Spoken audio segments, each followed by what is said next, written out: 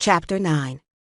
This was the first time Rian had been out of the first city. He had familiarized himself with the layout of Duvulpur by talking to the porters and servants at the Marai and the post house they had stayed in the first night. With the canals and the long avenues and the Kusharit fascination with east, west, and north-south axes, it wasn't a difficult plan to commit to memory. Kushair, the principal city, had 5 major entrances, and Rian found the causeway that led to the nearest by going past the Marai and the smaller satellite temples beyond it. At one point, he passed through a market where many of the stalls were still open and found himself pausing in front of a cloth vendor. The lengths of silk and cotton and brocade, sparkling with gold thread, were displayed to advantage in the light from dozens of brass lamps. He found himself wanting to buy something for Maskel, though for a Kajardin to give a gift to his lord was unthinkable. But then, he wasn't Kajardin anymore, and Maskel made the lady holders of the Sintain look about as formidable as the frazzled woman at the other stall selling gourds. You don't have the money anyway, he reminded himself, and kept moving. The causeway to Kushair turned out to be a sight worth seeing in itself.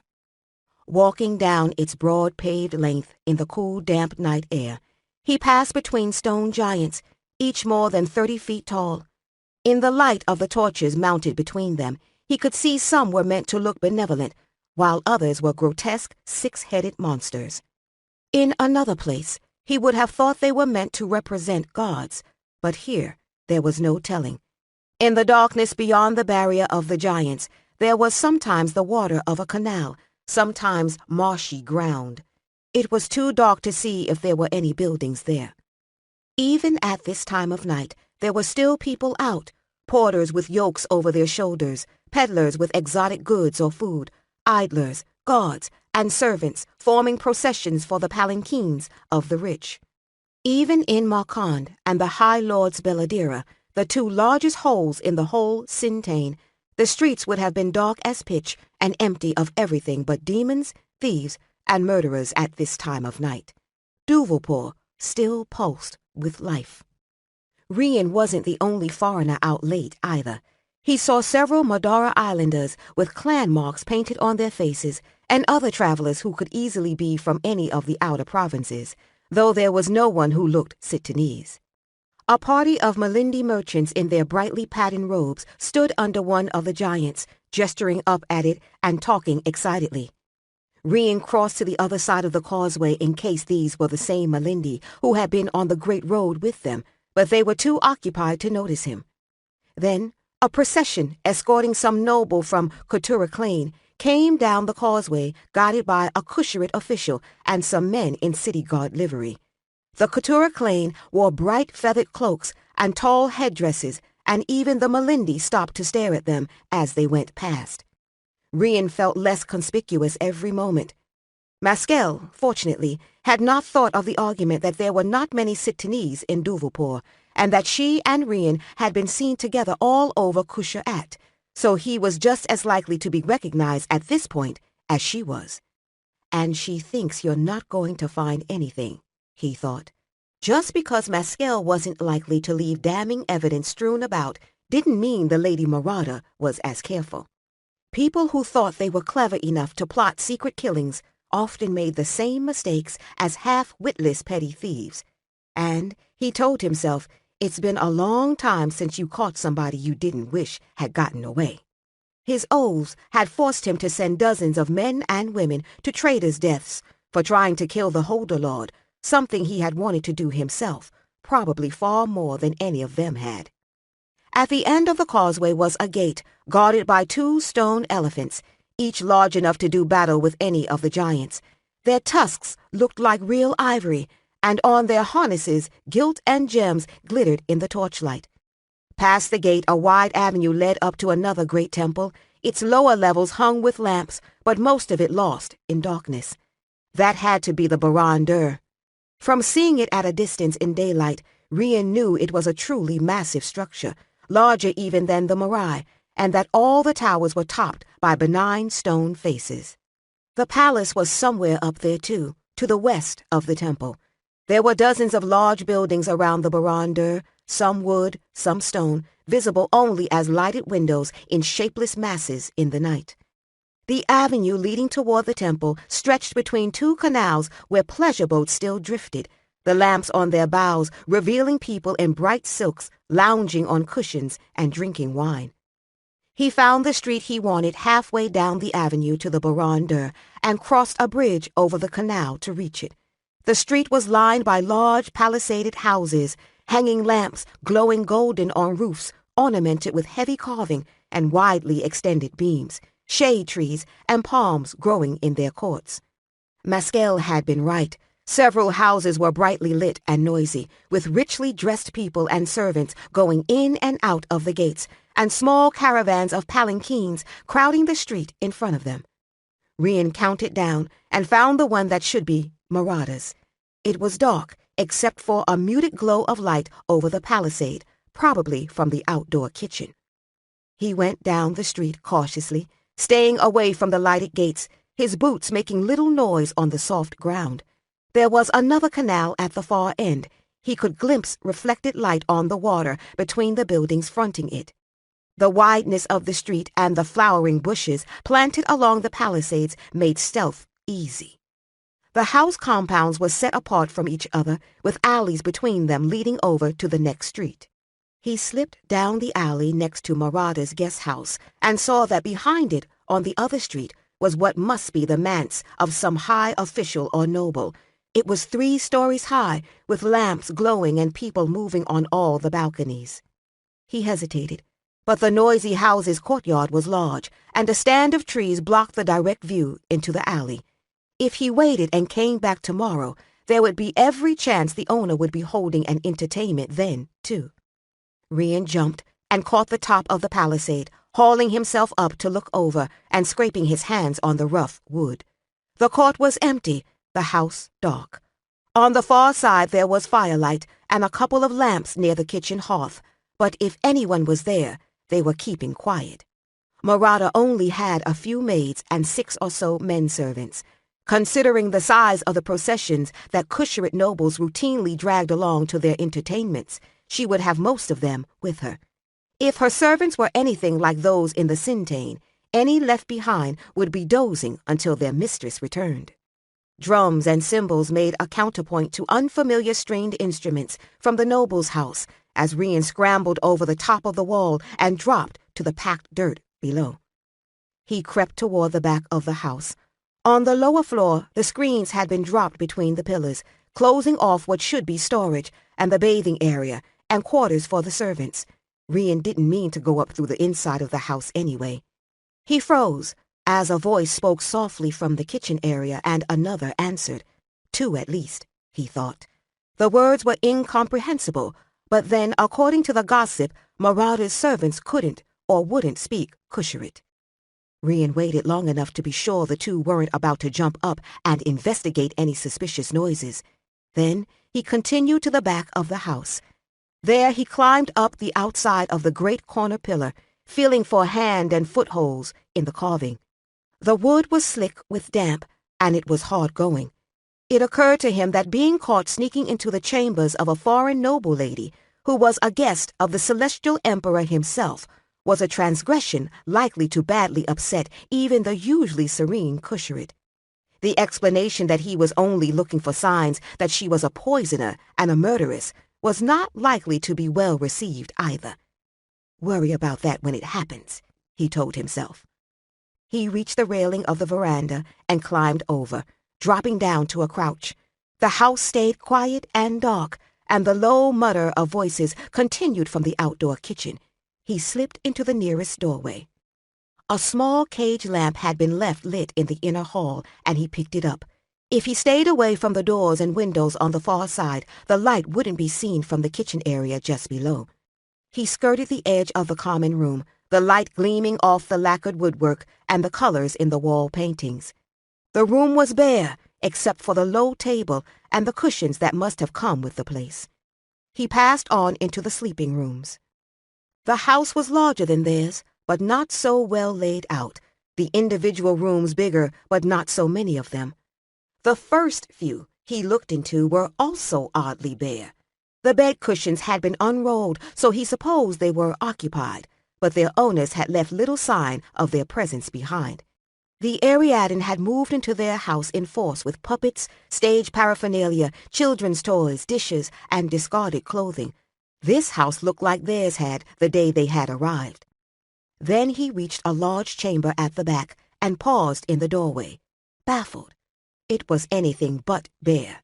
The floor and the bedding were littered with silk wraps in jewel-like colors, the wooden chests covered with scent bottles and tangled jewelry, jade and pearl gleaming softly in the light from the lamp. He took a slow step into the room, by habit careful not to disturb anything, though it looked as though an ox had already trundled through. So she has the laziest servants in Gherkin, or wherever she comes from. Funny that she let them get away with it. Rian had lived in the private chambers of both the Lady Holder of Riverwaite and the Holder Lord of Marquand, and been well acquainted with the personal lives of many nobles as part of his duties, and he knew people of that class didn't live like this. The room smelled foul, too, a sickly sweet, rotten odor. He poked around in the fall of silk on the floor with the toe of his boot and uncovered another blaze of color. He knelt to look more closely, pushing the crumpled fabric aside to reveal a Barani carpet. It was a large one, almost half the length of the room, deep red trimmed with black, with figures of stags and big cats and a whole bestiary of mountain animals picked out in gold and silver threads in exquisite detail. Rian whistled silently in appreciation. These carpets came from lands far to the north and had to be carted over miles of frozen mountains before even coming within reach of the Sitanese traders, who paid raw gold for them. The Holder Lord of Marquand, the biggest pig's ass in creation, had had one not a quarter this size and kept it properly hung up on the wall to prevent it being soiled. Rian knew what that one had cost, and this, with finer colors and so much larger, must be worth far more. It had to be one of those gifts from the Celestial Emperor they had heard about. And she treats it like sawdust. Rian lifted aside a length of indigo silk to see a broken bowl and a large dried stain of brown sauce. That was the source of the foul odor. Ants had found it, and a trail of them led away under the other debris. He stood, shaking his head. The Lady Marada was one thing on the outside and something else on the inside. That was worth notice in itself, but it still didn't prove anything. It didn't make her interest in the priest Veran anything other than sympathetic, and it didn't mean she had killed him. He started to search in earnest, sifting through the scarves and robes and the other litter on the floor and the bed. He sniffed the scent vials and checked the scattered collection of jars of creams and colored powders, but they seemed to contain nothing harmful. He searched the 2 chests at the back of the room, but they held only folded linen. The chest at her bedside was next, and he shifted double handfuls of tangled gold chains, hair ornaments, arm and ankle rings off it before he was finally able to lift the lid. It held more crumpled silk, more chains and armlets, a headpiece with jade lappets, and in the bottom a wooden box, inlaid with polished stone. Rian lifted it out and opened it, expecting more jewelry or another neglected imperial gift. Probably cracked sun diamonds or spilled Godwinner, to judge by what she did with the carpet. The box contained a ball of ivory, or soft stone, carved with a complex design. It wasn't Kusharit, oddly enough. Every available stone or wood surface in the Empire had carving on it, and Rian felt he would have been able to recognize Kusharit work now if he was half blind. This was unfamiliar. He turned it over thoughtfully. The lines were less elegant, the hand not as skilled as most Kusharit work. There were no flowers or people worked into the design, and it was strangely asymmetrical. The candlelight touched it, turning the dull surface to pearl, then to an opalescence that almost seemed to glow. Rian realized a heartbeat later that the light was coming from within the stone. He closed the box and sat back on his heels. That's interesting. He hadn't known what he was looking for when he had come here, but now he had the strong feeling he had just found it. He started at a sharp voice from the front of the house. His time had run out. He dumped the box and a handful of jewelry into one of the silk shawls and wrapped it up into a makeshift bag. If the thing was as important as it looked, they would miss it quickly. Let them think he was a thief, and it might buy a little time. Rian bolted down the passage back to the nearest door, then out onto the veranda. He heard running footsteps from around the front of the house and vaulted the railing. He hit the ground and fell, rolling to help absorb the shock. Ignoring the pain that shot through his right knee, he scrambled to his feet and ran for the palisade. The bundle slowed him down on the climb. As he reached the top, someone grabbed his leg. He kicked backward, connected with solid flesh, and was free. He hit the ground on the other side and heard shouting and a gate banging open. He ran for the other canal, away from the torch-lit street and the more crowded avenue. Rian wondered how quickly the thief-takers would respond. Considering this neighborhood was so close to the palace, they would probably be here with dismaying speed. There were large buildings fronting this canal, and in the dark they didn't have the elegant lines of the houses behind him. He ran between two of them and saw there were barges pulled up on the dirt under the pilings of the one on the right. The place stunk of fish and tar. As he reached the muddy edge of the bank, he heard voices and ducked down behind a piling. He eased forward enough to see the front of the building. Balconies overhung the water, and another barge was floating at a lamp-lit dock that extended out into the canal. There were 3 men on board, but they hadn't seen him. They were standing around a lamp mounted on the side of the barge, passing a jug and discussing the unreliability of other boatmen not present. Rian glanced back up the alley toward Marada's house and saw figures with lamps and torches gathering in front of it.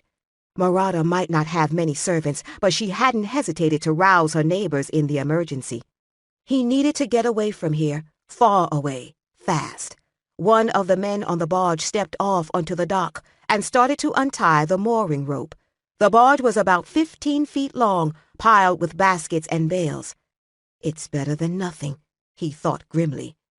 He opened the shawl and scooped out the jewelry, shoving it down into the soft mud near the beached boats for the boatman or some lucky beggar to find. He wrapped the shawl around the box more tightly, then tied it around his neck. The boatmen were pushing the barge away from the dock with heavy poles, creating ripples and splashes. Rian crept through the straggly grass to the bank, slid over the stone embankment and into the water, the noise of the barge's movement covering any sound he made. He pushed away from the bank toward the middle of the canal. The water was cool, and at first he could touch the bottom, but it rapidly dropped off. The barge was drifting out from the dock, and the lamp wasn't throwing much light over the sides. One man was poling at the front and the second at the back. Rian took a deep breath and went under. He came up slowly at the side of the barge, just his eyes and nose above the water, and caught hold of the slimy surface of one of the pontoon logs. On the bank, men were searching under the pilings of the building next to the shipping business. The boatman who had remained behind was running toward them with a lamp. "What's all that?" a voice from the barge above his head asked. "Who knows?" was the philosophical answer. Rian relaxed a little. The barge had been caught by the slow current in the center of the canal, and it would have taken forever to turn it and bring it back to the dock anyway. The box was bumping into his chin. He hoped the water didn't hurt it or break it. If the ball was like that gray glass bubble the expelled boy had carried into their camp outside the city, then I'll be dead so fast I won't know it. The search party on the bank was left behind as the barge drifted smoothly down the canal. Buildings rose on either side, tall like the shipping house, some with lamps glowing in windows or on balconies. The barge reached the point where this canal met one, running north-south, and both boatmen came to this side to pole off the bank. Rian clutched the box and ducked under the surface. He stayed under as long as he could, grasping the slippery logs and waiting for the barge to turn into the other canal. It did, just before he ran out of air, and he came up again as the barge straightened out and was caught by the new current. Just as he decided he had put enough distance between himself and the search, the houses lining the banks began to show more light, and there were suddenly people everywhere. There were torches on the docks and water stairs, and pleasure craft with awnings, and flowers tethered near the bank. Music and voices drifted out over the water, and the light outlined the shapes of trees in lush gardens between the buildings. The barge passed one house with 4 levels of balconies, all crowded with people, and the lamplight sparked off bronze and gold and bright-colored silks. Rian sunk down until only his eyes and nose were above the water. Fortunately, all the light on the bank would only make the center of the canal that much darker, and the reflections on the water were sure to confuse the eye. Rian was thinking of the wild river and the large number of dangerous things that inhabited it when he felt something twine around his thigh. He gripped the wet log and fought the urge to throw himself out of the water and up onto the barge. Then a large white flower bumped him in the head, and he realized they were passing through a small underwater forest of lotus. Telling himself not to be an idiot, he shook his leg free and sunk down in the water again. Then the buildings abruptly dropped away, and the barge passed a short canal that seemed to lead into a vast area of empty water. Rian realized it had to be the Weston Barre, the large square reservoir that was half water supply and half holy symbol of something or other. He let go of the barge and let himself drift toward the bank. When the barge had passed on, he untied the shawl and set the box up on the stone embankment, then hauled himself up after it, the water weighing his clothes, making it an unwieldy process. Finally, he was able to sit on the edge. The night breeze was cool, and he pulled his shirt off and wrung it out, then drew the Holder Lord Siri to check the coating of oil on it. There were stands of trees and several temple complexes around the Barre, great dark mountains of stone in the night, only a few lamps or torches to mark doorways. Another temple stood on a stone island in the center, a round one with little towers topped by elaborate cupolas. It wasn't lit and looked tantalizing and mysterious in the night, the water reflecting back the moon-shaped portal of its doorway. Rian made plans to come back some quiet night and explore. It occurred to him that dark magic, demons that crossed ancient protective barriers, and the chance of being taken as a thief, all notwithstanding, he was glad he had come to this city with Mescal, especially with Mescal. He eyed the little wooden box, sitting innocuously in the sodden shawl. He just hoped they hadn't come to it too late. Much later, Rian was trudging down the street that paralleled the moat on the Marai's east side, almost home. It was still an hour or so until dawn. He had avoided the whole area around the Baran Dur and the main gate into Kusha An out of caution, in case one of Marada's servants had seen him running across the court. Consequently, he had gotten lost. The lesser gate he had chosen led out into one of the suburbs, where craftsmen and laborers lived, where the houses were much smaller and closer together, though most of them still had room for garden plots and breadfruit or banana trees. The streets didn't follow the even plan of the other areas, and the north-south canal he was using as a landmark was further out than he had thought. By climbing a tree, he had seen the torches that burned high in the tops of the Marai's 5 towers and gotten pointed back in the right direction. As he rounded the large house at the top of their street, he stopped abruptly and sank back into the bushes next to the palisade. 3 men in breastplates and helmets stood under the gate lamps of the house across the way. They were talking to a sleepy porter who was shrugging and pointing to another house down the street. Our house, Rian thought. Constabulary he might have expected, but not this. The crests on their helmets resembled those of the men who had come to the post compound after the Celestial One's entourage had arrived. Something else going on here. On impulse, Rian ducked back between the houses toward the canal. Near the stone bank was a small shrine dedicated to some odd little spirit with several arms and more heads. He had seen it in the daylight yesterday. It would have looked like a demon, except that the faces on all the heads were smiling in far too friendly a way. Fumbling in the dark, Rian dug at the mud next to its base, making a hole. He worked the box into it, still wrapped in the damp shawl, and scooped dead leaves and grass over it. Dusting his hands off on his pants, he started back to the street.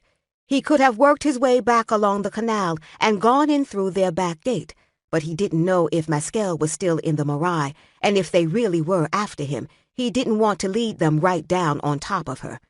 He also knew from Marcon that if they were after you, avoiding them temporarily never did you any good. The only way to dodge trouble permanently was to run for the outer city gates and not come back, and there were too many reasons he didn't want to do that.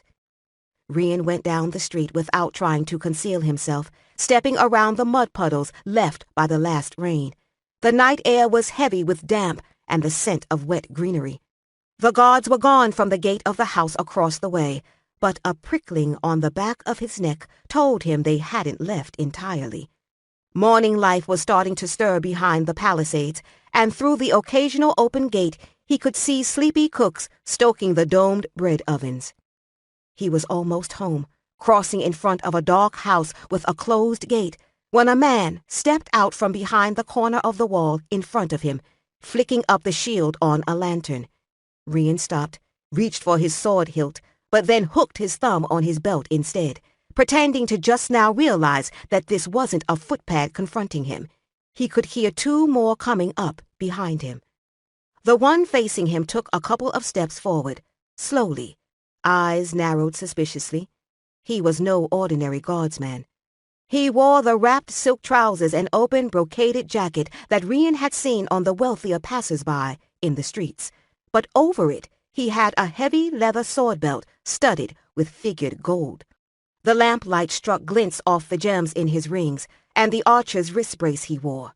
Rian read the combination of finery and utilitarian weapons and knew this man was of the warrior noble class, who formed the officer corps of the Empire's armies. The man said, "You are the Sitanese who came here with the voice of the adversary?" He spoke the Kusharit word slowly and carefully, obviously expecting the barbarian not to understand.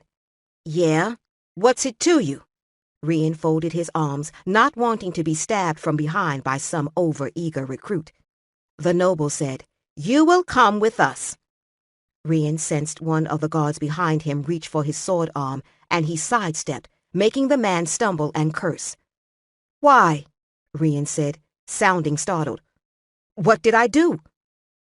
Too many poor fools had given their guilt away to him simply by acting like trapped conspirators the first time they were confronted.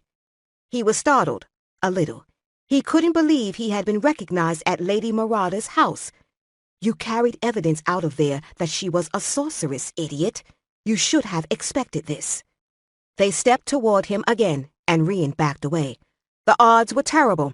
At the other end of the street, he saw two more guards on horseback coming this way, moving at a slow walk until they were sure which direction their quarry meant to bolt. The noble lifted the lantern and said, "Cooperate, and you won't be harmed." Something about the way he said it told Rian that he didn't quite believe it either. Then one of the guards slipped the bow off his shoulder and notched an arrow. That made the odds even worse. Rian calculated the man could get off 3 bolts by the time he ran to either end of the street, and maybe 2 if he tried to go over the wall behind him. Deliberately, he pulled the sheathed siri off his belt. One of the guards shifted warily, and the bowman took a step back. Rian watched them derisively, then tossed the weapon to the noble. The man caught it one-handed and nodded. "Good decision," he said. "We'll see about that," Rian thought, submitting mostly graciously as a guard came forward to search him. He knew there were enough of them to beat him unconscious and throw him over the back of one of the horses if they had to, and he didn't intend to limit his already few options just to show them a good fight. The court of the Marais was empty when Maskell came out of the Tower of the Right again. She was bone-weary, and her shoulders and back ached from leaning over. The searches of the other temples had so far turned up nothing. No suspicious activities, and certainly nothing so unusual as another wheel. After much deliberation, Vigar and the other voices had decided to remove the unknown symbols from the rite once again and continue. Maskell still thought it was exactly the wrong course of action, but couldn't muster any argument good enough to convince the others. And it isn't as if I've given them any good reason to listen to my advice lately, she thought, sighing wearily. Standing in the dark, looking up at the lamps flickering in the gallery windows, she considered lying to them and saying that the adversary had told her it was a terrible idea. It wouldn't work. The Celestial One would know if the adversary started to speak to her again, and she couldn't rely on him not to expose the lie. What if the lie were true? She walked out of the Marais, down the long flights of steps to the causeway and across the outer court, then the silent stretch of black water with only the moon's reflection and the stone lions for company. When the causeway reached the plaza, she turned away from the streets that led to their guest house and instead went toward the avenue of the moon rising.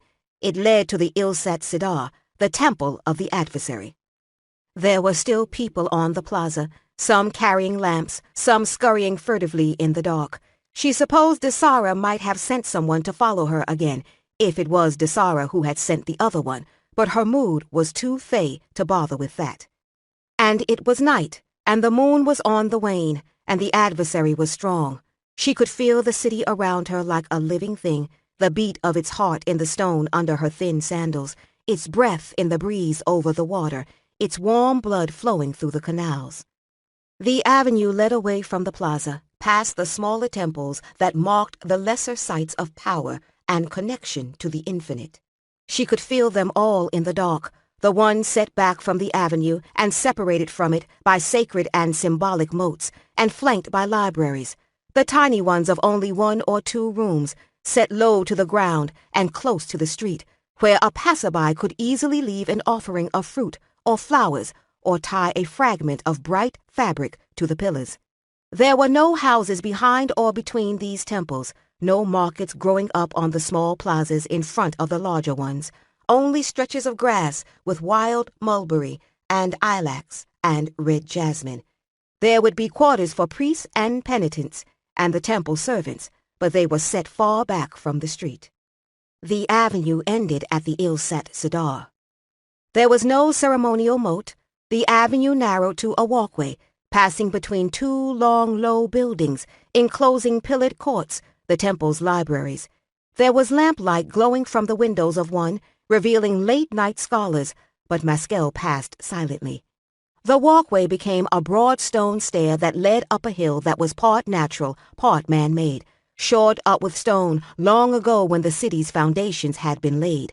She climbed the stairs to a wide terrace, edged with knee-high statues of black-head snakes, one of the adversary's forms. There were 2 minor shrines facing each other across the terrace, now only shapes in the dark. A second, steeper stair led up to the central shrine, a larger building that, if viewed from above, would be in the shape of a lotus. Maskel stood in the entrance, breathing in the scent of the place, of cool, dank stone and old incense. She moved further in, through the first court with its ceiling open to the dark sky, then to the inner sanctuary that lay just beyond. A few candles had been lit in the stone cage lamps, throwing gold light on the carvings and making the Garuda birds and the other monstrous creatures seem to flicker with life. The effect was curiously like watching some of the Ariadne's smaller puppets on their Shadowbox stage. In the center of the floor was a round gold plate, etched with ancient symbols of the infinite too worn to read now, rubbed away with time and the softness of the metal. Maskel could feel the pulse of the city, the Marais, the Baron d'Ur, and the other temples, but of the adversary's presence there was nothing. The temple had the feel of the Ilsat Kio, an empty room recently deserted. So recently she could almost sense the warmth of the departed body. Maybe anything else was too much to expect. Except he gave you that dream. Dream, vision, warning. The adversary's messages weren't usually so hard to understand, if you knew they were messages. She shivered, not from the dank air. I won't make that mistake again. A misinterpreted prophecy was what had gotten her into all this in the first place. The rest had been her own fault, compounding her original error. I won't make that mistake again, but I'm so damn tired of being sorry for it, she thought bitterly. The figure stepped out of the shadows, across the dark chamber, a solid darkness one moment, a man the next, the light touching dark-colored silk and gold. Ah, Maskell thought, too used to the vagaries of the ancestors to be surprised. So that's what brought me here, she said. Surratt, come to say welcome home? The man walked toward her, stopping not 10 paces away. There was no dust on the stone tiles to be disturbed, or not disturbed, by the passage of his feet, but she felt that his body was not warming the air, and his breath was not stirring it, despite the apparent substantiality of his presence. Surratt said, So you returned after all. He was exactly the same as he had been in life, an image caught in time without the mutability of memory. His long dark hair was caught back by a gold clasp, his sharp features harsh in the candlelight. His trousers and jacket were black, almost melding with the shadow, except for the fine sheen of the fabric and the glint of gold armbands. Maskell said, It was only a matter of time to face the scene of your defeat. He smiled, his lips a thin line. I may be defeated, but I'm not dead. Pity you can't say the same. Shades had no power to touch the living, but she had never feared Surratt, even when he was alive. She had loved him once, when she had been too young for judgment, but old enough to mistake willfulness for certainty. He laughed at her, a curiously flat sound that seemed to travel no more than the distance necessary to reach her. It didn't cast faint echoes off the stone walls, as her voice did. He said, My son has the throne. That's all that ever mattered to me. Yes, I found that out. Maskell agreed. That, at least, was true. Surratt had never wanted anything except the throne of the Celestial Empire for his son. If he had wanted Maskell once, that had given way to his ambition long before her false vision had made them enemies. It had been later that she had killed him, when she was older and no wiser. Killed him for nothing, for his son had taken the throne anyway, and her vision of disaster had not come to pass. And what other wisdom has time revealed to you? Enlighten me. He spoke with that subtle edge of contempt that had once amused her when he had demonstrated it on others. He had been subtle and clever enough to hide his contempt for her until the final break between them. Maskell's shoulders ached, and she was suddenly too tired for this, tired of ghosts and memory. She said, Is that what you're here for? I've admitted that to the world, Surratt. I was tricked, fooled, lied to. The vision was false. You were right, and I was wrong. Saying it to a dead reflection of a soul long gone to the infinite was nothing. His smile died, and his eyes stared into hers, flat and opaque. He said, Was I right? That wasn't the answer she had expected. What do you mean? She asked, before she could stop herself. It was never a good idea to ask questions of shades. If this was a shade. Maskell felt something stir in the temple, a restless flow of power. The adversary. Surratt said again, without expression, Was I right? In the next breath he was gone. Maskell cursed, buried her face in her hands. The sense of the adversary's presence had gone with him. No, it wasn't the adversary. It was Surratt. He came to destroy what little calm you've managed to attain. Only that. She lifted her head and sighed. The temple felt warm again, warm but empty. She looked at the gold disc in the floor. It marked the closest point in the temple to the adversary, the carefully calculated point where this world came closest to the infinite. Even people who had never explored the path could receive visions by standing on it. Let's test our resolve then. If the adversary wouldn't speak to her there, she would know he would never speak to her again. Before she could think better of it, she stepped onto the gold disc. Images struck her with breathtaking force. She saw the great stone buildings with their flicker of candlelight, the vast gray plain. But this time, the dry, cool air was suffocating, heavy with sharp fear and desperation, so intense it choked her. Soon, soon, soon, her own voice whispered. They will move soon. They can't afford to wait. Maskel opened her eyes. She lay on her back, on the cold stone floor of the temple, staring at the arches carved into Garuda birds. She sat up and grabbed her head. Ow! She couldn't have been unconscious long. It was still dark out, and the candles in the lamps hadn't guttered. No answer would have been answer enough. Now all she had was another puzzle. The gray dawn light was filtering through the trees when Maskel reached the gate of their house. She trudged across the muddy court to where old Molly sat on a bench in front of the kitchen fire pit, poking suspiciously at the oven. Maskel picked up the pottery jug that was set to warm in the ashes, but it was empty. She asked hopefully, "Tea? Food?" "In time," old Molly growled. "I've only got 2 hands." One rheumy eye gazed at Maskel critically. "You need a bath." "Thank you. Yes, I know." Maskel started up the stairs. Old Molly snarled at her and, sighing, she stopped to take off her muddy sandals. Upstairs, there were unconscious Ariadne strewn around the common room, and she picked her way across them carefully. She paused in the doorway to her room, staring at the empty bed, until her mind, trapped somewhere back in the past, amid the patterns and symbols of the infinite, registered what was wrong. Rian wasn't here. He should be back by now. It's not that far to the West Palace district. Unless something had gone badly wrong. She checked the other rooms first, just to make sure he wasn't with anybody else, but Duria and Therasa were together, and Kilia was sharing a bed with her daughter. An unworthy impulse, she told herself. Perhaps seeing Sarat's shade again had shaken her more than she had thought. She went back downstairs and did a quick turn through the lower level of the house, but the storage areas and pantry were empty, and the tiled floor of the bathing room was dry. She came out again and went to the kitchen, where old Molly was putting lumps of dough on the baking stones in the oven. "The water jars are full," the old woman hinted again. Maskel ignored her.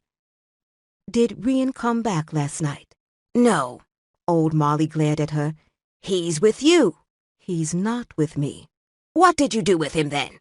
Maskel started to reply sharply, then bit her lip and said, "I let him go to search the house of a woman who might have killed a couple of priests with magic."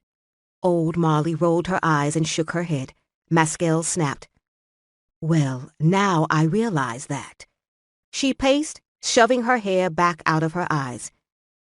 Maybe he went back to the Marai and fell asleep waiting. She couldn't do anything until she looked there first. Rastim staggered down the stairs, clutching his head as if trying to keep it from falling off. "What's all the noise?"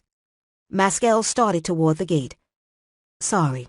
Go back to sleep," she told him, then saw the gate at the back of the compound that faced the canal was swinging open. She stopped, frustrated. "I don't have time for this." The Celestial One's boat was docked at their water steps, and the young priest attendant was lifting the old man out. Maskel cursed under her breath, but one couldn't ignore the Celestial One when he came to your own house, no matter who or what one was.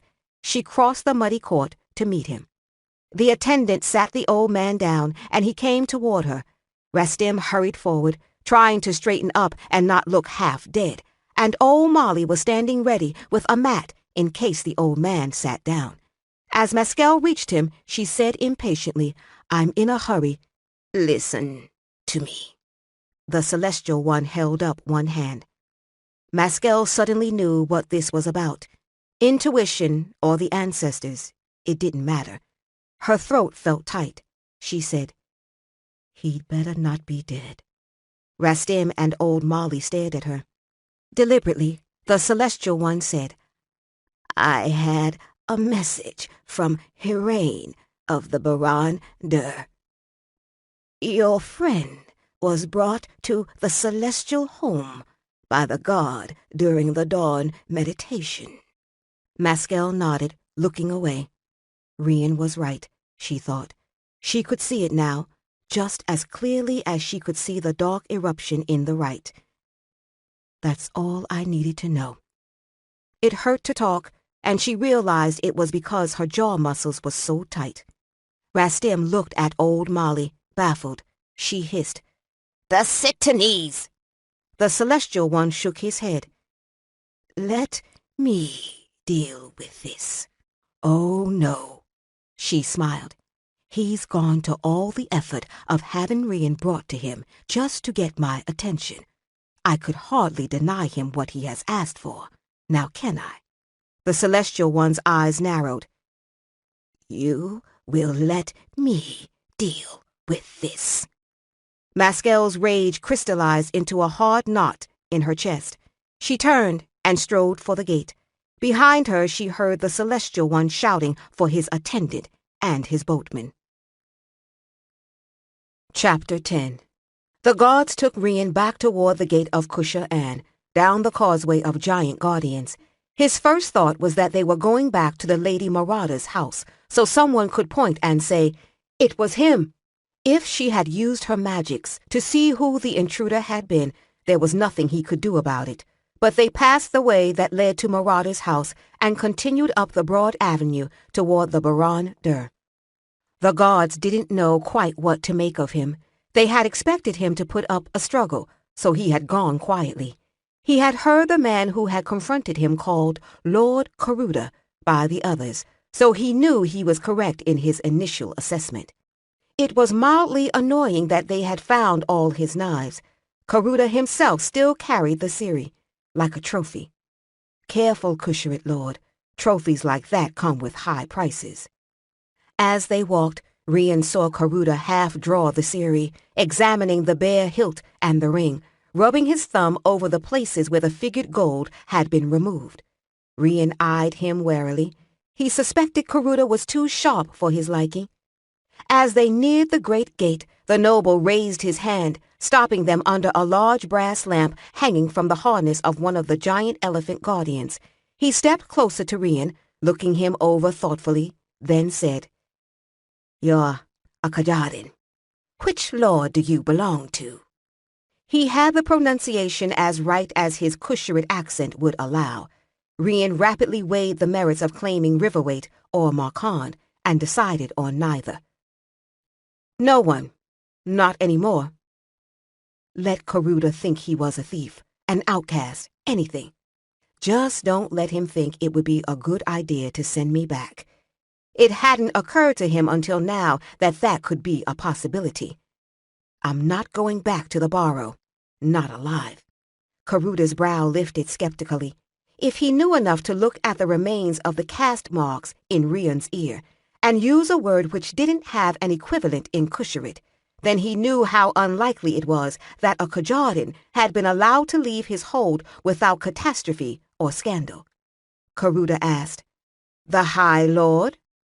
Relief at the wildness of this guess made Rian look honestly puzzled. "No, I was from Sword." That was a small hold even closer to the mountains than Riverweight, and surely Karuda wouldn't know it. "I went to the Sintane once with the Kusharit ambassador," Karuda said, eyeing him deliberately. "Kajadin don't leave their holes." Rian could have given him half a dozen ready lies, but Karuda would know them for it immediately. He said only, "This one did."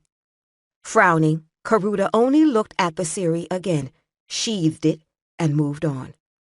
The dawn light was beginning to illuminate the Baran Dur, the faces that surmounted its many towers gazing in massive beneficence over the smaller temples and the sprawl of wealthy homes and gardens that grew up just outside its moat.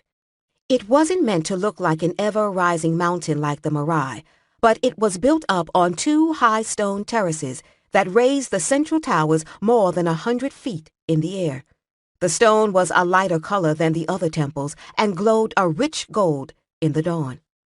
They couldn't be taking him to the Baran Dur. As far as Rian could tell, it had something to do with hospitals and healing. The Marai was really the main temple in the city, though the Baran Dur seemed to occupy the most central location. It was hard to remember that Duvulpur was organized according to the invisible geography of the infinite and not the real world. Near where the avenue turned into a causeway to cross the Baranders moat, they turned west on another wide paved street, skirting the edge of a large plaza which was nearly empty at this early hour. There were walls on the far side, all carved with elephants engaged in game hunts in the forest, the theme brought partly to life by the heavy band of trees and foliage visible just over the top. They were heading for a gate, guarded by stone lions and some of the misshapen spirit creatures. Rian concealed his increasing bafflement. Duvalpore was laid out in a strange fashion, but he didn't think a prison could be situated anywhere near here. Past the gate was a short paved avenue, this one lined with walls carved with festival scenes, shaded by palms and sycamore. Stone latticework showed they were actually on a causeway, crossing a stretch of water too large to be a canal. In Duvalpore, moats were considered spiritual rather than defensive barriers. It was as if they were going into a temple's precincts. At the end of the causeway, they went up a set of steps to a large garden square. At the top, Rian finally saw what had to be their goal. The square was enclosed on three sides by a rambling and complex arrangement of buildings. Sprouting long verandas and roofed balconies, some were as much as 3 or 4 stories tall and were built around enormous old trees. The peaks of the red-tiled roofs were ornamented with huge carved beams that pointed upward like horns at the ends.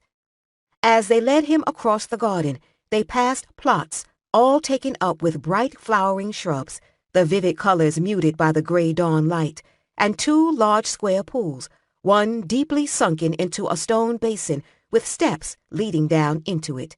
There were guards posted at intervals and a few workers fully occupied with cleaning a raised stone channel that watered one of the basins. They were not going to the broad shaded portico of the main building, but toward an archway in the garden wall that led to an interior court with palms and other trees hanging over the wall. As they neared it, he could see the arch was framed with polished and gold-tipped elephant tusks. Rian thought, if it's a prison, then the Koshans and the Kusharit really are crazy. He stopped at the base of the steps that led up to it, planting his feet when one of the guards pushed him.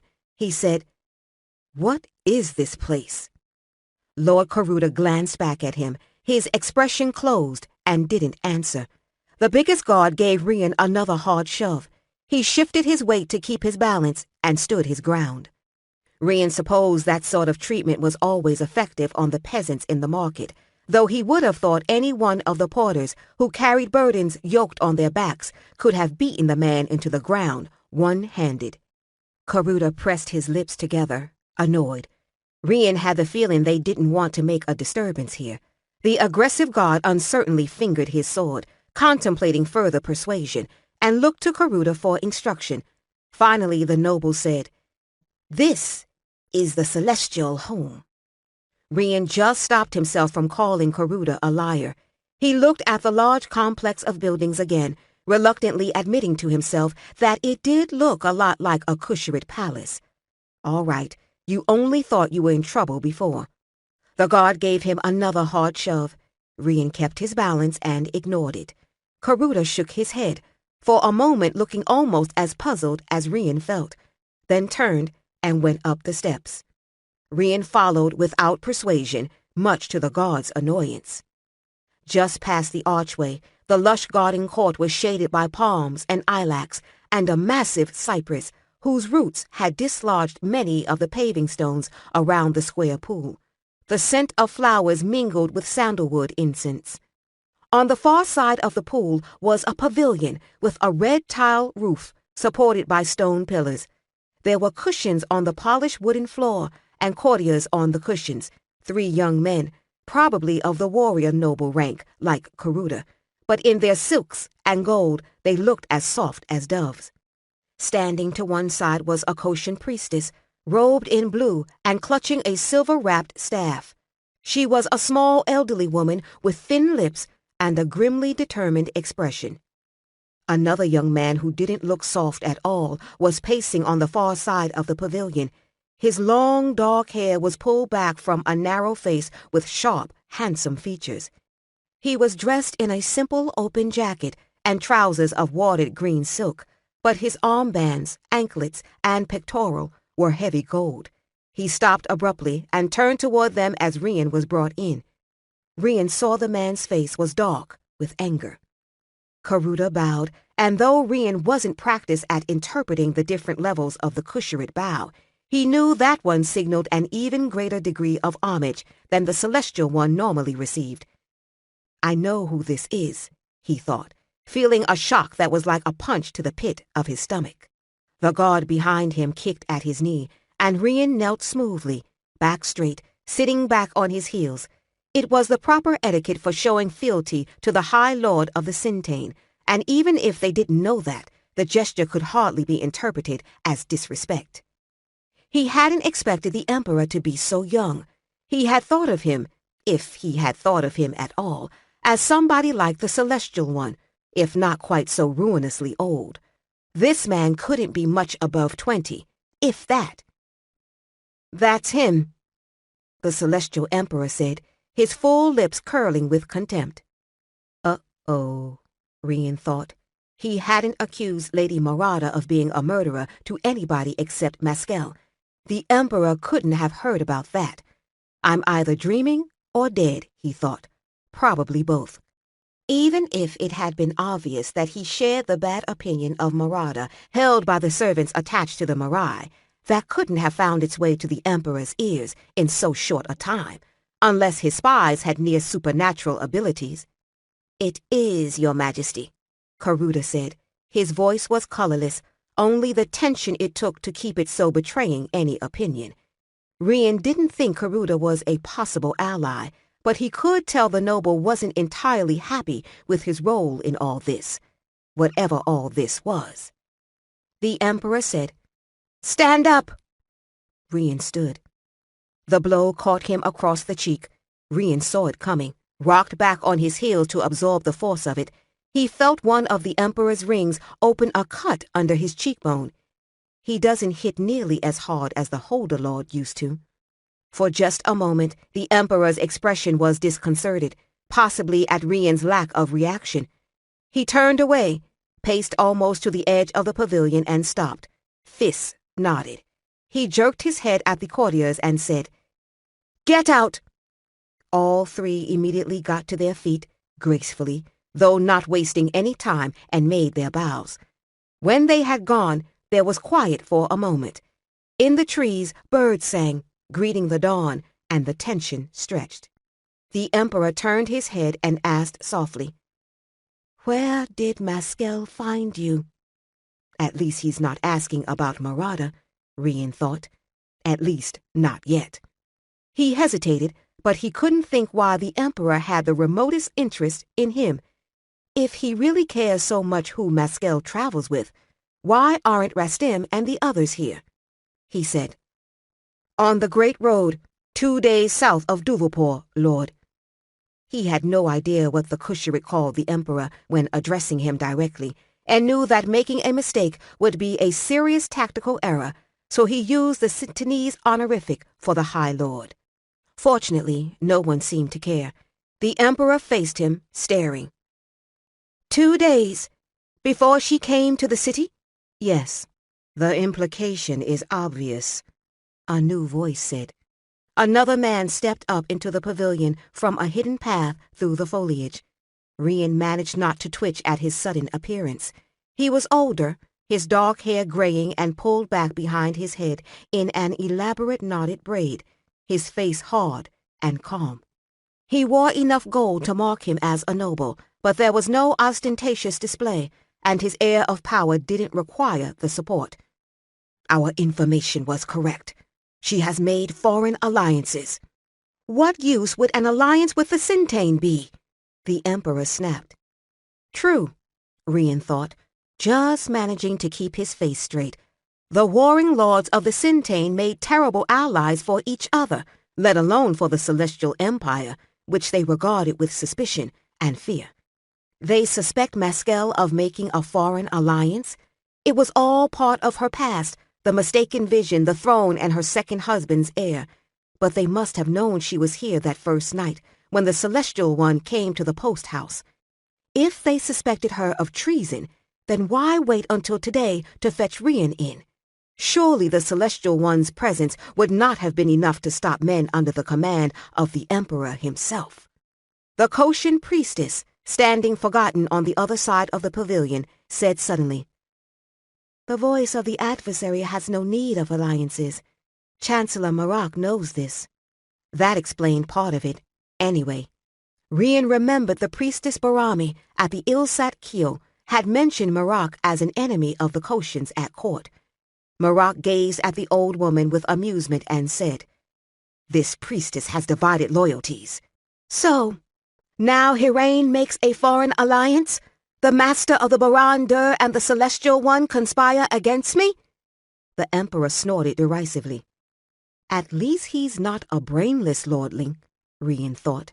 The Emperor seemed more than able to make up his own mind, not that that was likely to help Rian's situation, though he had to admit he still had no idea what his situation was. Marak, wisely, didn't argue, and the priestess Hirain simply stood silently, though a grim smile played about her lips. The Emperor stepped up to Rian again, his face dark but thoughtful. Rian made himself relax, expecting another blow, but the Emperor only said, "You weren't sent by the Sitanese High Lord, were you?" "No, Lord," Rian said, keeping his tone even but willing the younger man to know it was true. "Are you warming her bed?" Rian's eyes narrowed. He didn't answer. The Emperor studied him intently. "She draws men to her, then she kills them. She's done it many times before. She did it to my father."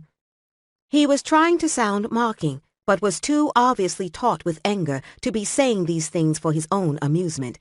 Saying, "I heard about your father, and he was a power-hungry little shit of a lordling who should have been gelded and hung out for the birds to eat," was hardly likely to improve the situation any, so again, Rian said nothing. After a long heartbeat of silence, the Emperor stepped back. He glanced almost angrily at Karuda, as if it was his fault Rian was here, then said, "Take him away." Karuda and his men led him down the stone-paved path through the heavy foliage. It was narrow, and with the trees shading it and the dim morning light, it was ideal for making an escape attempt. Except for the small fact that the Celestial Emperor was less than 20 paces away, and the last thing Rian needed was to get himself and Meskel accused of another attempt on the throne. The path led toward the high log wall of one of the buildings, to an archway that opened into a high-ceilinged entrance hall, the woven lattice panels over the openings to the upper-level balconies letting in light and air. The walls and pillars were carved with scenes of priests and warriors, and more of the strange multi-headed spirit creatures, the designs touched with gold and pearl inlay. Rian began to feel conscious of the state of his clothes, not improved by climbing palisades and the swim in the canal. Prison he had been prepared for. This sent prickles of unease up and down his spine. They went through more large airy rooms, lit by bronze candlestands or elaborate lamps that hung from the heavy beams overhead. Rian saw 2 guards posted at the end of a hall, dressed for show in breastplates and crested helmets with half-masks, and a few sleepy servants scrubbing tile on one of the upper galleries. They passed a hall where the walls were paneled in huge sheets of ivory, covered with delicately etched scenes of clashing armies. He had been to the High Lord's hold at Belladera and thought it rich beyond imagination, but this place made it look like a pig-keeper's hut. The Marquand heir, so greedily pleased with the treasures that had come to him when the Holder Lord had died, would have writhed in envy. They went up a spiral stair of large stone blocks that had wide windows overlooking another garden court. The stairs led up to a landing with 2 guards posted outside the doorway. Rian tensed, knowing this must be their goal, but it was only a room, large and high-ceilinged, with a broad balcony looking down on the shaded garden court. Rian looked at Karuda, now truly baffled. The noble said, "You're a guest here, not a prisoner." "A guarded guest."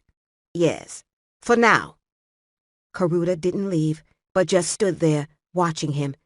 Rian went to the balcony, saw that there were guards down in the court also, though it might be possible to go up the timbered wall and onto the roof. The room hung out over the court, so that would probably be easy. Rian turned back into the room. It was furnished like a Cushioned house with cushions, a few carved chests, and a low table. There were doorways leading off into at least 2 other rooms, and the wall paintings and the carving along the doorposts and the lintels was of a high quality, inlaid with fine wood and stone. Karuda asked suddenly, "Will she come for you?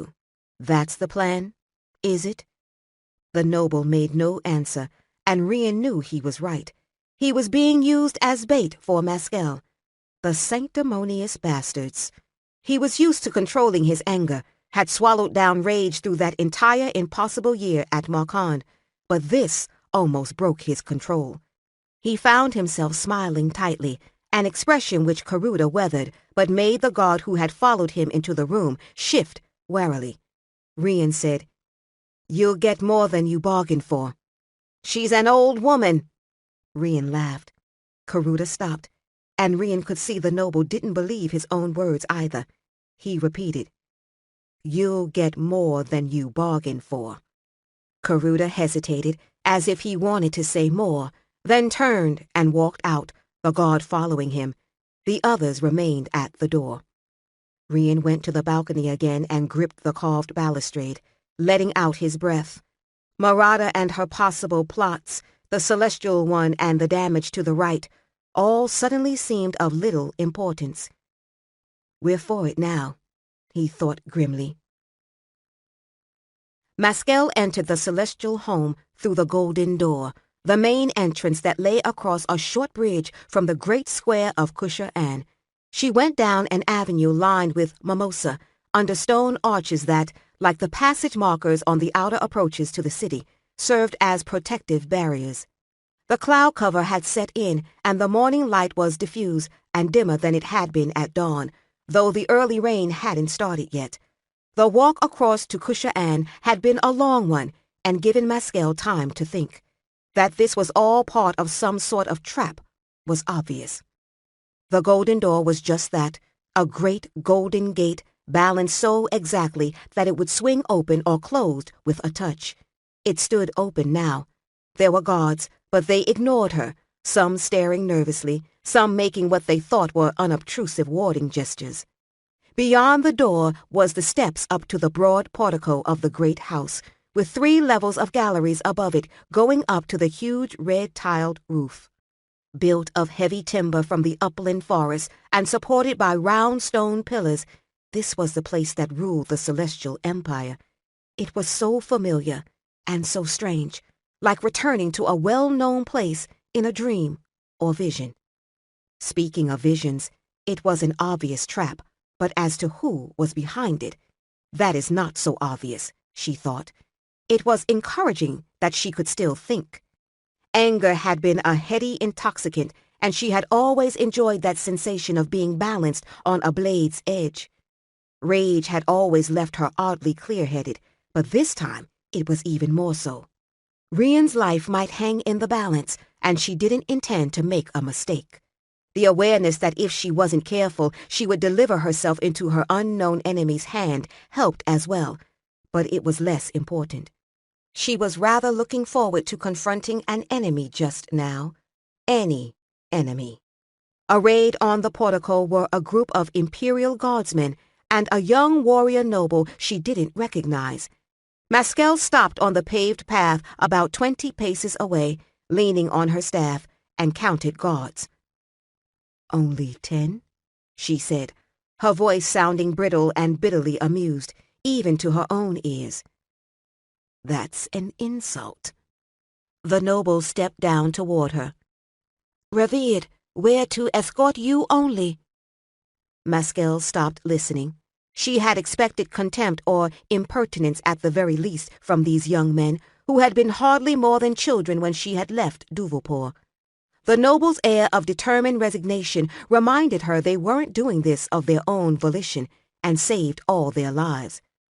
There was a direct line of power running under her feet from the Baran-Dur to the Akkad Temple, and through it she could feel the strong reverberation of the Marai, and further off, the subtle echo of the Ilsat Sidar.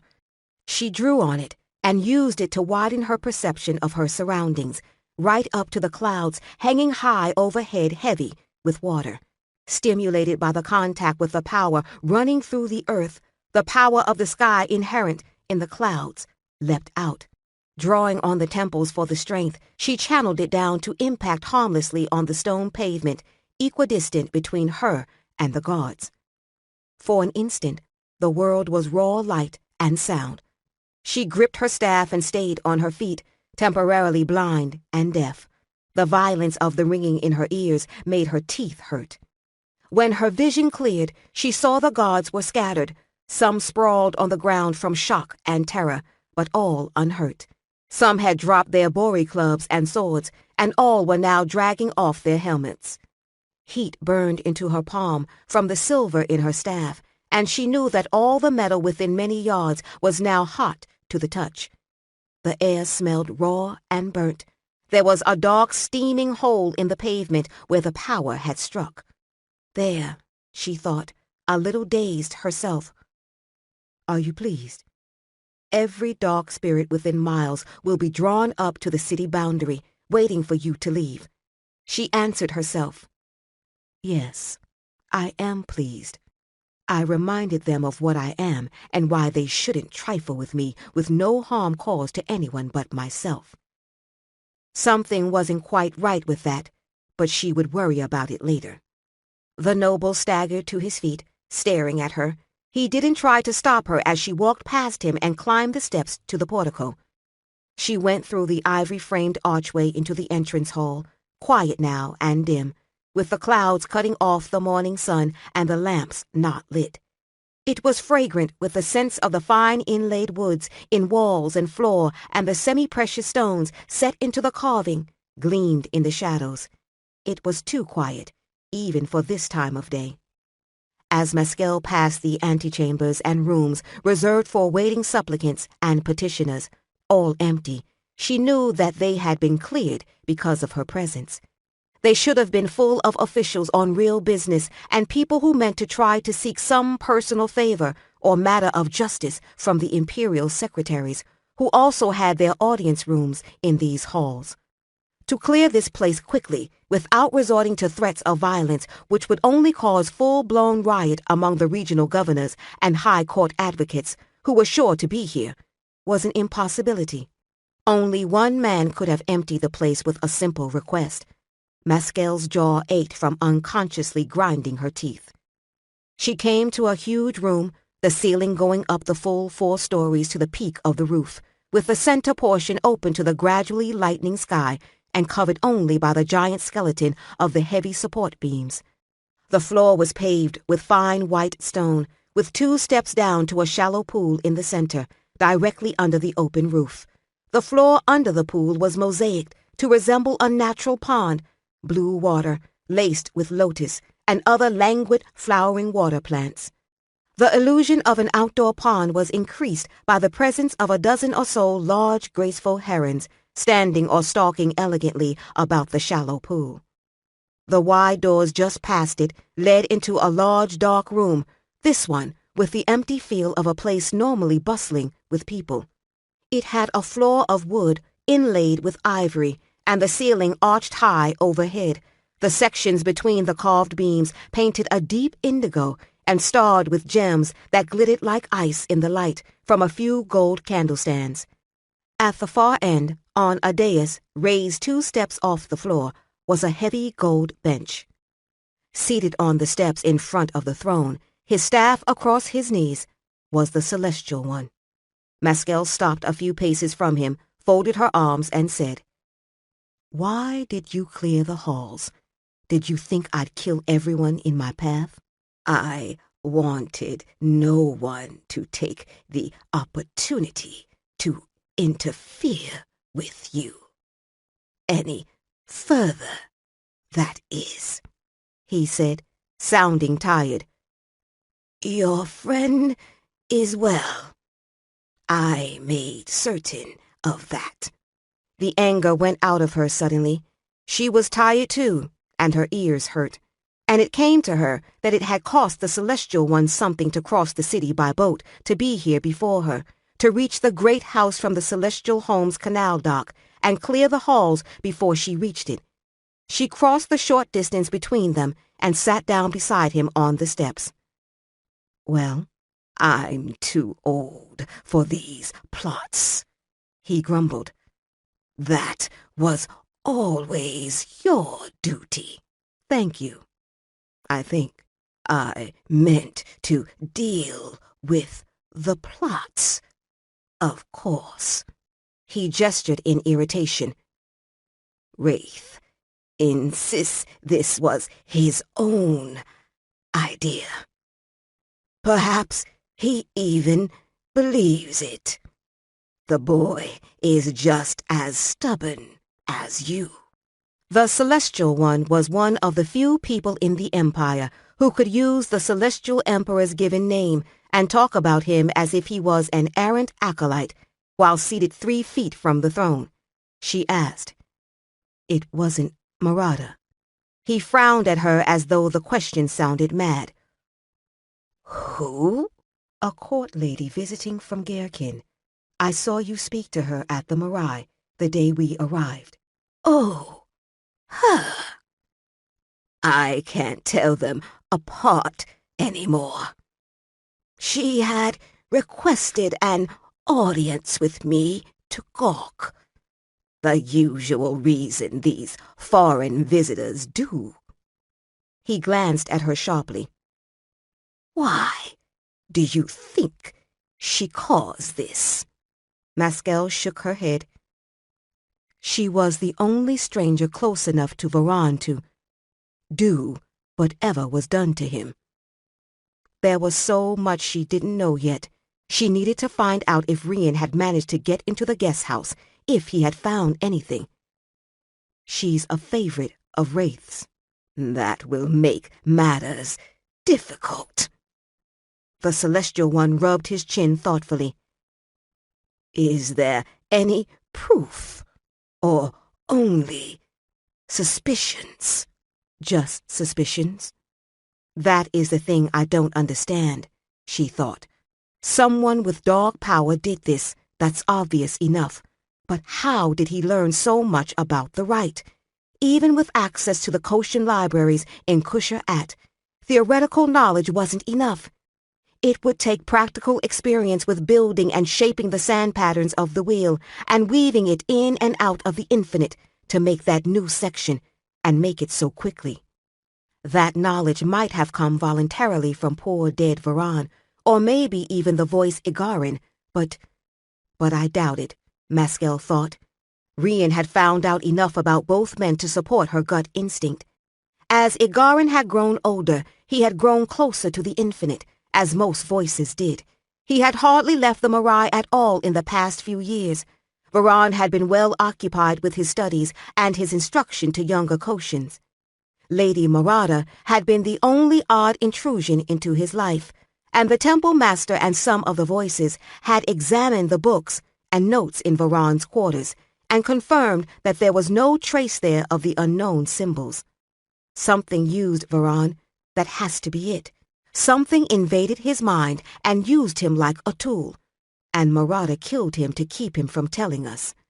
And what about the Rite? The Celestial One sounded like any querulous old man in the market, complaining about taxes and the price of rice. Who is working on that while we chase each other across the city? Vigar and the other voices. Balls, the Celestial One said distinctly. Maskel, though more used to his eccentricities than others, almost fell off the step. I wanted your opinion. I had Vigar's already. I don't know what my opinion is. It feels wrong to remove the obstruction, but we can't leave it in. The equinox is tomorrow, and if they all work on it together, and no one trods on someone's sleeve and falls on the wheel. They'll barely finish it in time as it is. She rubbed her face. I think the adversary finally spoke to me again in the Ilset Sadar, but what he showed me has nothing to do with the right. She wasn't going to tell him about seeing Sarat. I think I've done something to myself, so I can't understand what he says even when he does speak to me. My first decent vision in 7 years, and I can't understand it. He watched her worriedly. That isn't possible. Just because something's never happened before doesn't mean it's not possible. It could be happening right now, and we wouldn't know. She stopped in confusion. She had heard a whisper just then, not the chiding voices of the ancestors, but the strong tone of the adversary.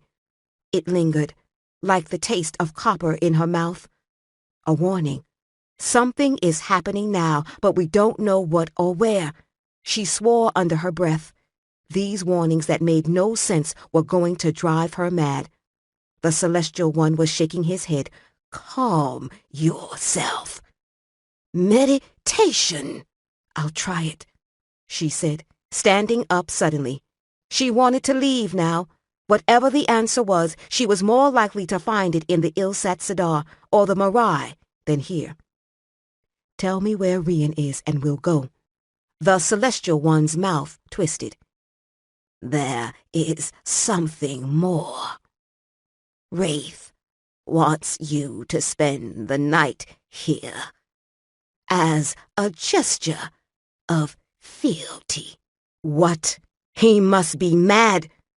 She realized she had shouted the words, anticipating that must have been another reason the Celestial One had cleared the place. I should be with the right tonight, with Vagar and the others. The Celestial One snapped. I am as aware of that as you. I assure you. Then what's the point of this? He believes this will demonstrate your reformed character. The Celestial One's expression as he said the words suggested that there was an extremely foul odor associated with them. If the boy were a fool, this would be easier to stomach. He gives me an opportunity to start trouble and heartily wishes that I'll take it. That, too. Doesn't he understand we don't have time for all this posing? I should at least be there when the voices complete the rite, just in case. You did tell him about the rite, didn't you? She demanded. Yes, but he doesn't understand. None of them do. They have little awareness of the rite. It has been with them their whole lives, their parents' lives, back to the time of the ancestors, as constant as the sun or the air. And they think it will continue as always, with or without our interference. Maskell turned away, rubbing her aching temples. I hope they're right. As soon as Rian judged it had been long enough for the guards to relax their initial vigilance, he tested his theory about the roof. It was relatively easy to reach the very edge from the balcony by standing on the balustrade and leaning out from the supporting post. Fortunately, the guards in the garden below did not look up, and the view of the others was blocked by a large palm. The tiles were slick enough to make it chancy as it was. If the rain started, they would be as slippery as looking glass. He managed to drag himself up onto the roof after a few breathless moments, then saw that this part of the building was overlooked by an adjoining structure, with jutting cupolas and a long gallery just under the eave of its peaked roof. Before he could move more than a few yards toward it, someone saw him, and the alarm was raised. Cursing, Rian retreated, dropping back down to the balcony. The guards at the outer door hadn't noticed his absence, but the thump when he landed caught their attention. They rushed into the room, drawing Bori clubs, only to stop when they saw him standing on the balcony, arms folded, glaring at them. After staring suspiciously at him, they finally went back to their post. Rian paced impatiently, kicking one of the brocaded cushions. The effort of the climb had accomplished nothing, except to open the scabbed-over cut on his forearm, which itched and bled sluggishly. He knew it must already be too late to stop Mescal from coming to the palace, even if he managed to escape right now. Suddenly, a crack of lightning, close enough to make Rian flinch, reverberated through the room. He stepped to the balcony again while the echoes of thunder died, squinting up at the sky. It looked no darker than it usually did. That was strange. While it rained with dreary regularity in the lowlands, it didn't often storm except at the beginning of the rainy season. The two guards at the door were commenting on it in soft voices, as surprised as Rian was. Wait, he thought. That couldn't be. Well, it could. He had warned Karuta himself. There was no more lightning, and Rian went back to pacing, telling himself she could take care of herself, and it didn't matter that he couldn't get out to help her. Still, he had come up with several increasingly unlikely escape plans when he heard her voice outside in the stairwell. He was at the door in a heartbeat, though the two guards hurriedly moved to bar his way. He started to shove past them, Bori clubs or not, then saw Mescal coming up the steps, with a stone-faced Lord Karuta trailing her. A moment later, a young priest appeared, carrying the Celestial One up the steps after them. Karuta was trying to say something to Mescal. She ignored him, using distracted pokes from her staff to nudge the startled guards out of the way, as if they were sheep that had strayed into the road. She shoved her way into the room and said, "Are you all right?" "Yes." Rian reminded himself he couldn't grab her and shake her and demand to know what in hell she thought she was doing here. "What did they do? Throw you into the canal?" she persisted, looking him over worriedly. Rian had almost forgotten about the expedition to Marauder's house. It seemed an age ago. With Karuta standing there watching both of them, he said tightly, "Can we discuss that later?" Mescal turned to Karuta, who had followed her into the room. "Go away. Take the guards with you, now." Rian had time to notice that Karuta looked the worse for wear himself, that he had removed his archer's wrist brace and had a new red burn on his hand in roughly the same shape. Stubbornly, Karuta said, "I have been ordered." He was interrupted by the entrance of the Celestial One, who had been set down on the landing by his attendant priest. The old man hobbled into the room, shaking his head. He was followed closely by Hiraine, the priestess who had been with the Emperor in the garden, and two more priest attendants. The Celestial One looked at Karuta sourly. "I know your orders, young one. Go to Miraak and tell him his plot is successful. If he intended it to greatly inconvenience the voices of the ancestors and all the upper ranks of the Marai, and indeed their servants and the lower ranks as well." Karuta looked at the Celestial One as if he wanted to argue. Then his lips set in a grim line and he turned to leave. Rian said, "My sword." Karuta didn't stop, but a moment later one of the guards came back from the landing with Rian's Siri and all three of his knives. He handed them over quickly and withdrew. Rian buckled the sheathed Siri to his belt again and hastily put his knives away. "Is this over now?" Mescal shook her head, her face drawn and exhausted. "No, not yet." Rian froze in the act of tucking the last knife into his boot, looking up at her. "What?" "I have to stay here the night," apparently as some half-witted show of faith. Half-witted is right, Rian thought. "What about the right?" The Celestial One muttered. That is what I would like to know.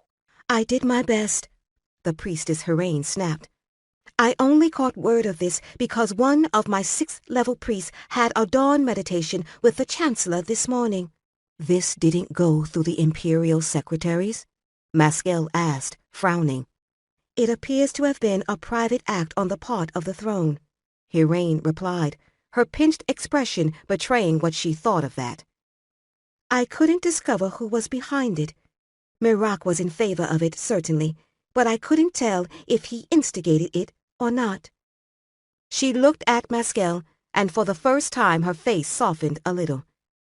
It may be that the throne thought of this for himself. Maskell muttered something under her breath and turned away, going out to the balcony. The Celestial One looked after her for a moment, then shook his head. We must get back to the Mirai. Today will be critical. He gestured to his attendants and Hiraine to follow him. Rian was thinking hard. Whether this plot was Miraak's or Marauder's doing was irrelevant at the moment. Whoever it was sure to try again, and nobody's using me as bait again either. Rian checked the landing and saw that the guards were gone. He slipped out onto the stairs and, moving quietly, went down to the floor below.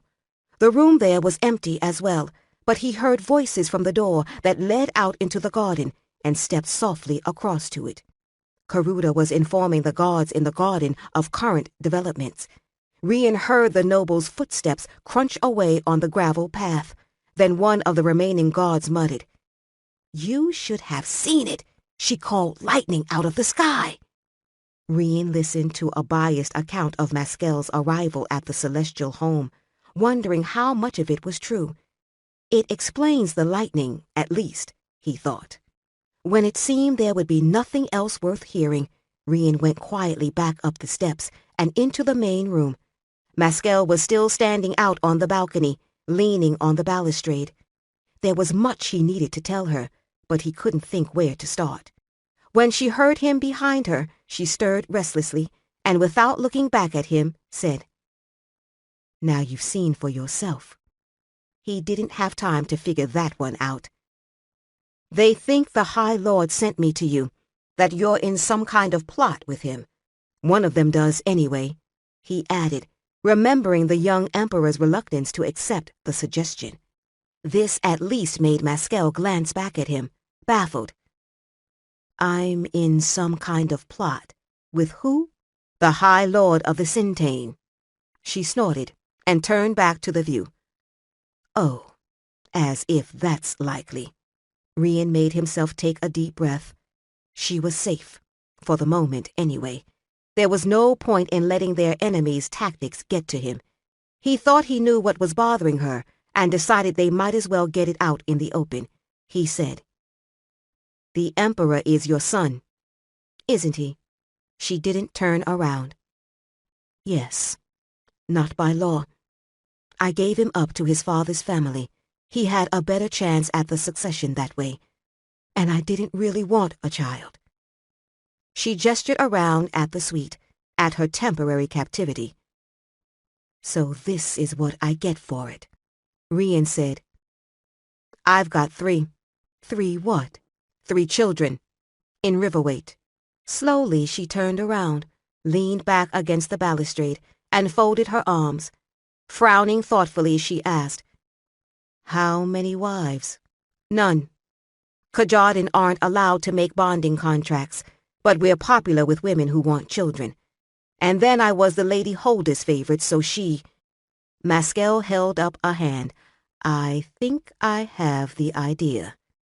Her tone was somewhat cool, but at least she had lost that air of deadly introspection. There's something else. I don't know if I can take anything else just now. I found something at Marauder's house.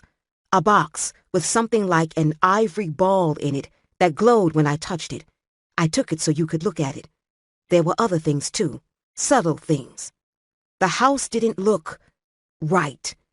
If you want to search it again, we don't have much time. They know somebody was there, but they don't know who." He added ruefully, "Or at least I thought they did it, until this happened." An ivory ball that glowed. That doesn't sound like anything I've ever heard of before. She shook her head, troubled. "She's brought foreign magic into the city, and it will be interesting, to say the least, to hear how she'll justify it." "Where is the box now?" He told her where he had hidden it, and finished. "I wanted you to see it before anybody else, especially the other priests." "Yes, if it's priests she's after," Maskell said slowly. Then she grimaced. "Why do I have the feeling she already has what she's after?" He leaned on the balustrade next to her. If there were guards left down in the garden, they weren't visible. "The right?" "Yes." She massaged her temples. "I'm beginning to wonder if the second wheel has to be on a power center after all. The infinite is very close to our world right now. Maybe it's enough that a wheel be on a line between two power centers, or very close to one." He nodded. "The canal between the Baran-Dur and the Marai. We should find out who gave her that house." "It was the throne," Maskell said, with a trace of bitterness. She shook her head with a grimace. "We need to pay Marada another visit." Rian watched her worriedly. "But you think it's already too late?" "Yes." She nodded. "First, let's get that box." But when they went to the spirit shrine near their guest house, where Rian had hidden the box, they found nothing but a ruined scrap of mud-stained silk, the scarf he had used to carry it. Maskell examined the silk, feeling a leftover residue of some magic clinging to it. It had a foul taste, sour and strange, and she couldn't quite remember encountering anything like it before. And with the number of dark powers she had encountered in the past few years, that was hard to believe. "You're sure they couldn't have followed you?" she asked Rian, who was searching for tracks along the mud and grass at the edge of the canal. Not that she thought it was much of a possibility. He gestured in exasperation, sitting on his heels to examine a disturbed clump of grass more carefully. "They turned out half the neighborhood to catch me. Why let me get all the way across the city with it if they knew where I was? And they couldn't know I'd be stopped before I got it to you." He shook his head. "Yes, she used magic to find it." Maskell let out her breath. "Foreign magic. In my city." She remembered Paul Varan, and anger stirred, hot and welcome. "She's a sorceress, this woman?" Rastim asked, looking from Maskell to Rian. He was poking a stick into the mud and searching around the base of the statue, as if hoping the missing object had merely been misplaced. He had seen Maskell and Rian come down the street with the Celestial One's entourage and come out to see what they were doing. "For her sake, I hope so," Maskell said. She went back to the road where the Celestial One's white palanquin waited, his attendants parting for her like a shoal of startled fish. He lifted the curtain and peered out. "Proof?" he asked. "No." He closed his eyes and sighed, starting to withdraw into the palanquin. She said, "I need a free hand." He stopped, watching her, his roomy eyes expressionless. She lifted her brows. "You don't trust me?" His mouth twitched, not in amusement. "I trust you, as far as you trust yourself." That's a hard one to answer, she thought ruefully. She said only, "Remember the right." He was still another moment, then nodded once and withdrew into the palanquin. The procession moved away, the acolytes going to the front to clear the way with sistrums, and she walked back to the shrine. "Did he say we could do something about Marada?" Rian asked, looking up at her. "Yes." Maskell smiled. "Something to do, at last. Tonight, she'll be getting a visit from the adversary." Chapter 11. The sky cleared toward evening, and the sunset was blood red. The whole city would agree that it was an omen, though there would be much debate over what spirit or ancestor it came from. With one look, Maskel knew it immediately. It was the adversary's omen. If there had been no sign, it wouldn't have changed her mind about what she meant to do, but it was good to have the confirmation. It was evening now, and the candles were lit in the bronze and gold stands of her palace suite, sending warm shadows playing among the gilded and inlaid carvings on the walls. In the jasmine-scented breeze from the windows, there was distant music and mingled voices, the sound of one of the many banquets being given by high officials and courtiers in the celestial home's gardens tonight. If she had stood and looked out the window and over the garden wall, she would see lamps hung from low branches or floated on the pools in little islands of flowers. It reminded her that as far as the rest of the city was concerned, this was Festival Eve.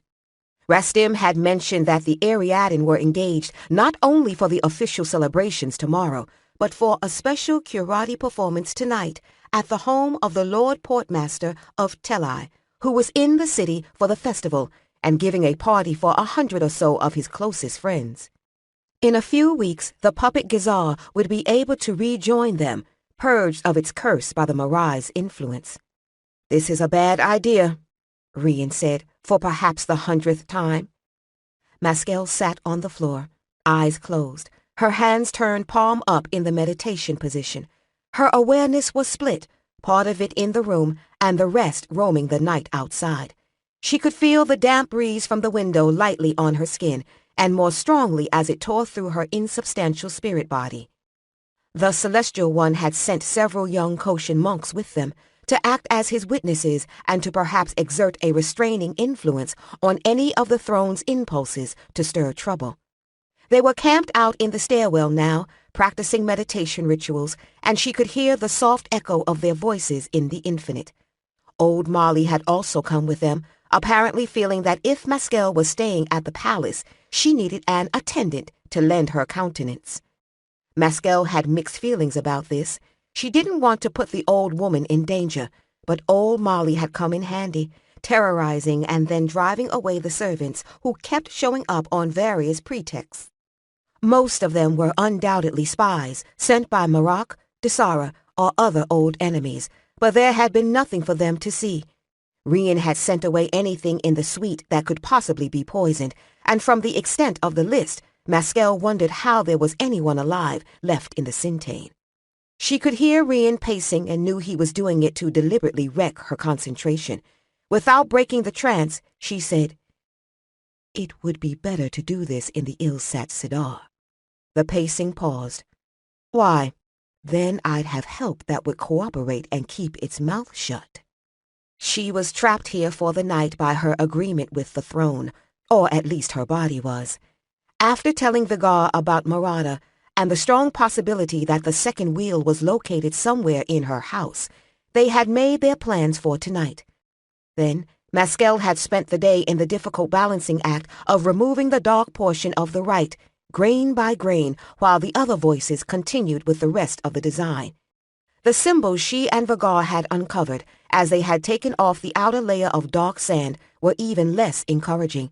They were inexplicable patterns that seemed to hint at storms and ruin, and the Koshins who were searching the libraries had found no record of them so far. Maskel and Vigar had also confirmed the hypothesis that the patch of dark sand had been growing larger. It had been trying to creep out along the western ascension, and if it had managed to traverse that axis, it could have gone anywhere in this hemisphere. With the second wheel destroyed, they would never know what the purpose of it had been, but Maskel was willing to sacrifice that knowledge for safety. The other voices would be completing the last part of the wheel now. If they hurried, it would be just ready by the culmination point of the equinox tomorrow, and the climax of the rite would take place as ordained. Maskel meant to give them the time they needed. The Celestial One was spending the night with the other voices in the rite chamber. All of the lower ranks had been given special instructions to ward themselves against spirit possession, a precaution that was normally only necessary outside the boundaries of Kusharit cities and villages, when Koshins traveled in the deep forests or on the wild rivers, anywhere particularly strong dark spirits might be encountered. The pacing had started again. Rian said, "Forgive me. I meant this is a stupid idea." "And your natural timidity kept you from saying so before." "I did say so before." Maskel remembered that Rian had never mentioned how the old Holder Lord of Markan had died. She suspected strongly that it had been from exasperation. "How did the Holder Lord die?" There was a hesitation, then suspiciously, "From a fit." "Why?" "Just confirming a supposition. If you can't be quiet, go sit with old Molly." "If that old woman slaps me on the ass one more time—" "Rian." Maskel took a sharp breath, opening her eyes. "Come here." He stopped on the far side of the room, watching her warily. "Why?" "Just come here." He came reluctantly, taking a seat on a cushion in front of her. "Why?" he said again. "I'm going to show you exactly what I'm doing. Give me your hands." When she held his calloused palms in hers, she closed her eyes again and said, "Listen to the wind in the trees. Think of nothing but that." She extended the window in the infinite to include him, knowing it might not work. Some people were simply blind to the infinite, but after a moment she felt his tense grip on her hands relax. She shifted her awareness to the infinite where her spirit body hung above the Marai in the dark and tearing wind.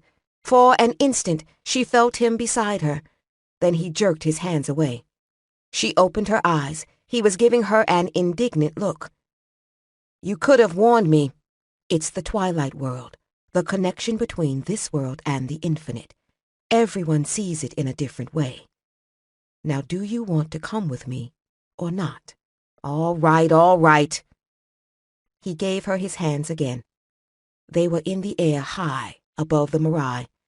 The wind was stronger here, tearing through their spirit bodies. The streets were dark canyons, the buildings insubstantial blurs, and the people were only moving smudges of color against the darkness.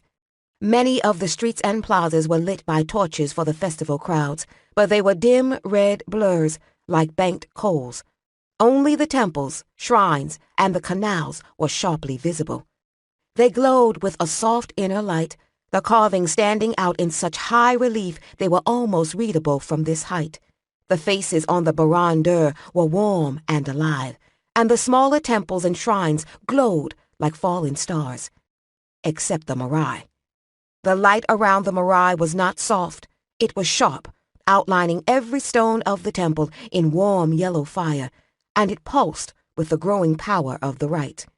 The causeway across the moat was covered with what looked like a solid red glow, the procession of Koshans entering the Marai for the opening ritual. She could feel Rian watching it. She said, "Marada's house," and guided his sight in the right direction. 2 7th-level Koshans and several monks and temple guards from the Marai were watching Marada's guest house tonight. They might not have any proof they could show the throne, but Rian had seen enough to make the Celestial One put the woman under observation. In spirit form, Maskel could see something that was invisible to the Watchers, except perhaps for the 7th-level priests. There was a radiance around the house, a dull, sickly blue glow. "What is that?" Rian asked. "What's she doing?" "Watch. She'll have to move soon. They must be almost done with the rite by now." The infinite hummed with power. Whatever Marada was doing was nearing completion. Then suddenly the blue glow died, coalesced into a point of light near the center of the house. "Now we get our proof," Maskel breathed. Something was leaving the house, moving down the gallery, drifting over the railing to alight gently on the ground. Its outline was blurred silver, shifting and changing as it drifted out of the house's compound and down the street. The people it passed did not react to its presence. "It's like the water creature from the river," Rian said. "Something like, something unlike. This wasn't what I was expecting." She saw that the 2 7th-level priests didn't sense its passage either. It wafted past them, through the wall of another compound, through the house within it that was crowded with people, across the canal on the other side. It was making a straight line for the Marais. Maskel had known that there was some sort of spirit in the business when Rian had found the marks of a garrote around Igarin's neck. But she had thought Marada was leaving her own body and taking spirit form, with the help of some special foreign magic that kept the high-level Koshans from sensing her presence. But whatever that was, it wasn't Marada. And it was utterly impossible for a spirit to progress in a straight line across the power pathways of Kusha-At and Kusha-An. Maskel cast around for a form to take and felt a bird spirit high overhead, drifting in the night sky. Bird spirits belonged to the adversary, another omen. She called to it and felt it circle and then fall toward her. When it came close, she felt Rian almost break the trance.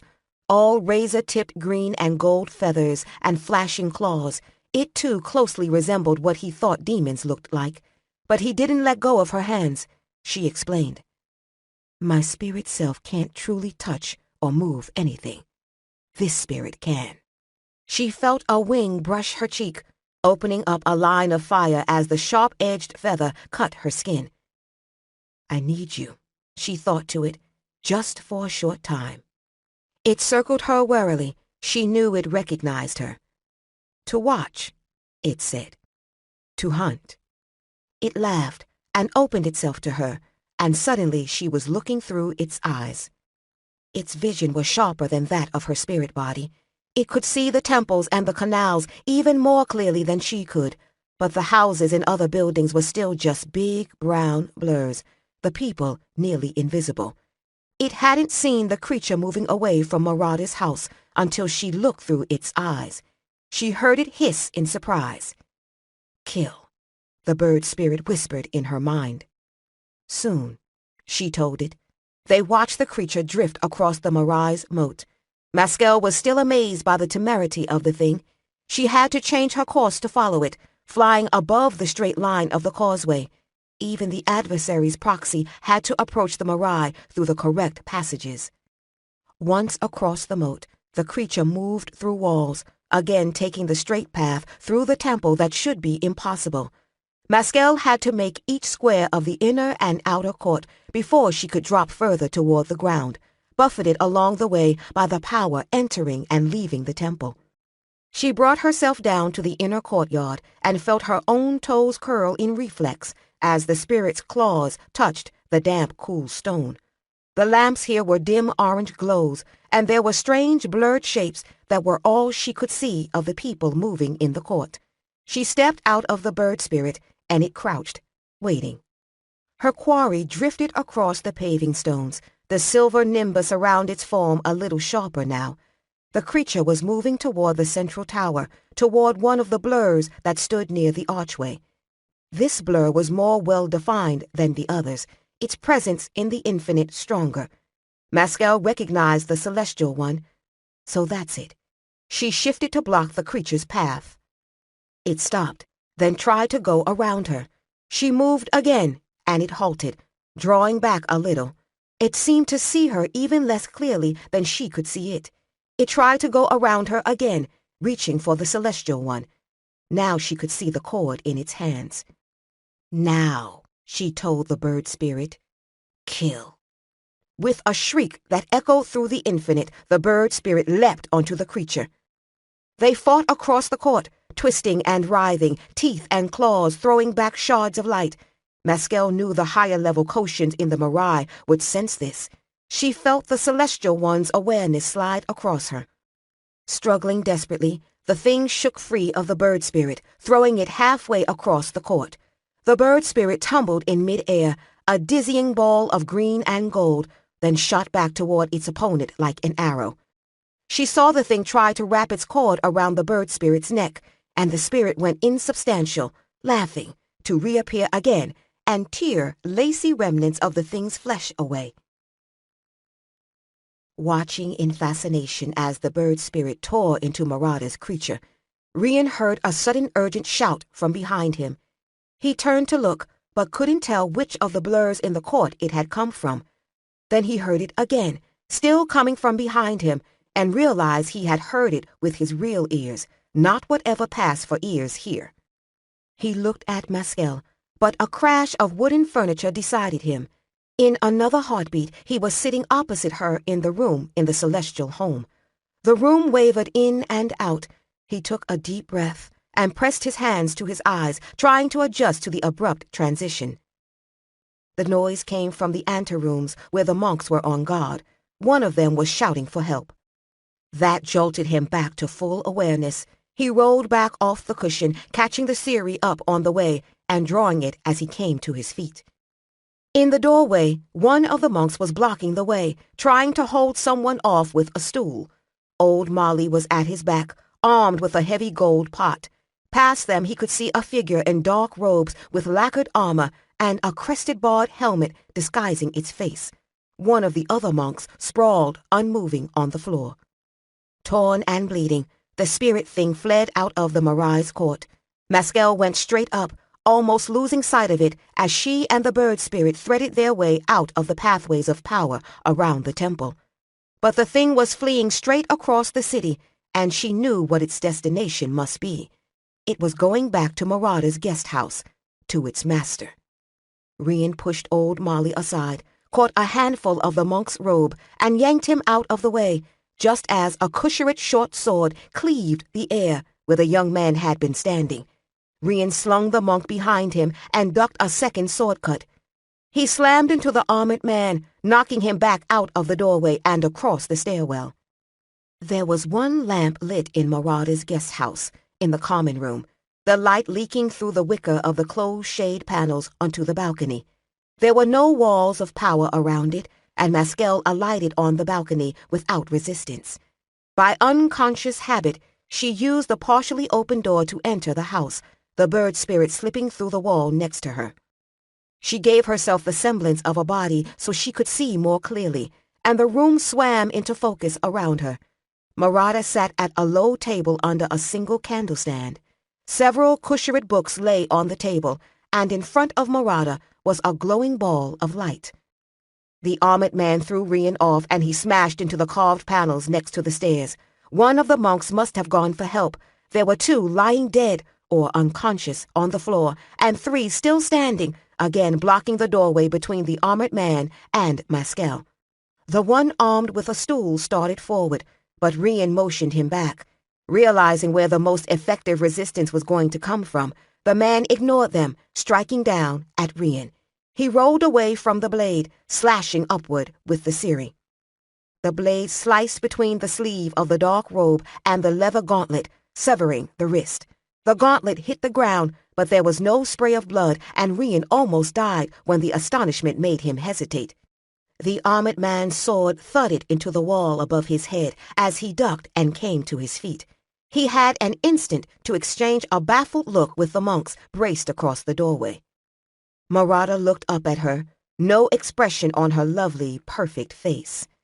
Maskel could see her in sharp detail, something that should be impossible with spirit sight. She's not a person, Maskel thought. She's a spirit, but she exists in the world and in the infinite at the same time. But that was impossible. You killed Igarin with your shadow creature, and you somehow took possession of Viran's mind and made him do your will. Am I correct? In her colorless voice, Marauder said. You are correct. Maskel looked down at the books. They were works of Koshin philosophy. She brushed her spirit hand across the cover of one and said, You should have included the Book of the Adversary in your course of study. Marauder watched her, a small, cold smile lifting the corners of her mouth. I didn't need it. Rian parried 2 cuts and ducked and rolled again, slamming into the far wall to avoid the armored man's rush. His opponent was doing well for a man with only one hand. They were making an incredible racket, and no palace guards had come yet. The monk who had gone for help might have to run all the way to the Barad-dûr. Tell me who you are and why you did this, and I may let you live, Maskel said. You can't stop us. Marauder's eyes didn't waver. It's too late, and your own philosophy will not let you harm me. The bird spirit laughed. its amusement making the infinite shiver around them. Maskel said, "You really should have read the book of the adversary." The glowing ball must be doing something, but Maskel couldn't see any effect in the infinite. Her spirit eyes could see shadows moving inside it. She felt Marauder's creature behind her, saw the loop of cord come over her head. Maskel stepped through it. Is that its only trick? The armored man came for him again, backing him into the corner, and Rian parried the cuts, until one blow bashed the Ciri right out of his hands. He dropped to the ground under the return blow and kicked the man in the kneecap. The man hit the ground, and Rian leapt on him, pinning his sword arm down. The body bucked and twisted under him, almost throwing him off, and then the handless arm punched him below the ribs, hard enough to stop his breath. The man's strength was close to supernatural. I'm not going to be able to hold him. Then a monk landed on the man's legs, and another one was at Rian's side, helping him hold down the sword arm. "Get the sword," Rian said through gritted teeth. Marauder leaned over the glowing ball, whispering to it. It was a strange, harsh language Maskel couldn't understand, and certainly nothing that was spoken in the Gherkind Islands, as if she needed more confirmation that the woman was an impostor. She could feel in the bones of her real body a growing resonance, coming from the canal that connected the celestial home with the Marai. The wheel of the right was almost complete, and Maskel couldn't afford to wait for answers when she didn't know what else Marauder might do to ruin it. She said, "One last chance." Marauder ignored her. Maskel let out her breath. "I was lying about letting you live anyway." She released the bird spirit and it flowed past her, eager for prey. Marauder might not be entirely human, but she screamed like one. The third monk scrambled for the Ciri, as their opponent heaved and twisted to free himself. He didn't seem so much interested in getting away as in inflicting as much damage as possible. The monk, trying to hold down the man's kicking legs, wrestled with the handless arm, trying to keep it from punching Rian, but he could hardly hold it. Rian had already felt one of his ribs crack. He grabbed the Ciri's hilt as the monk brought it up and sliced the blade down on the dark gap between the man's gorget and helmet. He felt an instant of resistance, then the blade jarred his hand as it struck the wooden floor. Suddenly he was kneeling on the chest piece of an empty set of lacquered armor and robes, the greaves and arm pieces strewn around him. One of the monks gasped in astonishment, and the other picked up an empty gauntlet, turning it over wonderingly. Rian tipped back the helmet. It was empty. He shared a look with the monk who had brought the Ciri. "This sort of thing happen much here?" he asked. Later that night, Maskel paced in front of the balcony, distractedly braiding her hair while waiting for Rian, Hirain, and the others to return from Marauder's house. They had gone there to arrest the woman's servants and to destroy the second wheel. She knew Rian still wanted to search for clues to Marauder's identity and purpose here, but that was a secondary goal. Destroying the second wheel took precedence. Maskel could feel the tension still in her shoulders and back, and the knowledge that the last preparation for the rite was underway only made it worse. The resonance of the voices of the priests, monks, and nuns echoed from the Marai, where they performed the chants, which were the first step in the ceremony of the great opening, that would end when the rite was culminated tomorrow. The temple dancers would be filling the outer court, moving through the ageless patterns in the light from scores of lamps, and hundreds of people would line the walls to watch. The disturbance had woken the whole palace, and Maskel had taken advantage of the sudden surfeit of servants to order a bath brought in, and now she was wearing her red Maiden robe, clean if not calm. Still disturbed herself, old Molly bustled around like a hen with lost chicks, clearing up the debris from the fight and grumbling. Hirain of the Baran-Dur had sent a score of temple guards and a couple of 7th-level priests to make sure the rest of the night was undisturbed, but Maskel knew there would be no further trouble here. The suite had also been infested with messengers, from the imperial secretaries down to the functionaries whose job it was to keep the stairs clean, all demanding to know what had happened. The temple guards were sending most of them off, except the ones with too high a rank. Maskell was sending those off herself, with succinct commentary on the inherent dangers of being a guest in the celestial home. She hoped her comments were repeated to Wraith's lackeys, and wondered what his reaction would be when he discovered just what his new favorite marauder had done. The palace guards had not been able to come to their aid because of an invisible barrier that had formed over the stairs. Maskell would have been inclined to doubt this, except that she had seen for herself how powerful Marauder had been. And the monk who had gone for help had run straight into it and been unable to get through from the other side. Now there were guards everywhere in the garden, outside their suite. Now that they aren't needed, she thought with an annoyed shake of her head. Marauder shouldn't have been able to send one of her creatures inside the celestial home, any more than she should be able to send one inside the Marai. Now if I just knew what she was, what she wanted, where she came from, and who sent her, everything would be fine. One of the monks had been killed defending Maskell, and the thought made her want to kill Marauder all over again. I should have told the bird spirit to make it slow, she thought, tying off her last braid and tossing it over her shoulder. There were louder voices from the stairwell, and she moved back into the room, waiting impatiently. The knot of guards at the door moved aside as Rian strode in. Maskell motioned sharply to the Koshin healer who had been waiting patiently in the corner. The woman advanced on Rian determinedly, already opening the wooden box where she carried her medicines. Rian saw her coming at him and said, "I don't need any." "Let her look at you," Maskell said. "The monks told me you were hurt." All right. Rian stripped off his shirt, revealing a dark, painful-looking bruise on his right side, just over his ribs. He sat down on the mat, and the healer knelt next to him, clucked her tongue, and probed gently at the injured area with her fingers. Rian didn't wince, but Maskell could tell it hurt him, and so could the healer. The woman released him and began to dig through her box.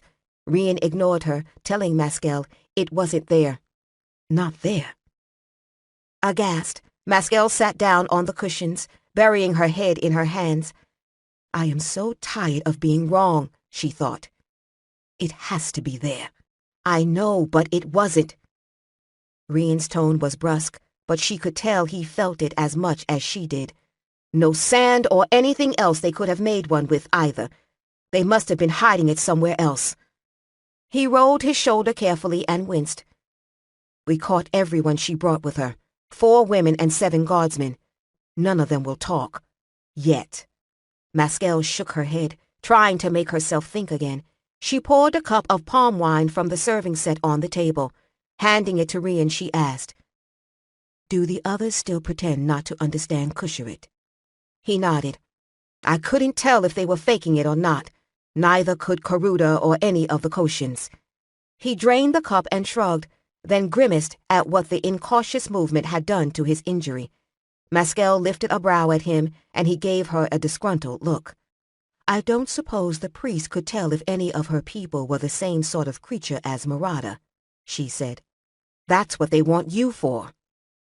The healer had taken out a length of bandage and started to wrap Rian's ribs. He lifted his arm to let her, looking annoyed. I couldn't tell that Marauder was what she was until she revealed herself, Maskell pointed out. Can't these people do anything for themselves? She thought in irritation. What did they do while I was gone? They didn't find out anything. He shook his head.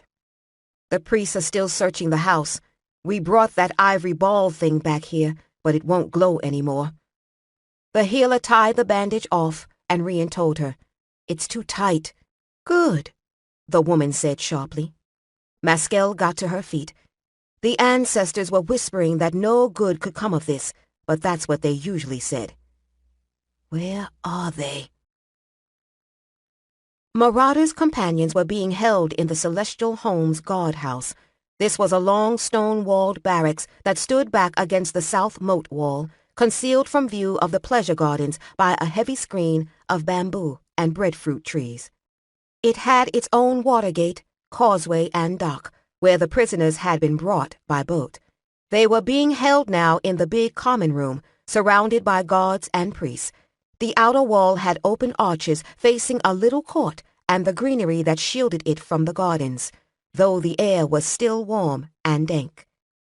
Gherkin Islanders were the same people as the mainland Kusharit, stocky, short, and brown, and there was nothing unusual in the appearance of Marada's servants, except what were apparently habitual sullen expressions and a strange lack of fear at their arrest.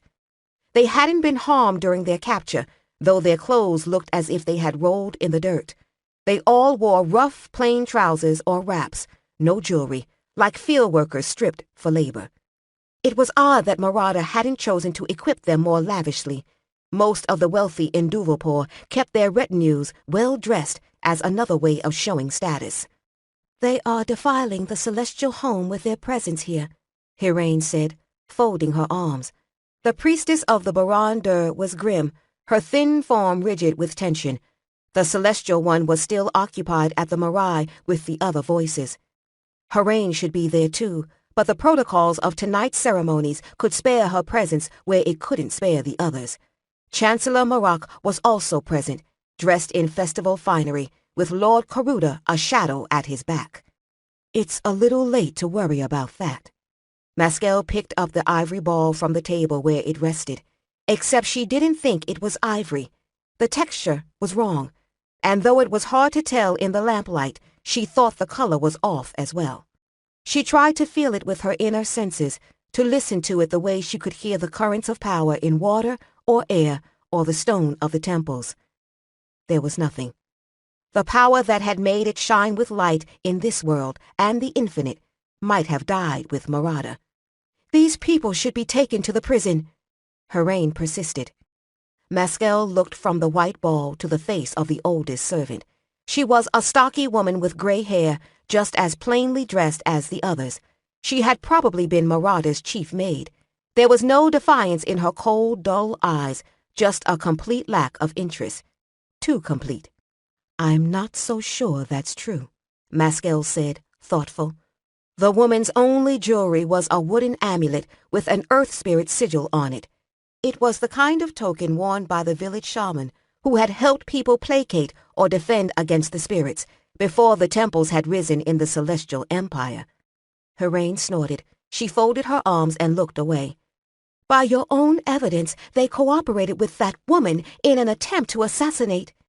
Hiraine was an intelligent, perceptive guardian for the Baran-Dur, but she didn't like being argued with by anyone but the celestial one. Maskell didn't like being argued with either, but she explained. "Marada wasn't a woman. We don't know what she was." She stepped closer to the oldest servant and looked into her eyes.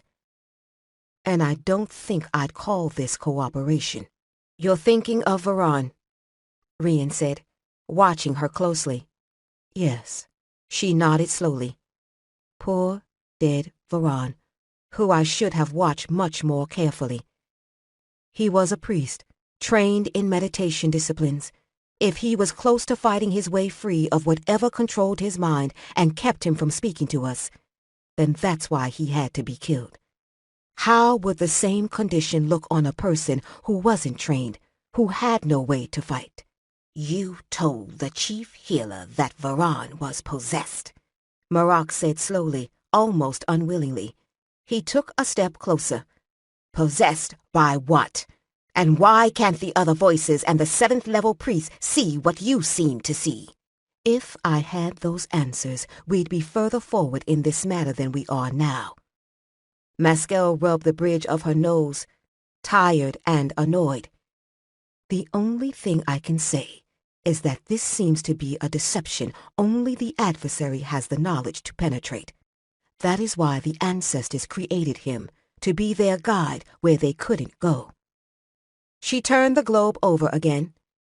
"Maybe I should just break it."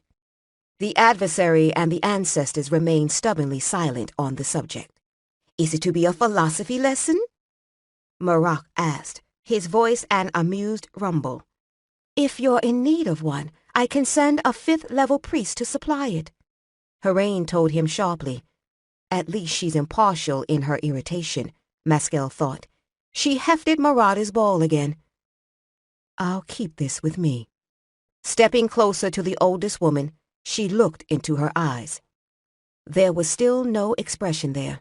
She might have been staring into the eyes of a dead woman. Like Varan, this woman might be trapped inside her own body, struggling to get out. Like Varan, it might be possible to reach her, if only for an instant. Maskel stretched out her power toward the woman, drawing on the celestial home's place in the network of temples. There was a barrier there, something of the infinite and of the world at the same time, as Marada had been. Maskel pushed at it, but it held firm. She felt power flow down toward her from the Barandur, from the Marai with the wheel of the infinite set into its heart like a great glowing jewel, and pushed again. Suddenly, she felt the presence of the adversary, flowing through her, lending her a strength that struck forward into that barrier, shattering it like glass. Maskel caught the woman, then felt her own knees give out on the way down. They landed on the gritty floor together, but she managed to keep the woman's head from striking the stone. Dizziness overwhelmed her for a moment, and it was all she could do not to keep from falling over on the woman in her lap. Looking down at her white face and the pain etched there, Maskel thought, "Ancestors, she's dying." She reached for the adversary again, but felt it withdraw. It couldn't or wouldn't help her. The woman's fingers dug into her arm, and she gasped. "Listen, I was a healer and a shamaness of the old magic until that woman came to our village on the coast of Yutara and trapped us." "Trapped you how?" Maskel asked. Rian was leaning over her shoulder, and she could hear Hiraine shouting for the guard's physician. "With that ball. She made us look into it, and it trapped our minds, made us do whatever she willed. There was something inside it, alive. It had a face." She shook her head wildly. "She made me. I know the old magic, the death magic. I never used it, but she knew I could. She made me bind a dead boy's soul to a curse, a teleworm ball, and she sent him after someone. Warn." "It's all right." He was released. No one else was hurt. A brief expression of relief crossed the woman's face. "There were others with her. She wasn't the only one. They look like people, but inside—" She gasped. "How many others?" "I don't know. I saw 4 men."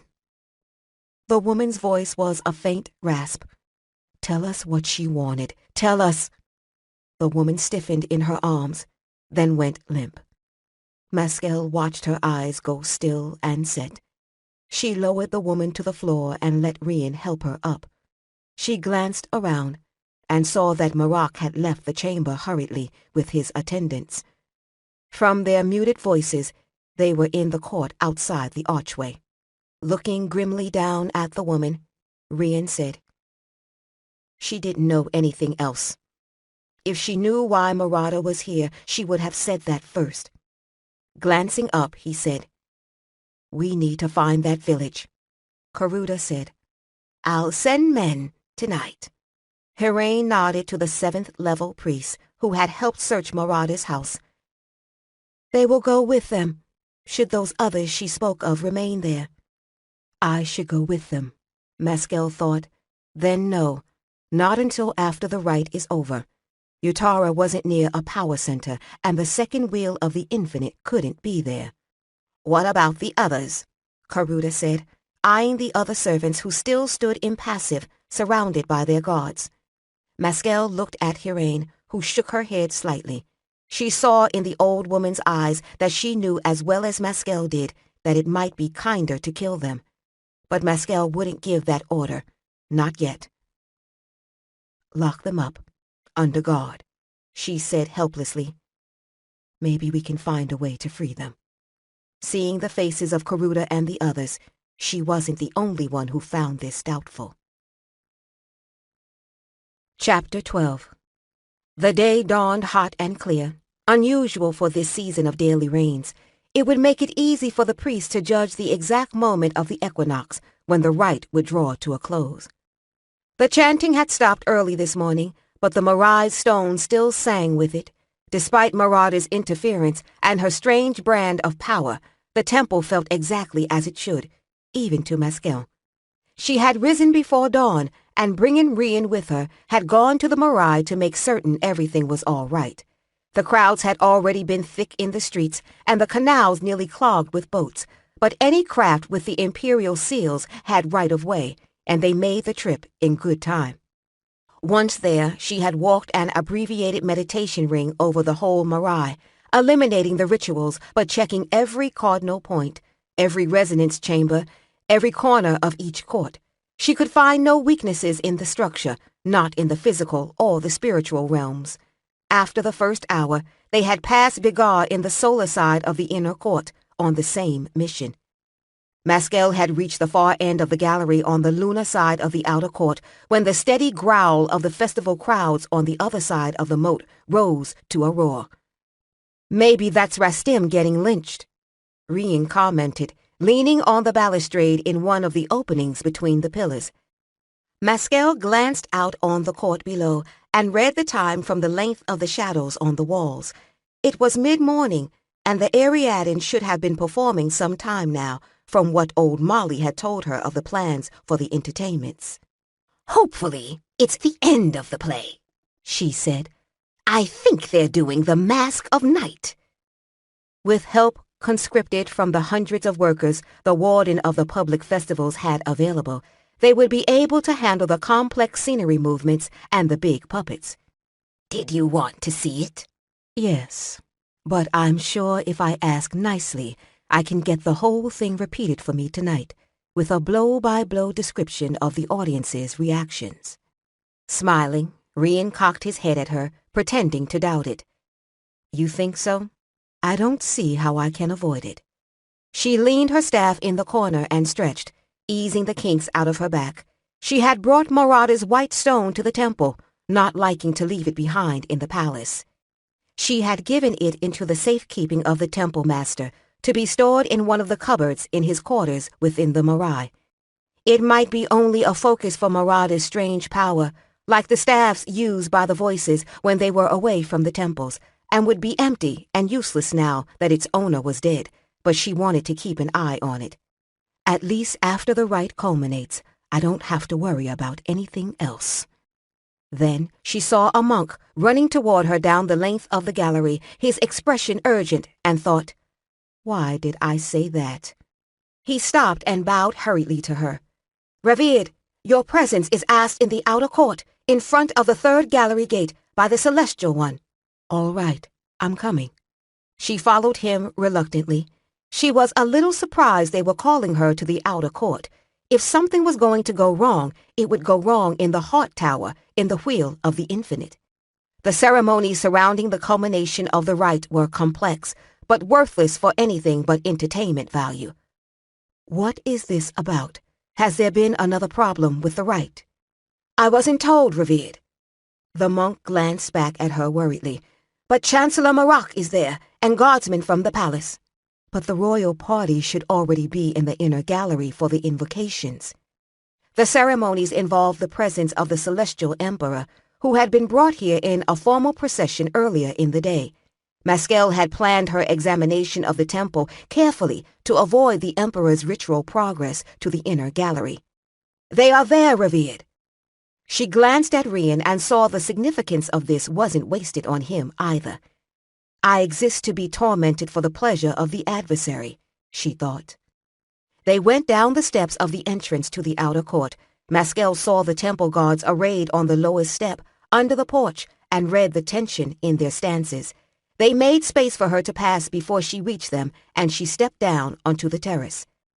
The sun was bright on the two reflecting pools on either side of the stone terrace, and a damp heat rose off the deep green grass. The scatter of palms around the large court provided no shade whatsoever. Standing on the cross-shaped terrace were the Celestial One, his attendant priest, and Hiraine of the Baran-Dur.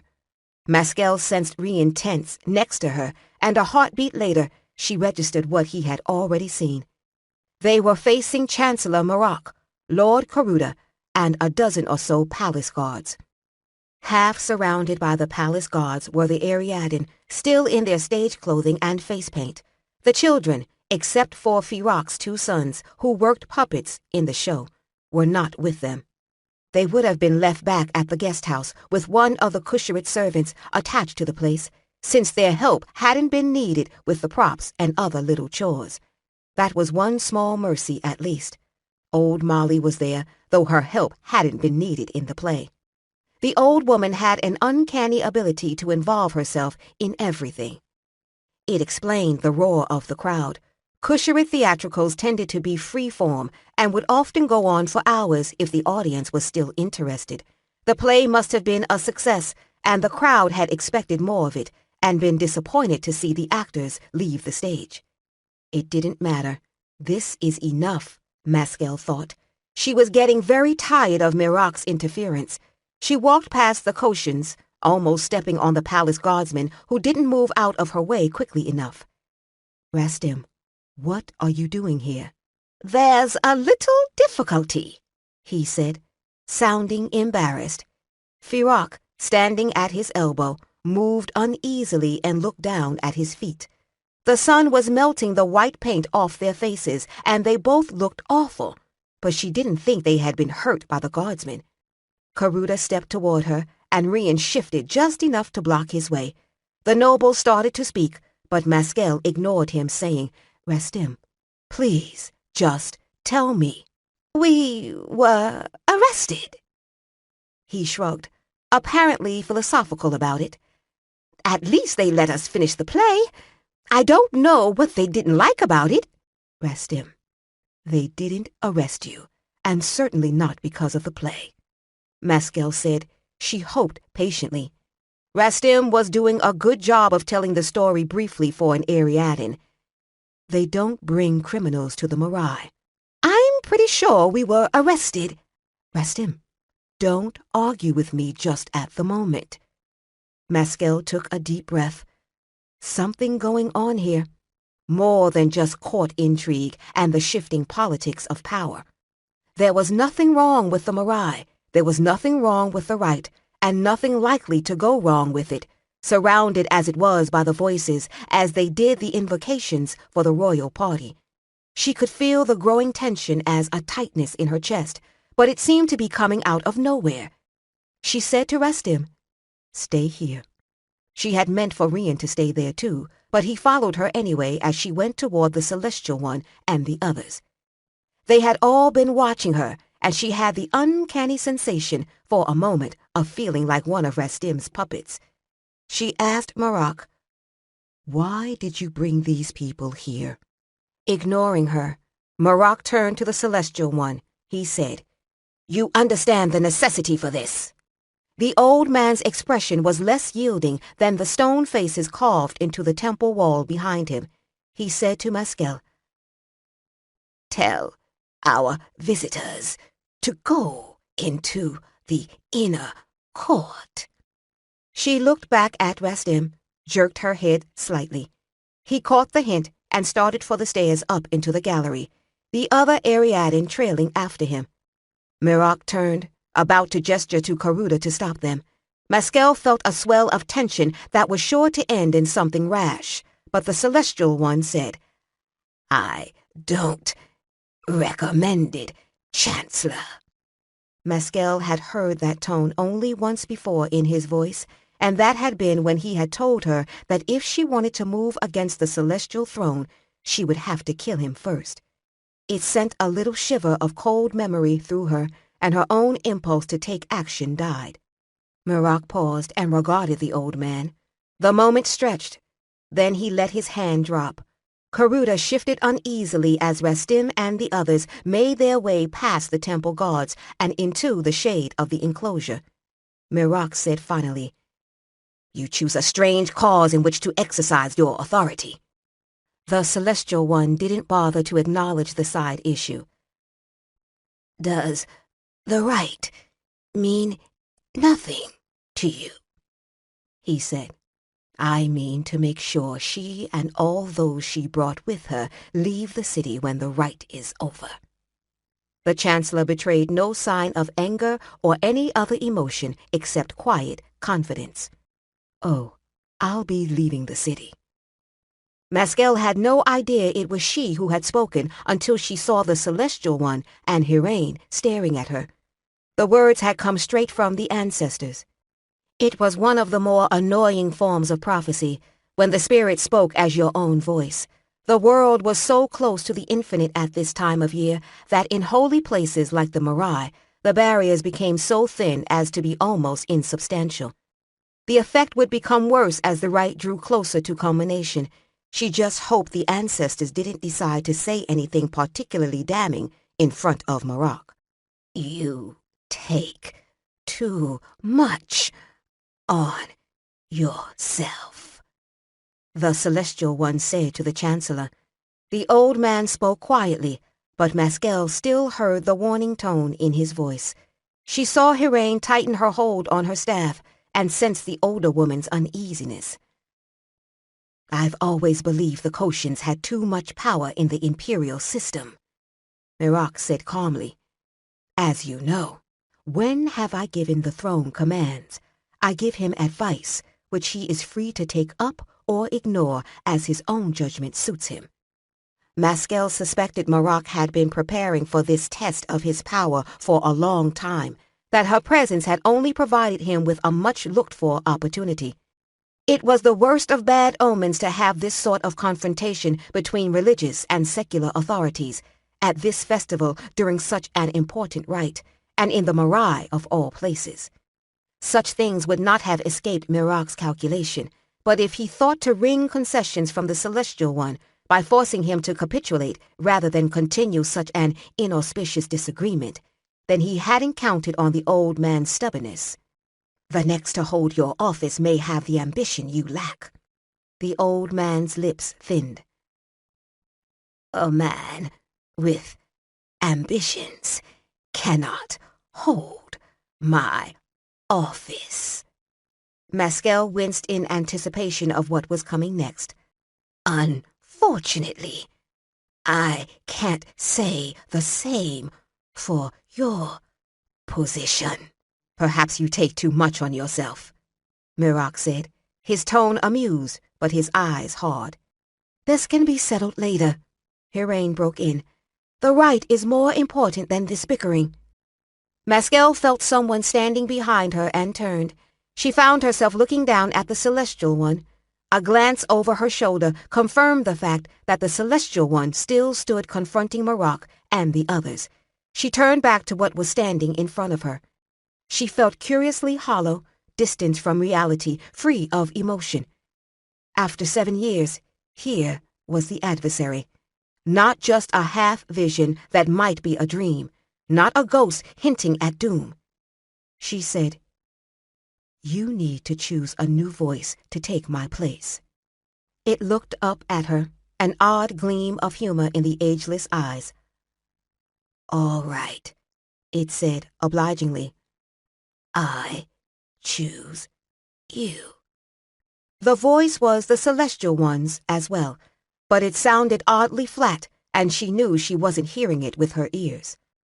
Suddenly, she was inside the chamber of the rite, but the shape of the room and outlines of the carvings on the walls was subtly distorted. She looked down and saw the world was at her feet, glowing with life. Mountains, rivers, deltas, the Gulf and the sea, the oceans beyond, all in perfect detail. The adversary stood next to her, still in the form of the Celestial One. It said, "The sacred mountain is at the center of the universe." Puzzled, she nodded. "Everyone knows that." "Not everyone." He pointed down. The world was revolving around the center point of the rite. "They don't know it Those who covet this world. The center doesn't move. Not again, Maskel thought. Another vision she couldn't understand. Those who covet this world. Marada and her people? Dizzy, she had to look away from the spinning landscape at her feet. Why can't I understand you? Is the fault in me? No, it said. Its eyes tracked the progress of the rotating world. An expression crossed its face, a mix of confusion and regret, near panic. The fault is in me. Maskel stared, feeling her heart freeze in her chest. What's wrong? She whispered. What's wrong with you? With me, it said, its features smoothing back into blandness. Maskel shook her head slightly, bewildered. Did I imagine that? You said the fault was in you. The glowing world at their feet threw a dizzying reflection onto its face. It said only, Ask the right question. That's the trick, isn't it? You never have to do anything useful, just make me guess. It didn't react to the bitterness in her voice. She had been foolish to even think that it would. She gestured helplessly. So it was no use killing Marada. Marada spoke the truth. It was already too late. Its smile was almost gleeful. Then its face abruptly turned serious. You have both one opponent and many. One of the nameless fears Maskel had been prey to all day suddenly became solid and real. I missed something. She still couldn't see it. I must be the most useless voice of the adversary in history. Can you tell me what I need to do? She demanded, frustrated. Its gaze went to her, and it no longer had the Celestial One's eyes, but the eyes of something mad and strange. Then it stepped close to her, and the rest of the room seemed to fade into shadow, until there was nothing but its voice. Stay in the Mirai. Whatever happens, stay. You must be here. To leave would ruin everything. She was in the court again, the hot sun on her back. She leaned on her staff, trying to adjust to the sudden change. The adversary had finally spoken to her again. She had wanted it for so long, and now she was a little afraid. That was an odd vision, maybe more than odd. No, that was her own interpretation coloring the adversary's words again. Rian was watching her worriedly. She knew he had sensed that something had happened, that he might even have seen her spirit temporarily leave her body. It was odd that the highest-ranking Koshians in the Empire was standing on this terrace, and only Rian had noticed. He's the only one who sees me clearly. The thought had the ring of the ancestors in it, too. Miraak was still talking. Hirain was playing arbiter, and the Celestial One stood like something carved out of clay. He needs to get out of this sun. That thought sounded more normal. She was fairly sure it was all her own. I'll go, she told Miraak. When the rite is over. Not until then. Her own voice sounded hollow and strange now.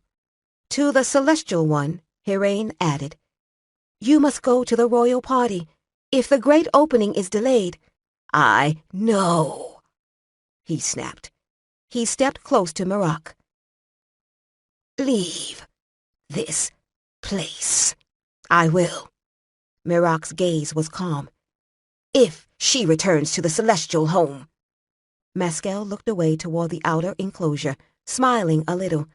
Whatever was moving these events was using Miraak as its pawn, whether he was aware of it or not. She would not let it force her to leave the Mirai. The ancestors whispered in the back of her mind again. She couldn't understand all the words, but the meaning came through as strong as a prophecy and with almost enough force to weaken her knees. It's not going to be safe here. It wasn't going to be safe anywhere, but the Mirai was at the center of the danger. Damn it, I should have sent Rastim and the others out. She would rectify that mistake immediately, but first, she turned to Merak. I have to stay until the rite is over, but take Rian with you as proof of my good behavior. Behind the Chancellor, she could see Rian's expression turn incredulous. Hirain drew breath as if to speak, but said nothing. Maskel could feel the Celestial One's eyes boring into her. He would know she was doing this for a reason. She just hoped he trusted her. For the first time, Merak looked directly at her, and Maskel knew she had surprised him. She smiled again, knowing it wasn't a pleasant expression. You've already taken pains to find out he's a valuable hostage to use against me. Why waste another opportunity? Merak lifted a brow, studying her. He couldn't refuse this offer without his motives being called into question, though she could tell he wondered what game she was playing at. Finally, he said, Very well. She met Rian's eyes steadily. She was counting on the fact that he wouldn't disobey her in public. Merak turned away, his men closing around him as he moved down the causeway. Karuda waited for Rian. Maskel faced him for another heartbeat. Then he turned and followed Merak, Karuda falling into step beside him. Maskel drew a deep breath, now that there was no one to see it but Hirain and the Celestial One. He'll hate me for that, she thought, but at least he'll be alive to do it. What game do you play, daughter? The Celestial One asked, eyeing her thoughtfully. Maskel shook her head. Something is about to happen. I don't know what. The ancestors and the adversary are speaking in my head so loudly I can't tell their words from my thoughts. And none of it makes sense. I thought you could no longer hear the adversary, Hirain said sharply. I had a vision in the Ilsat Kio on the way to the city, another in the Ilsat Sadar, and one just now. He spoke to me. She admitted wryly. He was obscure, but insistent. What sort of vision did you have? The Celestial One asked, frowning. You said nothing of this to me, Hirain said to him. If the adversary has returned, you didn't ask me, he told her abruptly. Return to your duties. We'll discuss this later. Hirain's eyes narrowed. Go inside, old man. She started across the causeway, her attendants moving to follow her. The Celestial One watched her walk away, his face unreadable. Maskel offered him her arm as they started up the steps back into the Mirai. Answering his question, she said, The adversary appeared as you, showed me the right, and told me to stay in the Mirai, no matter what happened. I'm as imperfect an oracle as ever. They paused in the shade of the gallery. It did mention Marauder's people, the people who covet our world. The Celestial One looked weary. The wall between the world and the infinite is always thin on the days of the rite. But for this rite, it seems almost non-existent. I have word from all the voices and half the 7th level in the city of visions and warnings. Perhaps it's only that this is a 100-year rite. But you don't believe that. You... Maskel stopped. Somewhere power swelled and rose like a wave on the sea. She could feel it echoing down the canals and the sacred paths of Kusher-At. But where is it coming from? It had to be the culmination of the rite, but She stared at the length of the shadows on the floor of the open gallery. They're too early. Maskel shared a startled expression with the Celestial One. The old man's face had gone gray. Without having to discuss it, Maskel picked up the skirts of her robe and ran down the gallery, making for the inner court and the central tower. The rite was always brought to culmination at the equinox. It had never, in all the years of Kusharit history, been executed at any other time. What this would do, she wasn't sure. The voice of reason in her babbled that it couldn't be that bad. They were only hours away from the proper time.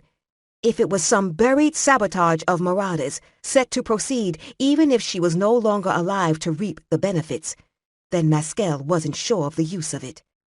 She reached the end of the gallery and pelted across the second inner court. She lost a sandal on the steps up to the first gallery and had to pause to tear the other one off.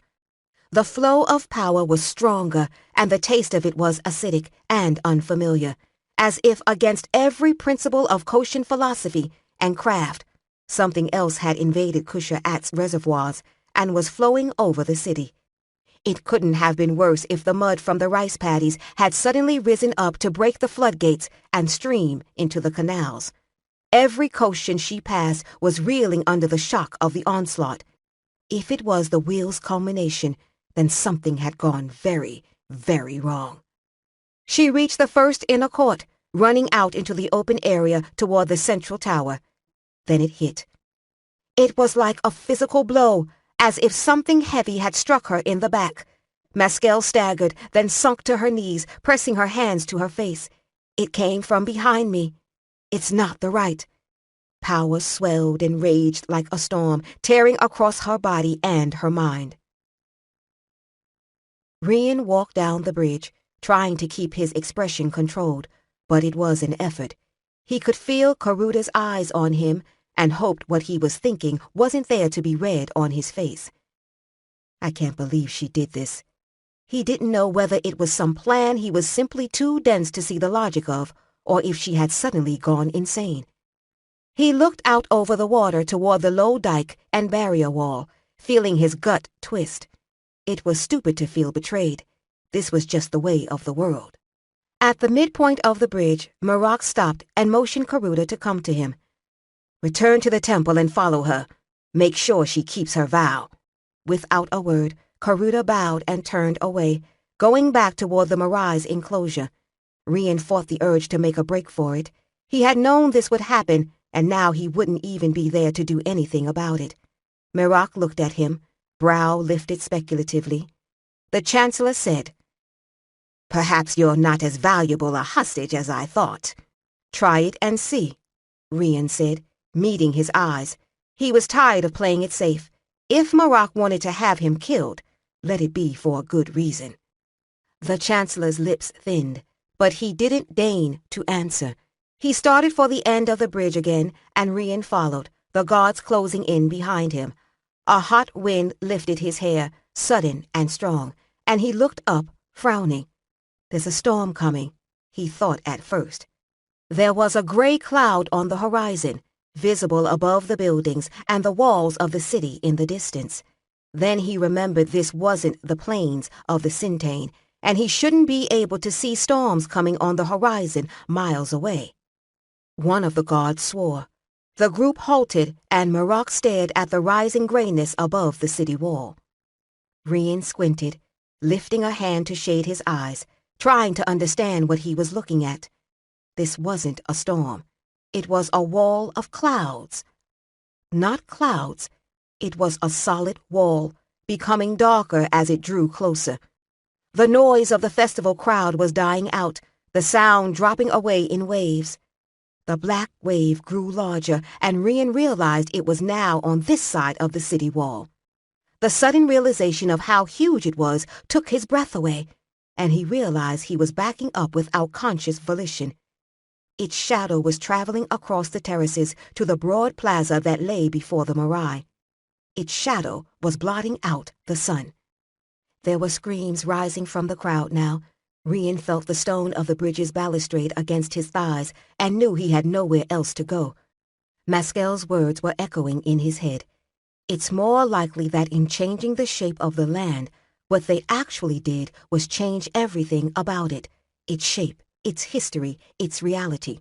Change the whole region to someplace else that looked a great deal like the places where the Sakharan cities used to be. Which is why we don't try to do that anymore. Rian turned and bolted back down the bridge, running for the temple's entrance. The wind hit him with sudden force, throwing him against the stone. He tried to stand, and the next gust tumbled him over the balustrade. He struck the cool water hard, going under. Coming up, sputtering and gasping for air, he looked wildly around for the temple enclosure. There was no one else on the bridge, and he hadn't seen if the others had run or gone over the side. Then he saw the black wall that reached the outer edge of the moat. That's it, Rian thought. There was nowhere to go. It had to be the right. Something went wrong, very wrong. The darkness moved out over the water and seemed to slow, as if pressing forward against a steady resistance. Rian discovered he couldn't just float here and wait for it, not even if there was nowhere to go. He kicked away from the bridge and swam for the temple enclosure. The noise of the city had died away, and the silence was complete, except for the sound of his own thrashing in the water. Rian was almost there when something lifted him up and flung him against the rough ground at the base of the enclosure wall. He struck it with stunning force and lay tumbled there a moment, gasping for air. He pushed himself up on his hands and knees, shaking his head, dizzy and sick. The pain from his ribs stabbed him again, and he clutched at his side, sitting back on his heels. Then he noticed the water was gone, replaced by giant paving blocks, each one of smooth gray stone.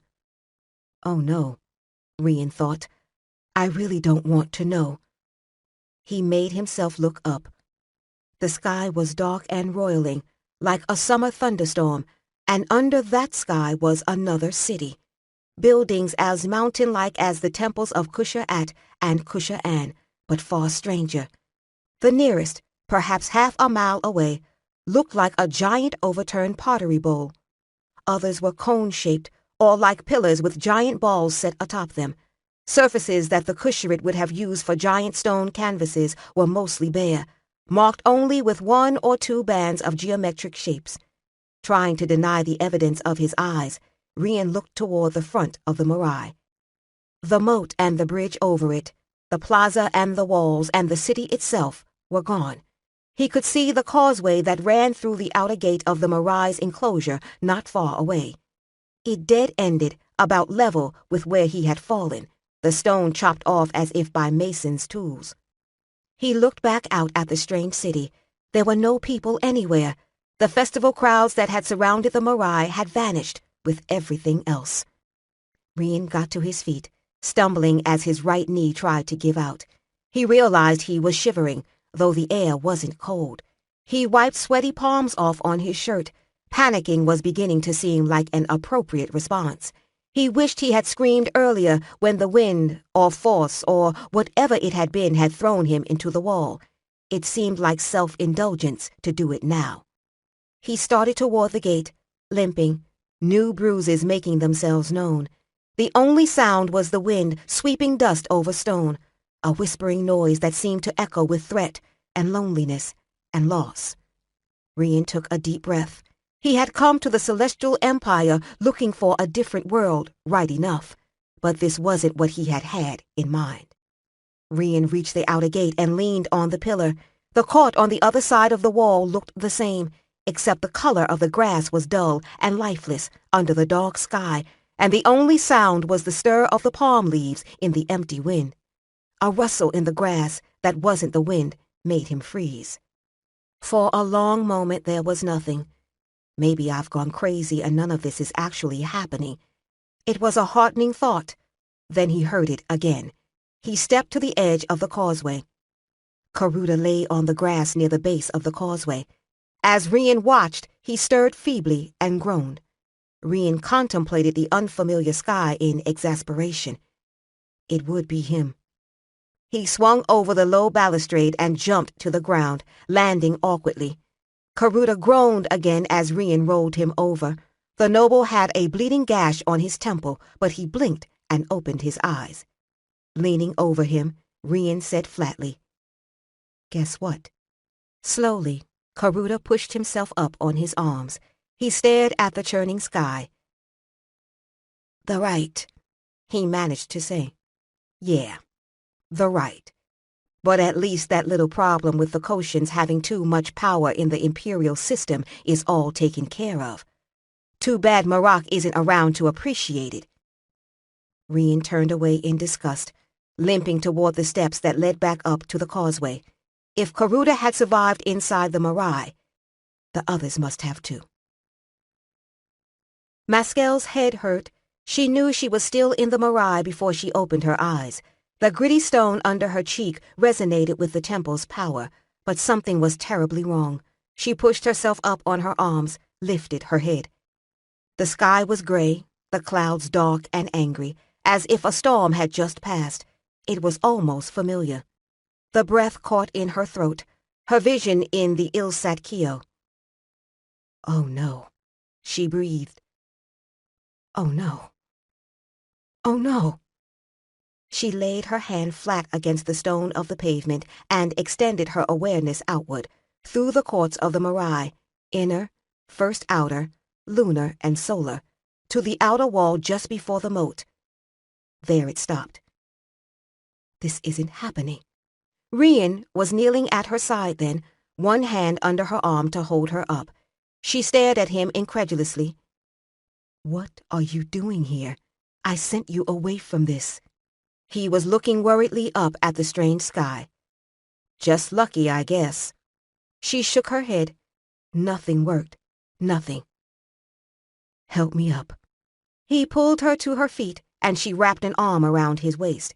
Leaning on him, she buried her face against his neck, breathing in the scent of warm human sweat. It was another connection to the world, as it had been. She took a deep breath. We're in trouble. I figured that, he said into her hair. She lifted her head and looked toward the end of the passage. I need to see outside. Running footsteps in the court made them both turn. It was Rastim, white-faced and anxious. What happened?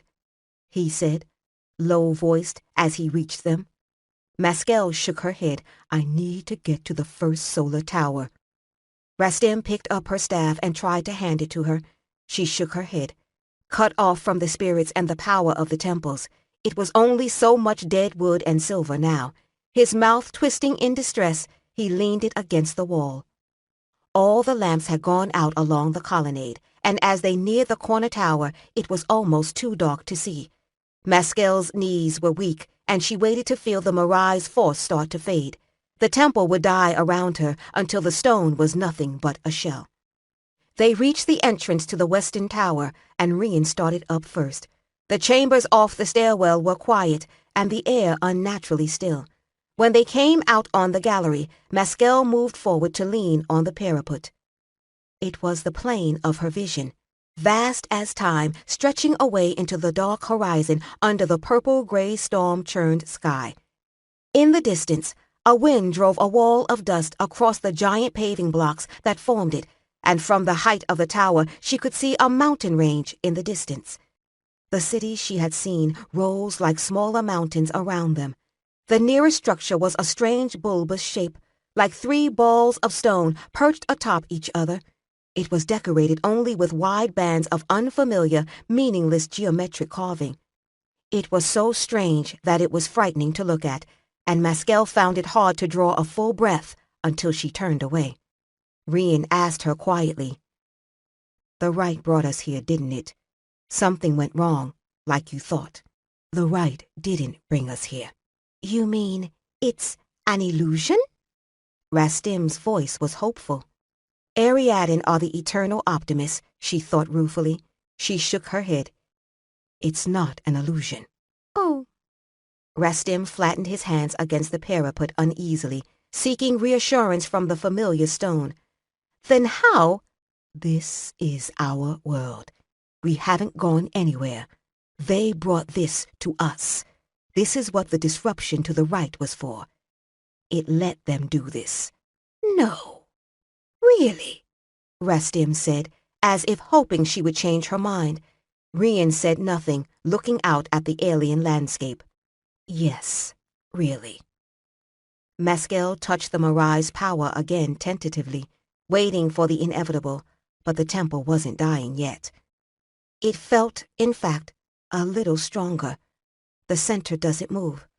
She realized both men were staring at her, that Rastim had spoken again and she hadn't heard a word. She said, "I just heard the adversary." "And that means?"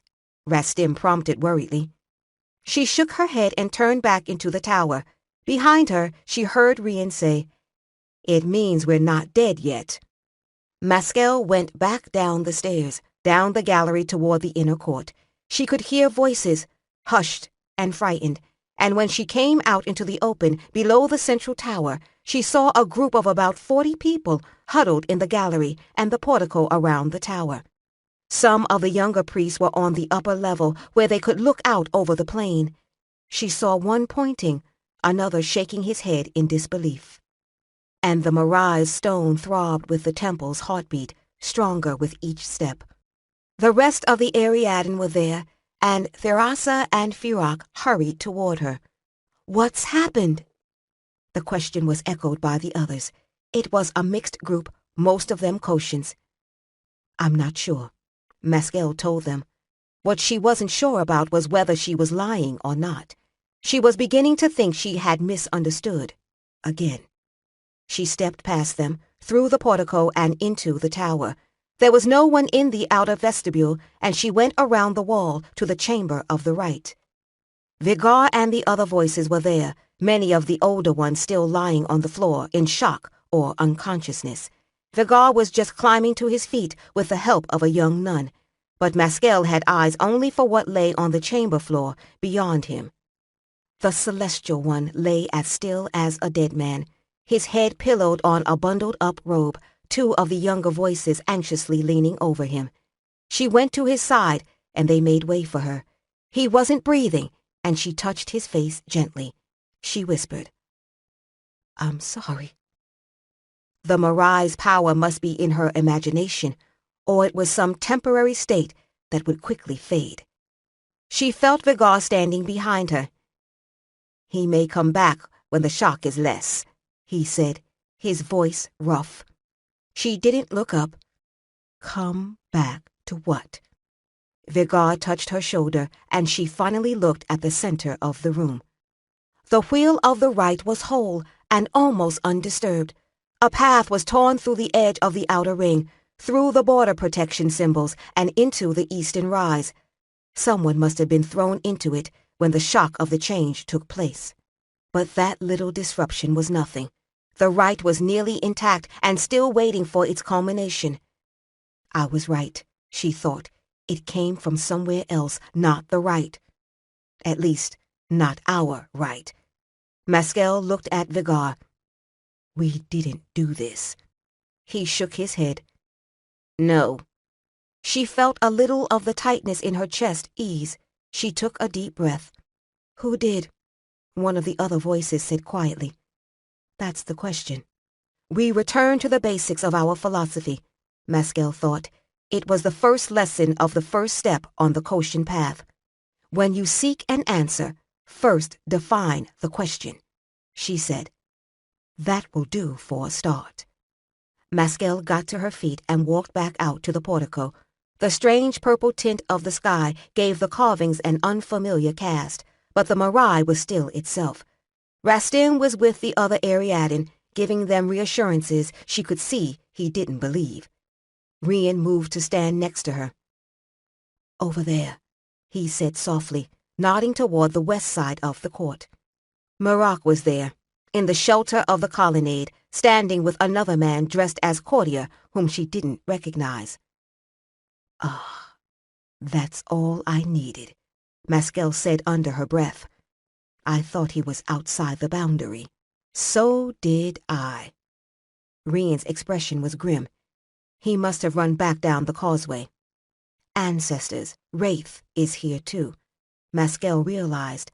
The celestial throne and his most favored courtiers and advisors had been here for their part of the invocations. She saw Karuda, battered and bleeding, standing with 3 other palace guards.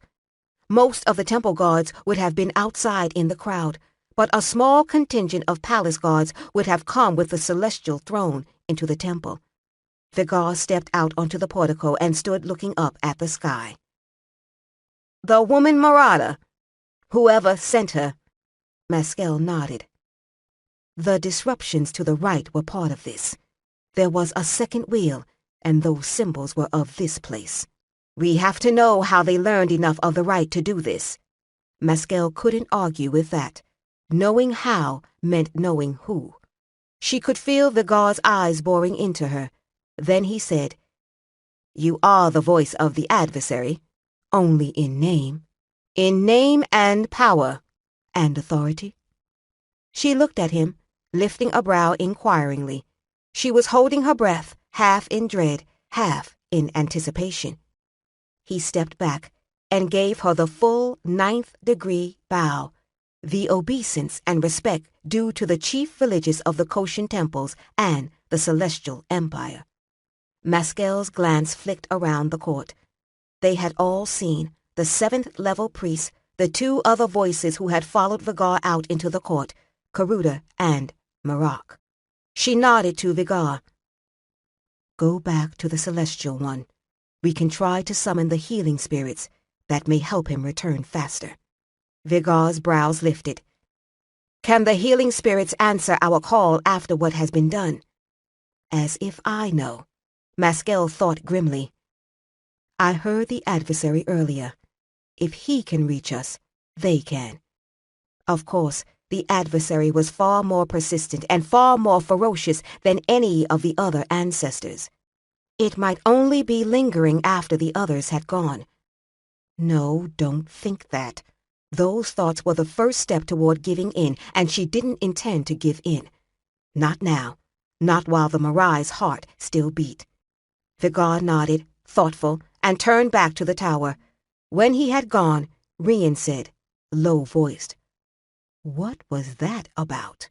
"When the Celestial One is dead, the voice of the adversary is the chief religious of the Celestial Empire." She looked around the court of the Marai, glumly. "The last part of which we seem to be standing on." Rian stared. "The Celestial One's dead, for now." She shook her head. "There's dead, and there's dead. While the Marai is still alive, while I can still hear the adversary, he may come back.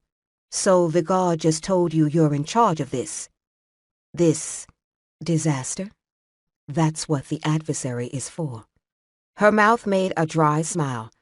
"The tasks no one else wants." Rian let out his breath. "We're going to need guards, lookouts. Without the moat, the outer wall isn't much protection. You take care of that." Rian jerked his chin at Karuda. "What's he going to say about it?" "Whatever you tell him to." She motioned for Karuda to come to her. He crossed the court toward them and bowed to her, to the correct degree. She said, "You take your orders from Rian now." He inclined his head, and without waiting for further signs of acceptance, Maskell went back to the central tower. Chapter 13. The dry wind tore at Rian's hair as he stood outside the Marai's low wall. In the distance, he could see the unfamiliar shape of the mountain range. There were dark clouds so low over them they brushed the cone-shaped peaks. The nearest building was only a few hundred yards away. It was shaped like 2 giant stone balls standing next to each other, with 3 open bridges connecting them, the whole about as tall as the Marai's central tower. From here, he could see an opening in the base of the nearer ball, large enough to drive 4 wagons through, side by side. Rian glanced at Lord Karuda. The Kusharit were afraid to approach the strange city. Rian couldn't blame them for it. He was terrified of the thought himself. Standing here, outside the low wall of the Marai, he could feel his heart pounding like one of the temple dancers' drums. Karuda's face was as immobile as a statue's, but Rian had the feeling the noble wasn't any happier about this than he was. Karuda caught Rian's eye and made an "after you" gesture. Rian lifted a brow in appreciation, then started to walk. After only a moment, Karuta followed, and after a much longer moment, the 6 palace guards who had been chosen to accompany them followed him. Only 3 of them had bows, the most useful weapon if anything came at them across the open ground. Most of the guards who had accompanied the celestial throne had only been armed with short swords. The temple guards had been outside the wall, helping keep the crowds in order, and there had been no need to have more than a ceremonial detachment of the palace guard inside the temple with the throne. Rian squinted, trying to see inside the dark opening in the wall as they covered the distance toward it. He wished that someone in the temple had had a distance glass. It would have come in very handy. More detail of the building's decoration was visible now. He could make out the angular designs on the bands of roundels carved on the wide part of the ball sections. There was no sign of life, no hint of Marauders' people, if it had been her work that had done this. No birds, no insects even. The city was utterly quiet except for the wind and the noise they themselves made. If anything did come at them, their only advantage was that they would see it across this open expanse. And that's only while the light holds, Rian thought. The sky, purple-gray with angry clouds, had been getting gradually darker for the past hour at least. "We'll be perfect targets," Karuta said grimly, obviously thinking along the same lines. "We're perfect targets anywhere in the Mirai," Rian pointed out. Karuta drew a sharp breath, then shook his head. "I know." They walked in silence for a time, then Karuta said, "So, are we enemies?" Rian didn't answer immediately, trying to gauge the man's intent.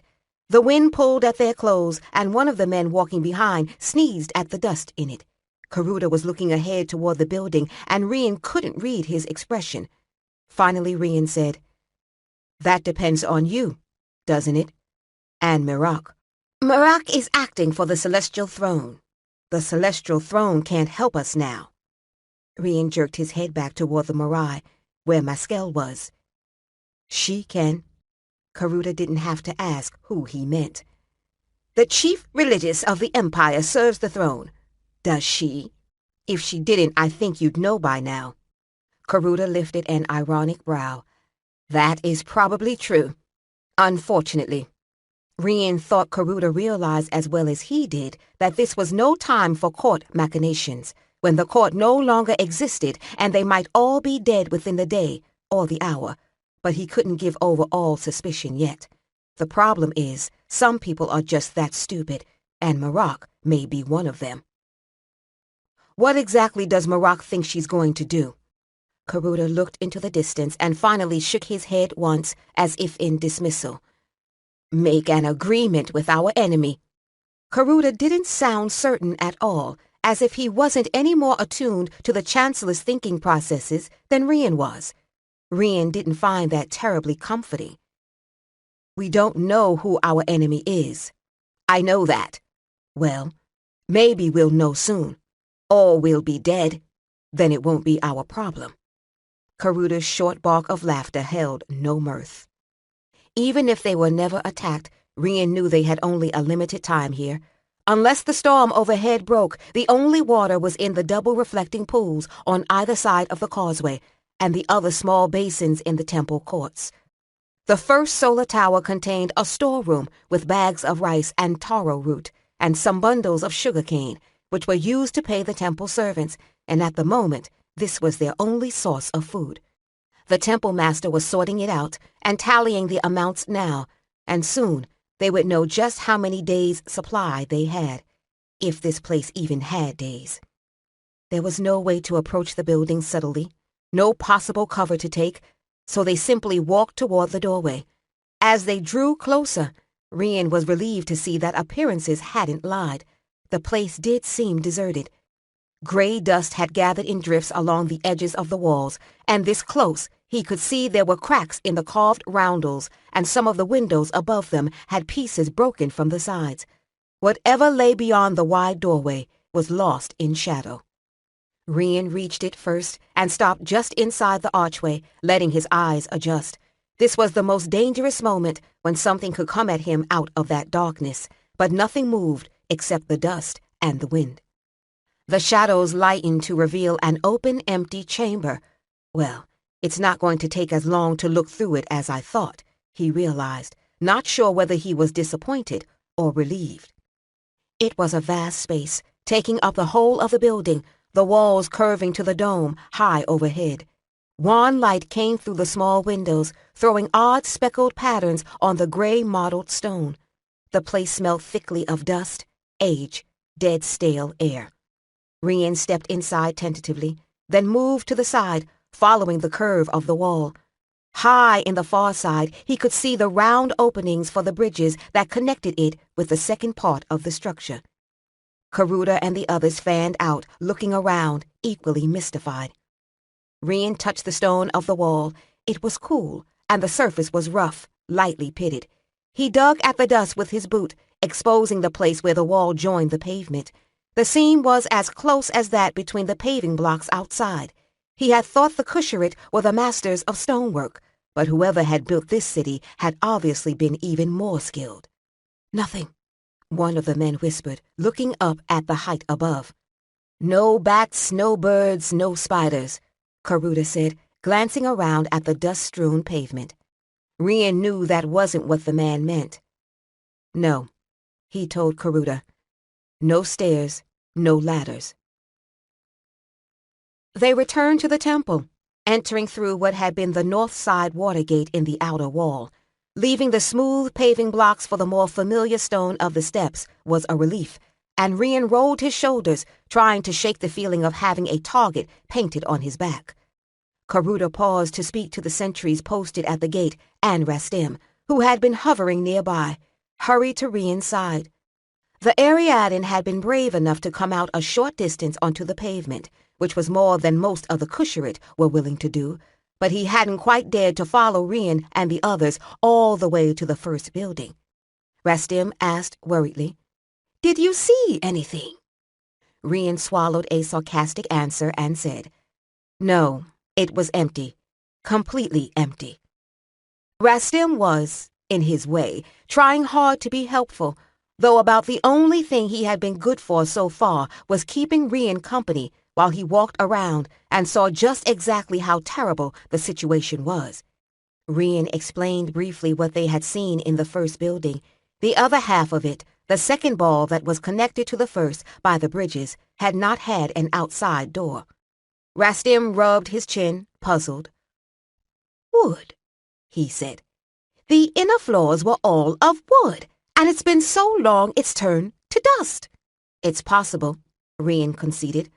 "Funny the trees haven't grown back after all this time." "It won't help," Karuta said as Rian and Rastim reached the terrace that bordered the wall. The noble was watching the last group of sentries take their position in the low tower in the corner.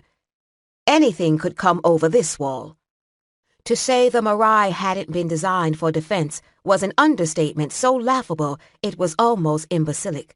The outer wall that was meant to border the moat was low and broken by 4 gates barred by nothing but broad flights of water steps that now invited entry from the open ground surrounding them. Rian didn't think much of their chances either, even with Karuta's men at each entrance and temple servants and monks posted as sentries in all the vantage points. "Then what will help?" Rian asked seriously. "I'd really love to know." Rastim shifted, but managed to keep his mouth shut. Karuta said nothing. No one had seen any movement or sign of life out in the city so far, but someone had built it, just like someone had brought them here. Or brought here, there, Rian thought. No one was discussing it, but Maskel and the other priests knew that the Marai had not been somehow snatched from its foundations and dropped in this strange, barren world. The cloud that Rian had seen cover the city had brought this world within it, had laid it over the surrounding country like a carpet over floorboards. What they didn't know was why the Marai was still here at all, if it had been left intentionally or had somehow saved itself and anyone within its boundaries at the last instant. Though that might prove to be more a curse than a mercy, depending on what else lived in this place. Karuta's gaze had shifted to the sky. Ignoring Rian's question, he said, "It's getting darker. At least that means there's a night." Rastim put in suddenly. This place may not be as strange as it looks. If there's a night, there has to be a sun past those clouds somewhere. Karuta just stared at him. If there's anything here, Rian explained to the Ariadne reluctantly, it may be more likely to attack at night, and we won't see it coming. Rastim drew a sharp breath. Oh. Karuta said, I'll be in the inner court, and walked away toward the front of the temple. As soon as he was out of earshot, Rastim said, That one could make trouble. Thank you, Master of the Obvious. Shaking his head, Rian started across the court toward the steps up to the gallery. Don't get snappy with me, Sintane. I'm on your side, Rastim said, right on his heels. Oh, good. Reaching the gallery, Rian heard a regular tapping echo down the pillared hall. He stopped at the top of the steps, frowning. What's that?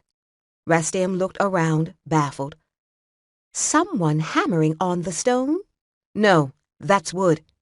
The wall threw back echoes, making it difficult to tell where the tapping was coming from. Rian drew his Siri and slowly paced down the gallery. The outside wall had openings between the pillars that gave a view onto the terrace and the grass court. The inside wall was solid, except for the doorways into the second inner court. Anything could have entered the Mirai during the confusion after the change. The tapping seemed a little louder, and Rian knew he had chosen the right direction. In the shadows at the base of a column, he saw a long, dark shape, but a cautious step closer revealed that it was only a wooden box. A familiar wooden box.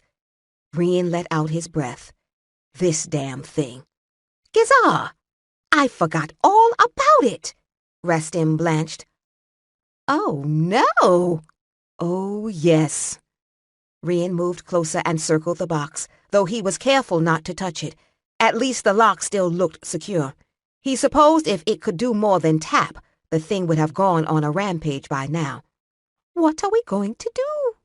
Rastim muttered, wringing his hands. It could make someone let it out again. It could...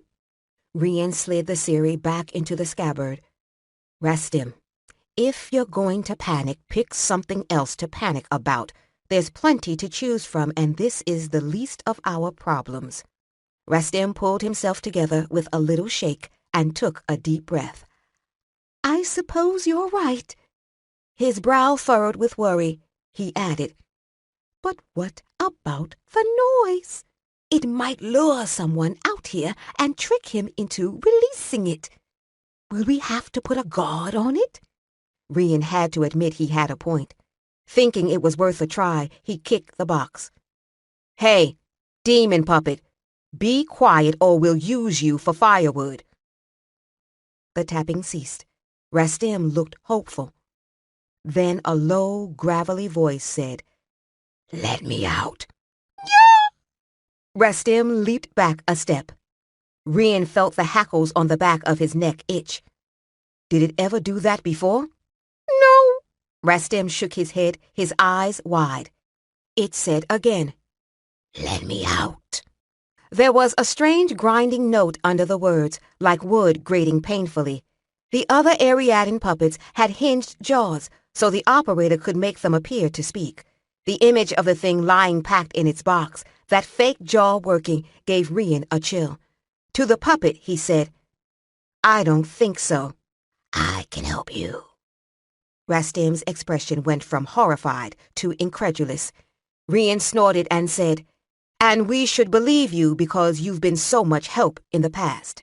I'm not cursed anymore. The spirits of the temple came into me and frightened the curse away. Oh, I'll bet, Rian thought. It might have sounded almost convincing had the thing's eerie voice not had quite such a coy note to it. Something had gotten into it, true enough, but it wasn't any spirit that came from the Mirai. It said again, Let me out. I'll help you. Of course. We'll let you out. Rian backed away, motioning for Rastim to follow him.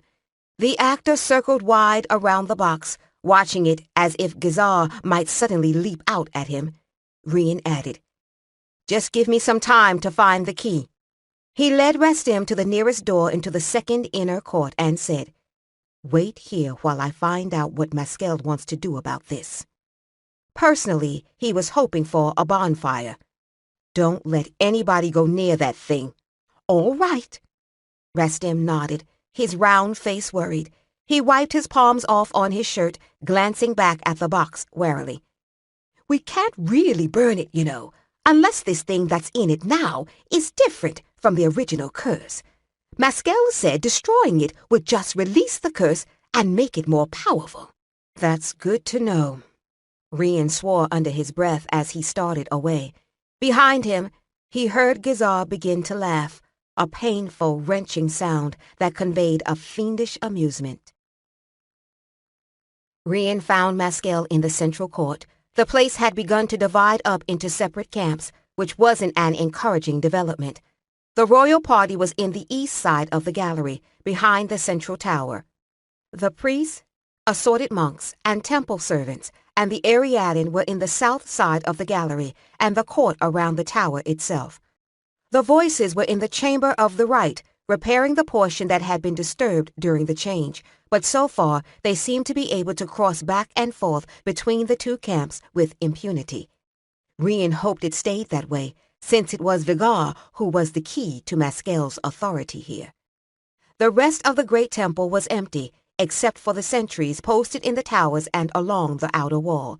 Everyone's instinct seemed to be to stay as close to the central tower and the heart of the temple as possible.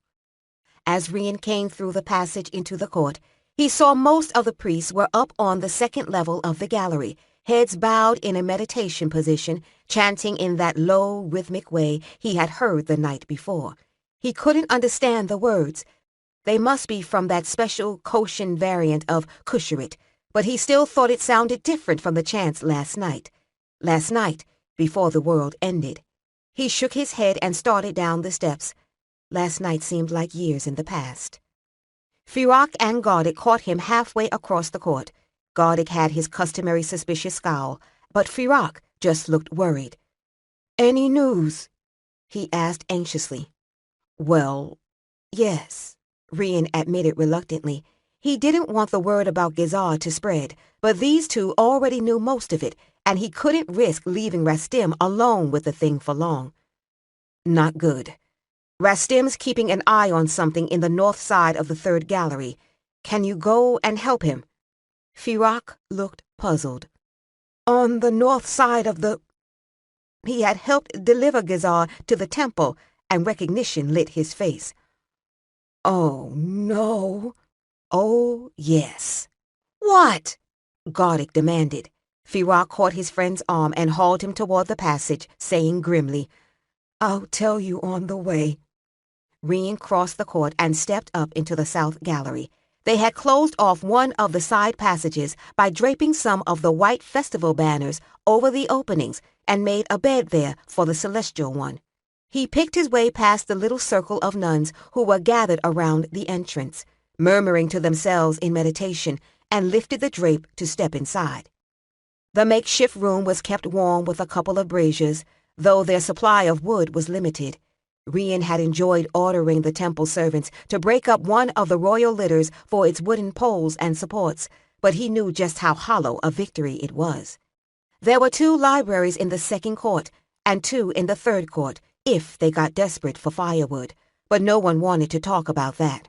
It would mean admitting there was no way back, and Rian knew anyway there was no point to it. The supply of food would run out long before the supply of fuel.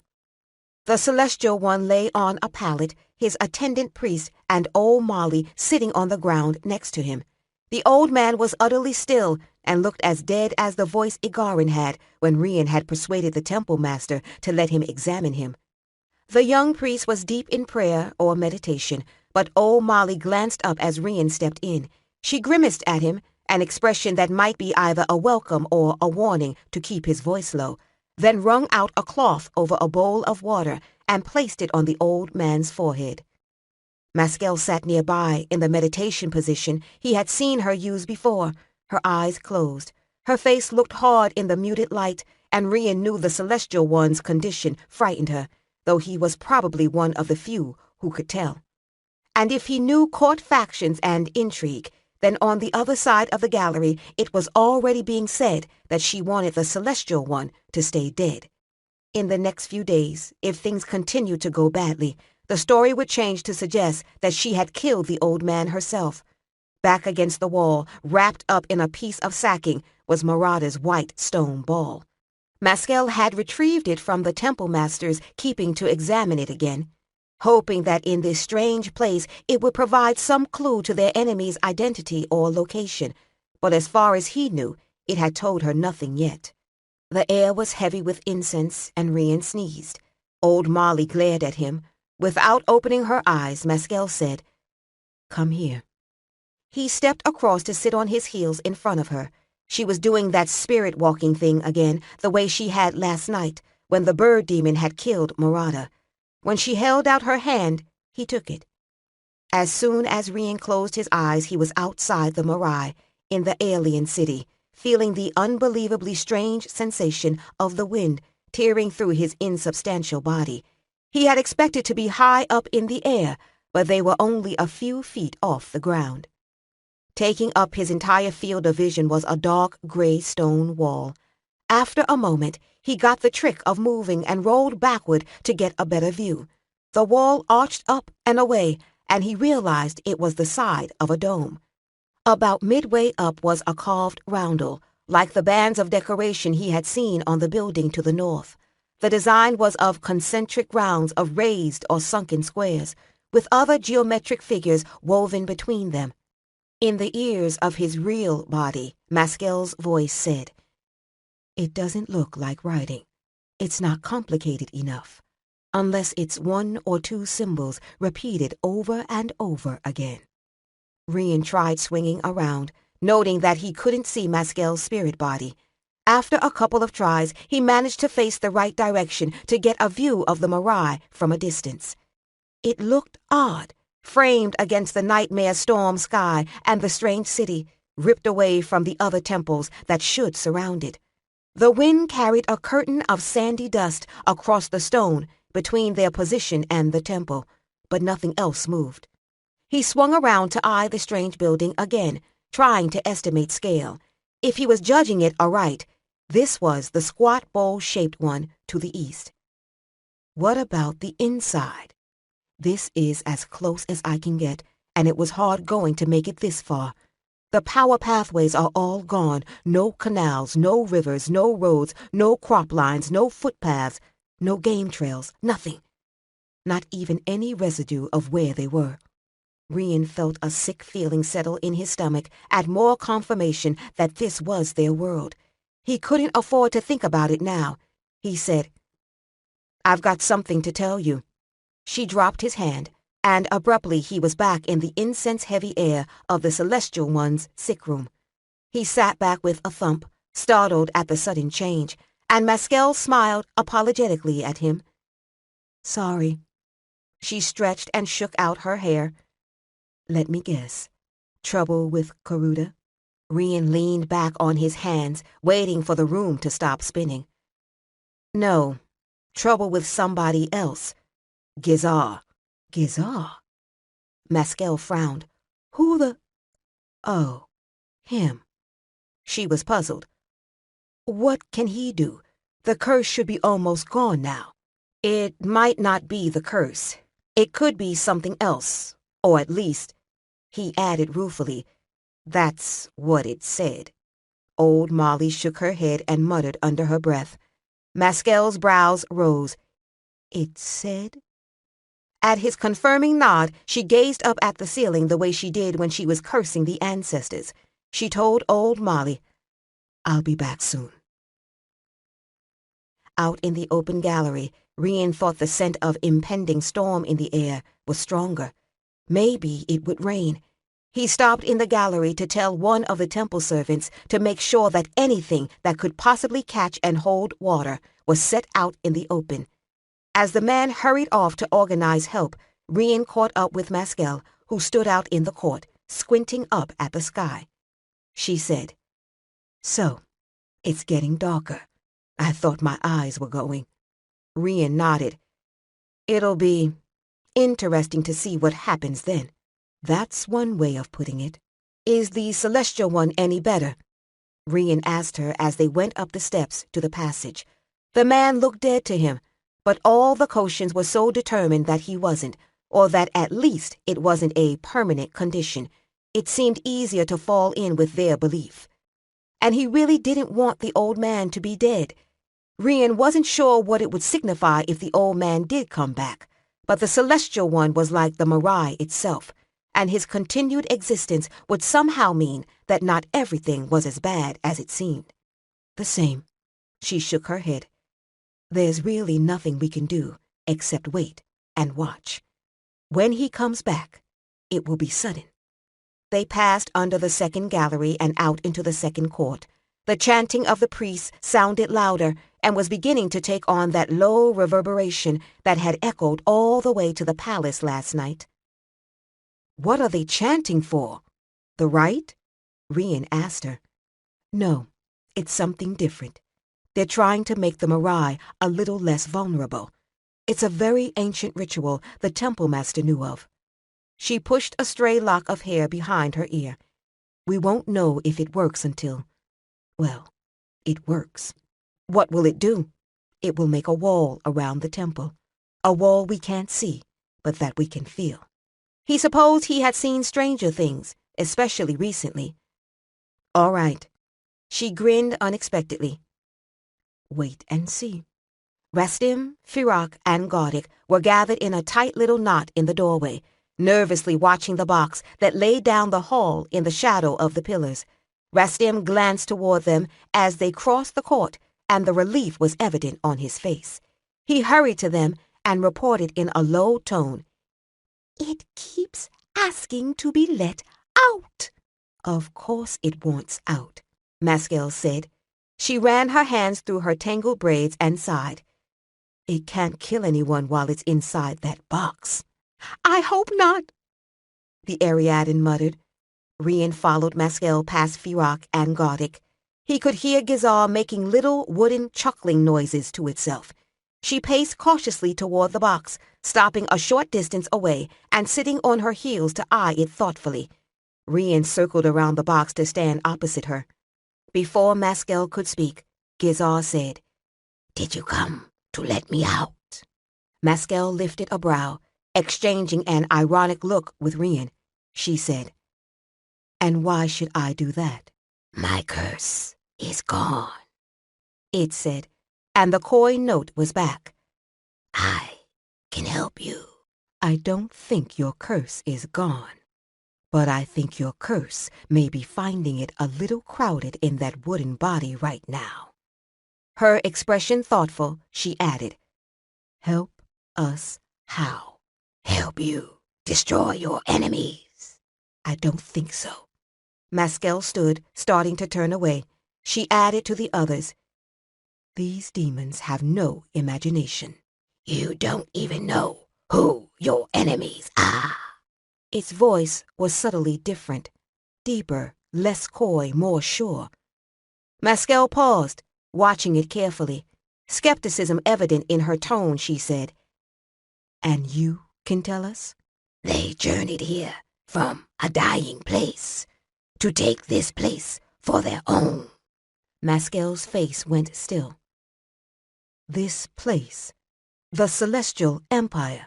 The Celestial Empire, the Sintane, the Ariad, and beyond. Rian heard Rastim draw a sharp breath. He thought, It knows who it's talking to. He wasn't sure why the thought should give him such a chill of foreboding. Maybe because the demon had seemed more like something that was just reacting to them, randomly and maliciously. A knowledge of who they were and where they came from seemed to imply a more thoughtful intelligence. Maskell was right. It's not the same demon anymore. They did this. They constructed a wheel of the infinite to transform our world into theirs. Their dying world, Maskell said slowly. What's the sense of it? Rastim burst out. Maskell squeezed the Ariadne's shoulder, signaling him to be silent, and Rastim jumped, as if he had forgotten anyone else was there, and muttered, "Sorry." Ignoring the interruption, it said, "They miscalculated." It sounded balefully pleased, as if it delighted in the mistake. "They meant to bring their city here, to take the place of Kusha-At and Kusha-An, and from there to take the rest. Instead, they brought all their dead world." But what can be done can be undone. Maskell eyed the box, her expression thoughtful and a little predatory. "And done again, while they have the second wheel." "We had thought of that," she said dryly. "Well for you. Tell us where the wheel is." It didn't answer. They waited, and Maskell asked more questions, but that was all it would say. Gizar with a new demon, Maskell thought wearily, and a demon that seemed to know far more about their enemies than they did. "I'm afraid Gizar might be a lost cause," she said to Rastim as they walked back through the gallery. They had left Gardic to watch the thing, and Rian, not wanting to take any chances, had called in a couple of Karuda's men from the outer court to help him. "That's all right," Rastim answered with a little shudder. "I really don't think we'd want him in the company anymore." He gestured helplessly. "But what are we going to do with it?" "I'll talk to the priest. We'll put a guard on it, one of you." Maskell nodded to the Ariadne, "and a Koshin, to make sure it doesn't play any tricks." Rian folded his arms. "What do you think it is? Something like Marauder?" "Possibly. But why did it tell us about them?" "To frighten us," Rastim said with a grimace. "I think the less I know of what's going on, the better." Maskell smiled, shaking her head as she stepped back out into the court. "Maybe you can hide under a blanket, and I'll wake you when it's over." Before Rastim could reply, Firak spoke, his voice rough. "So you think it will be over then? Sometime?" It was the question no one else had quite dared to ask. Rastim watched Maskell nervously, waiting for the answer. She paused, standing down in the court, looking ahead toward the central tower where it rose over the galleries. Finally, she said, "Oh, I think it'll be over. Whether we'll still be here when it is, I can't say." She glanced back up at them. "I'll tell you when I know." Firak nodded. "Well enough." The temple master met them as soon as they came through the gallery into the inner court. His face was drawn and worried, and he said, "The throne wants to speak to you."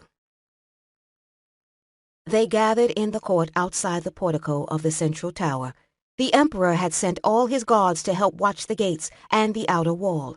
The courtiers who had accompanied him stood between the pillars or sat on the balustrades of the gallery, grim faces hiding confusion and fear. Wraith himself sat under the portico on one of the padded seats taken from the royal litters. Maskell was startled at how old he looked. His office had already etched fine lines of care around his mouth, and his eyes were deeply shadowed. Vigar paced impatiently near the portico, obviously anxious to return to the wheel, where the other voices still worked. Chancellor Mirak stood with Karuda on the gallery steps. The other Koshins, the temple servants, and the Ariadne were an anxious audience in the opposite gallery. The chanting of the priests in the upper levels rose and fell like the howl of the wind. Maskell moved to a position directly opposite the thrones, with Rian and the temple master following her. Rastim and Firak moved to join the other Ariadne. A few people were talking, but all the voices fell away as Maskell took her place. Mirak started to speak, but Wraith held up his hand for silence. The Emperor met Maskell's eyes and said only, "Well?" Maskell smiled tightly, admiring his calm and the way he had shifted the burden onto her.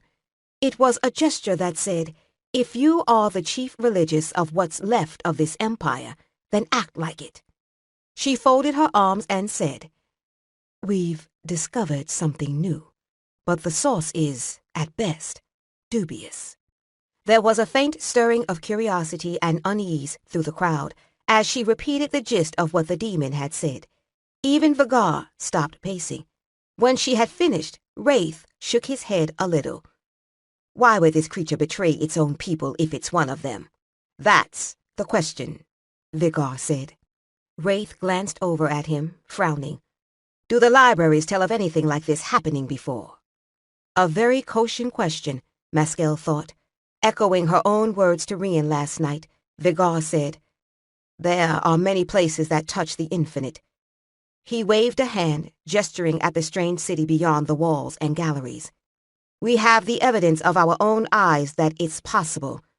If these people the demon speaks of learn the power to travel from place to place in search of a new home to replace this one." Maskell took a deep breath. "Believe it or not, the situation is the same as it was before this happened," she said. "We need to search for the second wheel." "Why? Why not simply begin the rite, if you believe it will restore things to what they were?" Marach protested. Maskell saw the flicker of annoyance on Wraith's face and surprised herself with a small surge of pride. He realizes it too. As Vagar drew breath to answer, the throne said, "Our enemies have proved that they can create a wheel of the infinite similar to our own. If the demon didn't lie, they made a mistake in using it. Presumably they won't make that same mistake again. All they have to do is rebuild their wheel and we will have no second chance." He leaned forward. "We must destroy their ability to use the rite against us." "Exactly," Vagar said before Marach could speak. "It takes the combined power of Kusha-At and Kusha-An and every other temple center in the Empire to initiate our rite. That power is stored now, in the wheel and the infinite, ready to be expended. It will take another year for us to rebuild our wheel, and then it won't have the force of 100-year rite. We have no second chance." "Which begs the question," Maskell began carefully. "Where is their power coming from?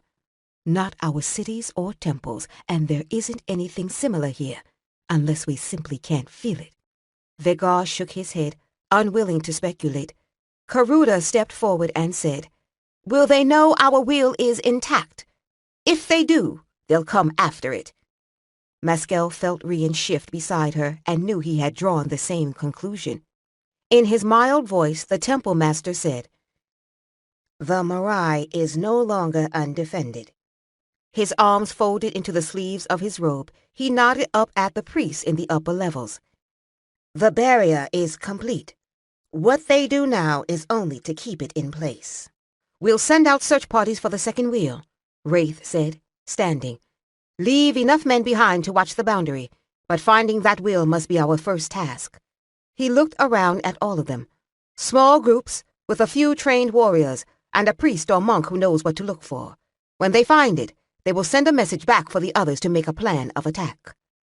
There was a murmur of agreement and relief through the crowd. The Emperor glanced up at the darkening purple-gray clouds. "It seems night is coming. The group should be ready to leave at first light." Maskell exchanged a look with Rian. The Emperor was right. No matter the urgency, they couldn't send anyone out to stumble around in the dark. The temple master added, "It will take time to teach everyone how to move through the barrier around the temple. That can be done during the night. And we'll just have to hope that we're here to see the next day," Maskell thought, taking a deep breath. The sky was rapidly growing dark. Chapter 14.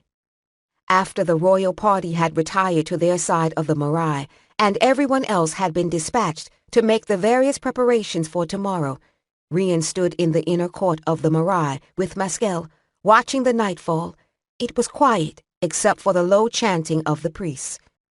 It was already so dark Rian could hardly see Maskell standing at his elbow.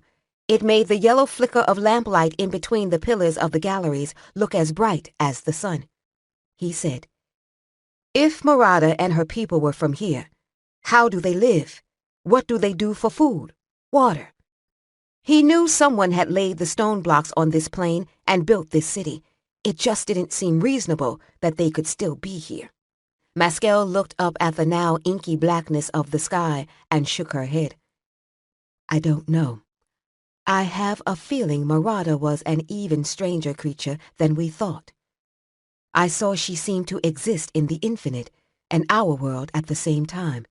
Maybe they don't need the same things to exist as we do. She shrugged. Perhaps we'll ask about it when we find them tomorrow. Rian hoped that was a rhetorical we. If Gazal was telling the truth and Marauder's people were here with their will, then the search expeditions would be even more dangerous. With the Celestial One gone, they couldn't afford to lose Maskel too. How he was going to talk her out of it, however, was another question and not something he wanted to worry about right this moment. Why wouldn't they come to us? That's what I don't understand. Whether they meant this to happen or not, surely they have to do something about us. She drew a slow breath, still lost in thought. I don't know. I wonder. This place feels dead to me. Dead or dying. Rian felt a coldness settle in the pit of his stomach. That was something else he hadn't been thinking about. The wind whipped through the court, carrying the scent of emptiness and dust. Couldn't that be because of what it did to the real world?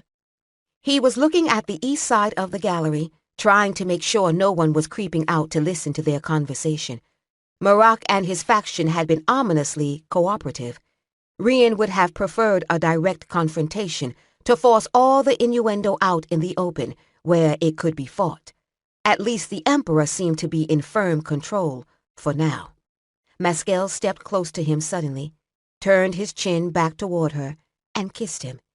It was a deep kiss, but quick, and if it was meant to distract him from his question, it worked.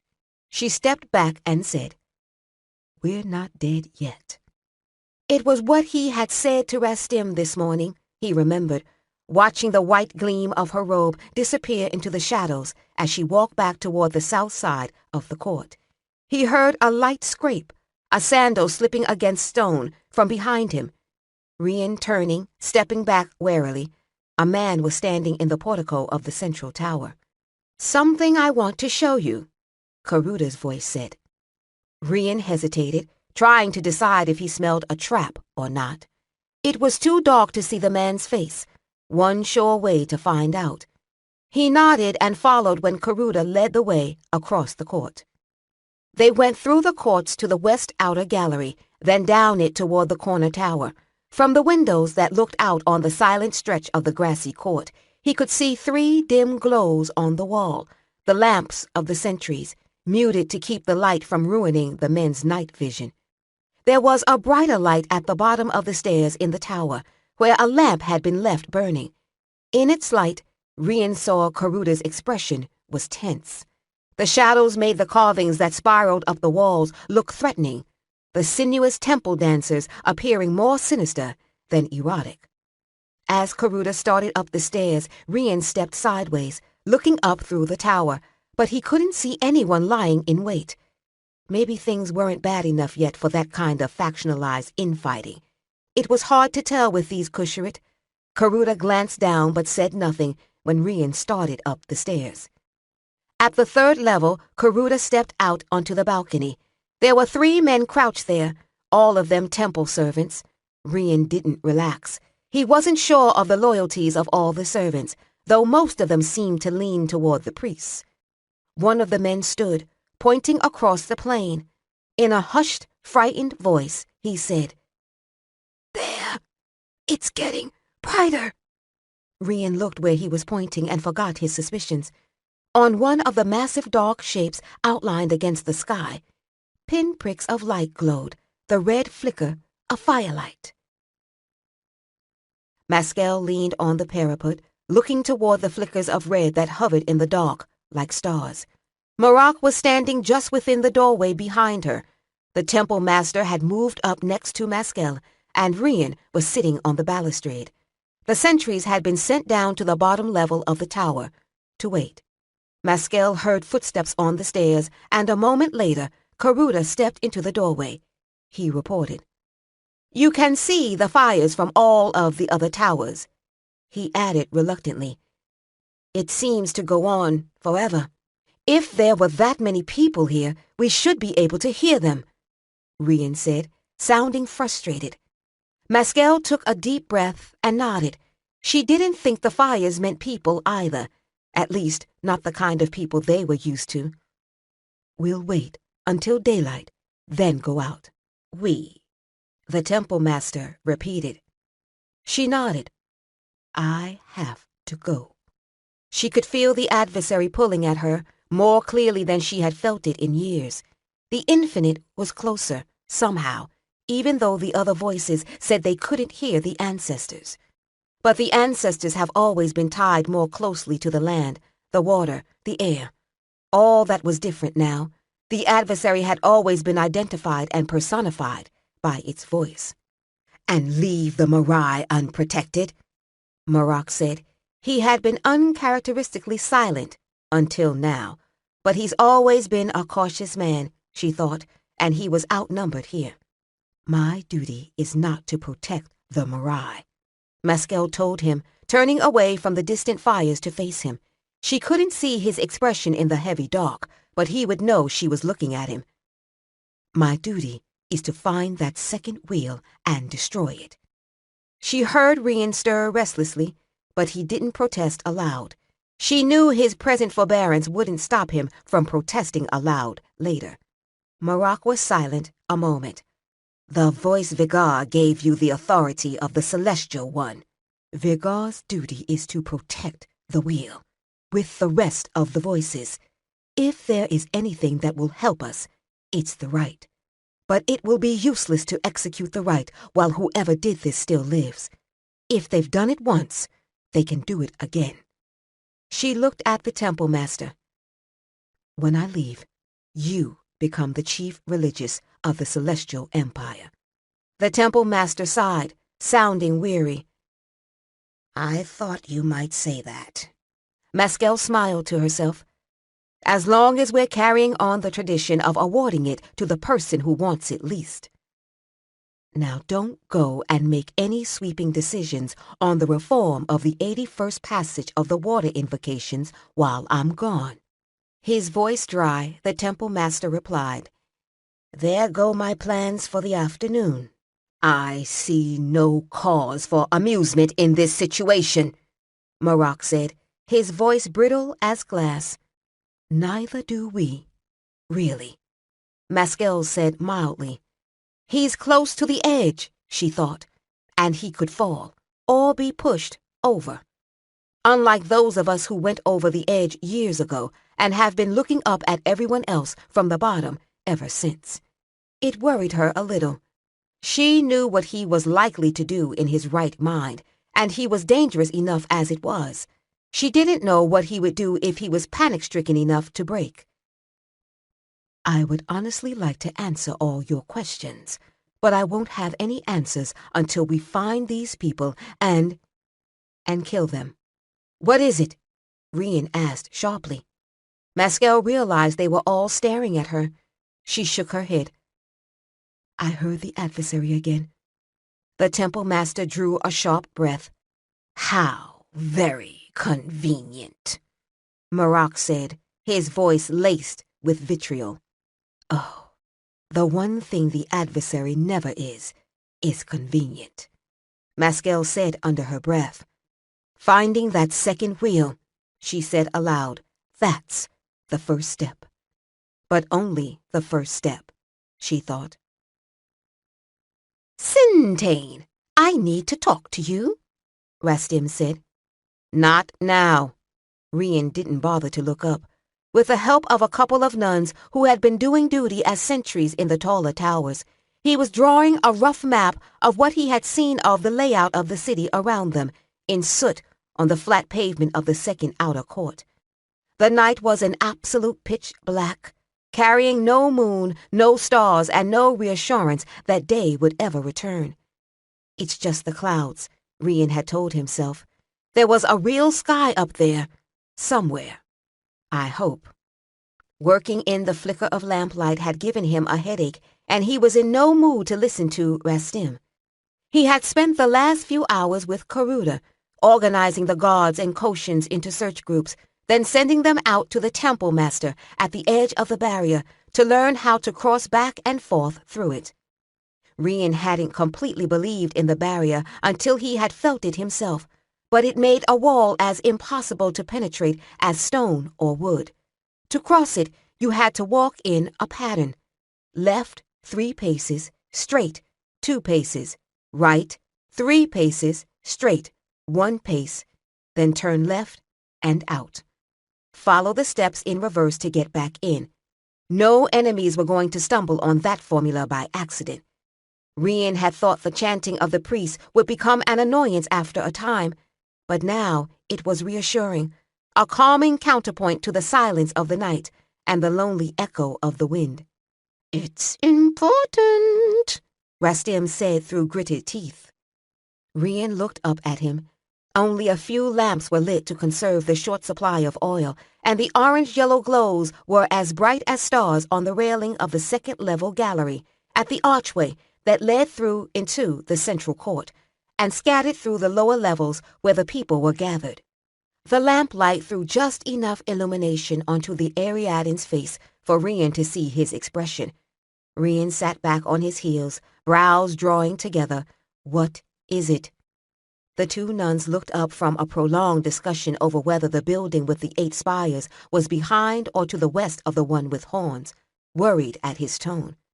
"Gizar," Rastim said grimly. There were plenty of lamps in this section of the third court, their light flickering over the wall carvings and the pillars.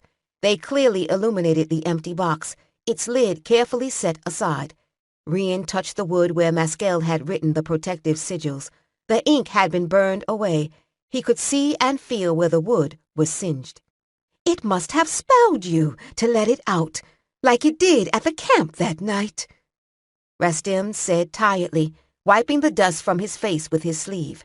Rastim had said that when he came to relieve Firak at watch, he had seen that Gizar was gone. Firak and the Koshin priest hadn't been able to see the box was open until a frantic Rastim had pointed it out. Now the 2 men looked rebellious. Firak folded his arms stubbornly and the priest began. "With all respect, I don't think—" Examining the locks, Rian shook his head. No, it opened this from the inside. He could see where the thing had forced the locks apart. Running his fingers over the inside of the lid, he could feel where the heat had started. The sigils were burned away from the inside, too. Karuda swore, straightening up from where he had leaned over to look at the lock. Rian had sent for the noble as soon as he had heard Rastim's story. He had also sent one of the nuns to warn Maskell. The Kusharit said wearily, "This is all we need." Rian couldn't disagree. He got to his feet. "So let's start looking for it." Karuda rubbed his eyes, then nodded sharply and started away. "I'll organize a search." Rian took the opposite direction, heading down the gallery toward the arch that opened into the outer court. Though he hadn't shown it to Karuda, he was grimly afraid. There was no telling what Gizar would do. He wished he had some idea what to do if he found the thing. Rastim hurried to catch up with him. "Why are you going this way?" "If it's possessed by one of Marauder's people instead of the demon, it'll try to get back to them," Rian said, as they reached the steps and started down. "It could be heading straight for the way out. All the creature would have to do would be to leave the third court by the middle stairs and head straight across the outer court to the gate. If it could hide itself from Firak and the priest, the sentries at the gate wouldn't have a chance." "Oh, that's a point," Rastim said, following him. Rian reached the bottom of the steps and started across the open area. The wide grassy expanse of the outer court was dark, except for a couple of lamps on the water gate directly opposite the entrance to the gallery behind them. The ground was carefully even and free of obstacles, so it wouldn't be hard to cross, even when you couldn't see your feet in front of you. Rian took a deep breath, the smell of still, damp earth and green temporarily blotting out the odors of dust and emptiness carried on the wind. Thinking it through, he said, "It won't be able to get through the barrier, but it'll be trapped between there and the wall." They were halfway to the gate when a figure rose up out of the dark suddenly. Rian shoved Rastim back and caught the blow in the chest, hard enough to make him stumble. He ducked the next one by instinct and drew his Siri. He could hear a weird jangle as if whoever had attacked them was wearing a lot of noisy jewelry. He blocked another blow with the sword, feinted, and drove it in toward what should have been his opponent's midsection. The return blow knocked him off his feet, and he felt the Siri jerked out of his hand. Rastim had gotten to his feet and now dove forward, trying to grab the thing from behind, but it threw him off again. Rian scrambled to grab the fallen sword, then rolled up into a crouch. This couldn't be Gizar. This was big, big as a man. The sentries from the gate had heard the fight and were running this way, one of them carrying a lamp. The shape dodged forward, back toward the temple, and Rian threw himself at it in a tackle. He caught it around the knees and landed on a tangle of wood and metal wire. Rian floundered for a moment, trying to tell by feel what this thing was. It suddenly contracted under him and threw him off. Rian hit the ground hard and looked up as the guard arrived with the lamp. The creature was standing over him, and he realized with a shock that it was Gizar, or that it had been Gizar. He remembered the puppet from when it had walked out into the middle of the Ariadne's performance in the outpost.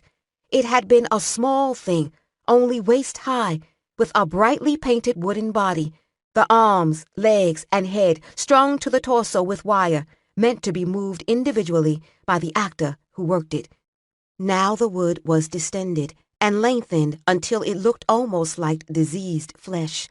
The wires had grown into a profuse tangle, standing out from its body like the spines of some sea creature. Before they or Gizar could move, a howl roared over the court. It was the wind through the empty buildings, magnified to monsoon strength. Gizar whirled and knocked the lamp out of the astonished guard's hand. Rian felt rather than heard it run past him and made a grab for it, but the wires slipped through his hands. He scrambled to his feet and bolted after it. Gizar was heading for the outer wall. Rian ran blind, guided only by the jangle of the wires and the thump of the puppet's feet. He hoped he didn't slam into one of the palm trees that dotted this enclosure, but he couldn't risk losing the creature. His dark vision began to return as he neared the low wall and heard Gizar scrabbling at the stone, climbing it. With no moon or starlight, and only the few lamps at the water gate further down the wall, Rian saw only an odd-sized shadow moving in the darkness about where he judged the top of the wall to be. He sheathed the Siri and jumped, lost his grip on the weathered stone and fell back, then jumped again. He kept his hold this time, finding footholds in the carving and pulling himself up to perch on top, ignoring the tight pain in his side from his injured ribs. The wind had risen, tearing fitfully at his hair and clothes, and he couldn't hear Gizar anymore. He dropped to the ground outside the wall, landing on the uneven strip of packed dirt that was all that remained of the moat that had surrounded the temple. He braced himself, half expecting Gizar to leap on him, but there was nothing but the howl of the wind. It was impossible to see anything in the empty dark of the plain stretching out from the temple. The pinpricks of light still glowed in the void where the strange city lay, but there was nothing. Rian stared hard. The shadows had seemed to ripple, as if something moved out there, not far beyond where the priest's barrier lay. He took a few cautious steps forward until he met the barrier. After hearing Maskel's description of it, he had expected a solid invisible wall, but it wasn't that simple. It didn't feel different at all. It was simply a place that it was impossible to walk through unless you followed the directions of the priests.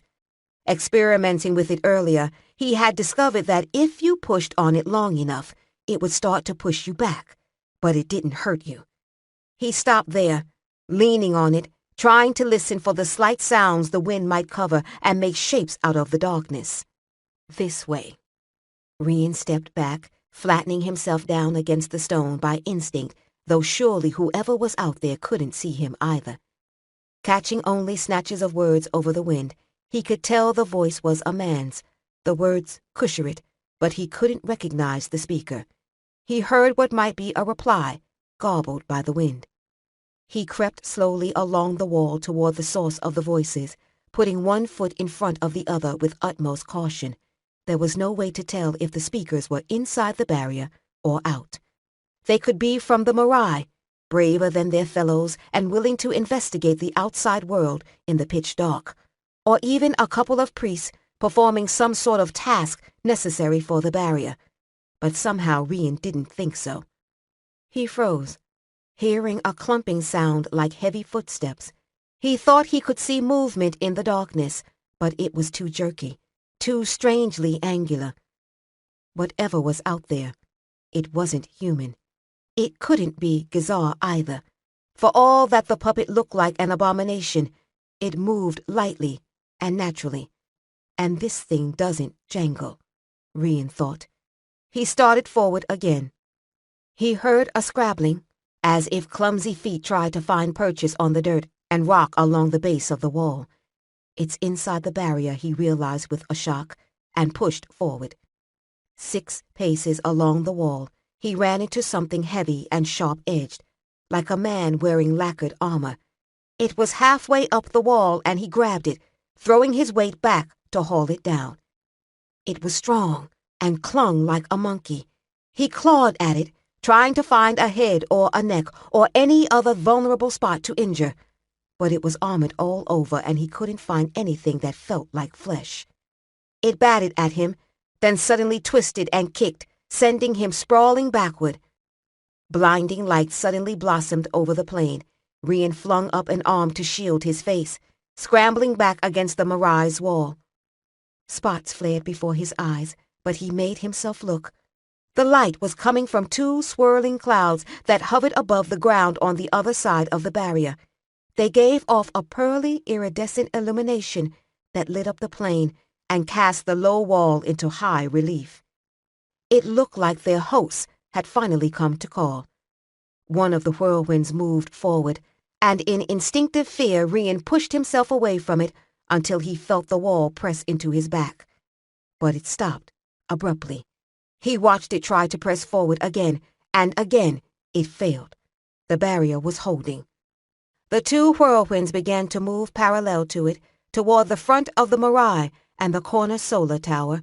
Eddies of that strange phosphorescence broke free with the motion, drifting down to lay in puddles against the stone. He remembered the armored thing that had tried to climb the wall and looked wildly for it. It was gone.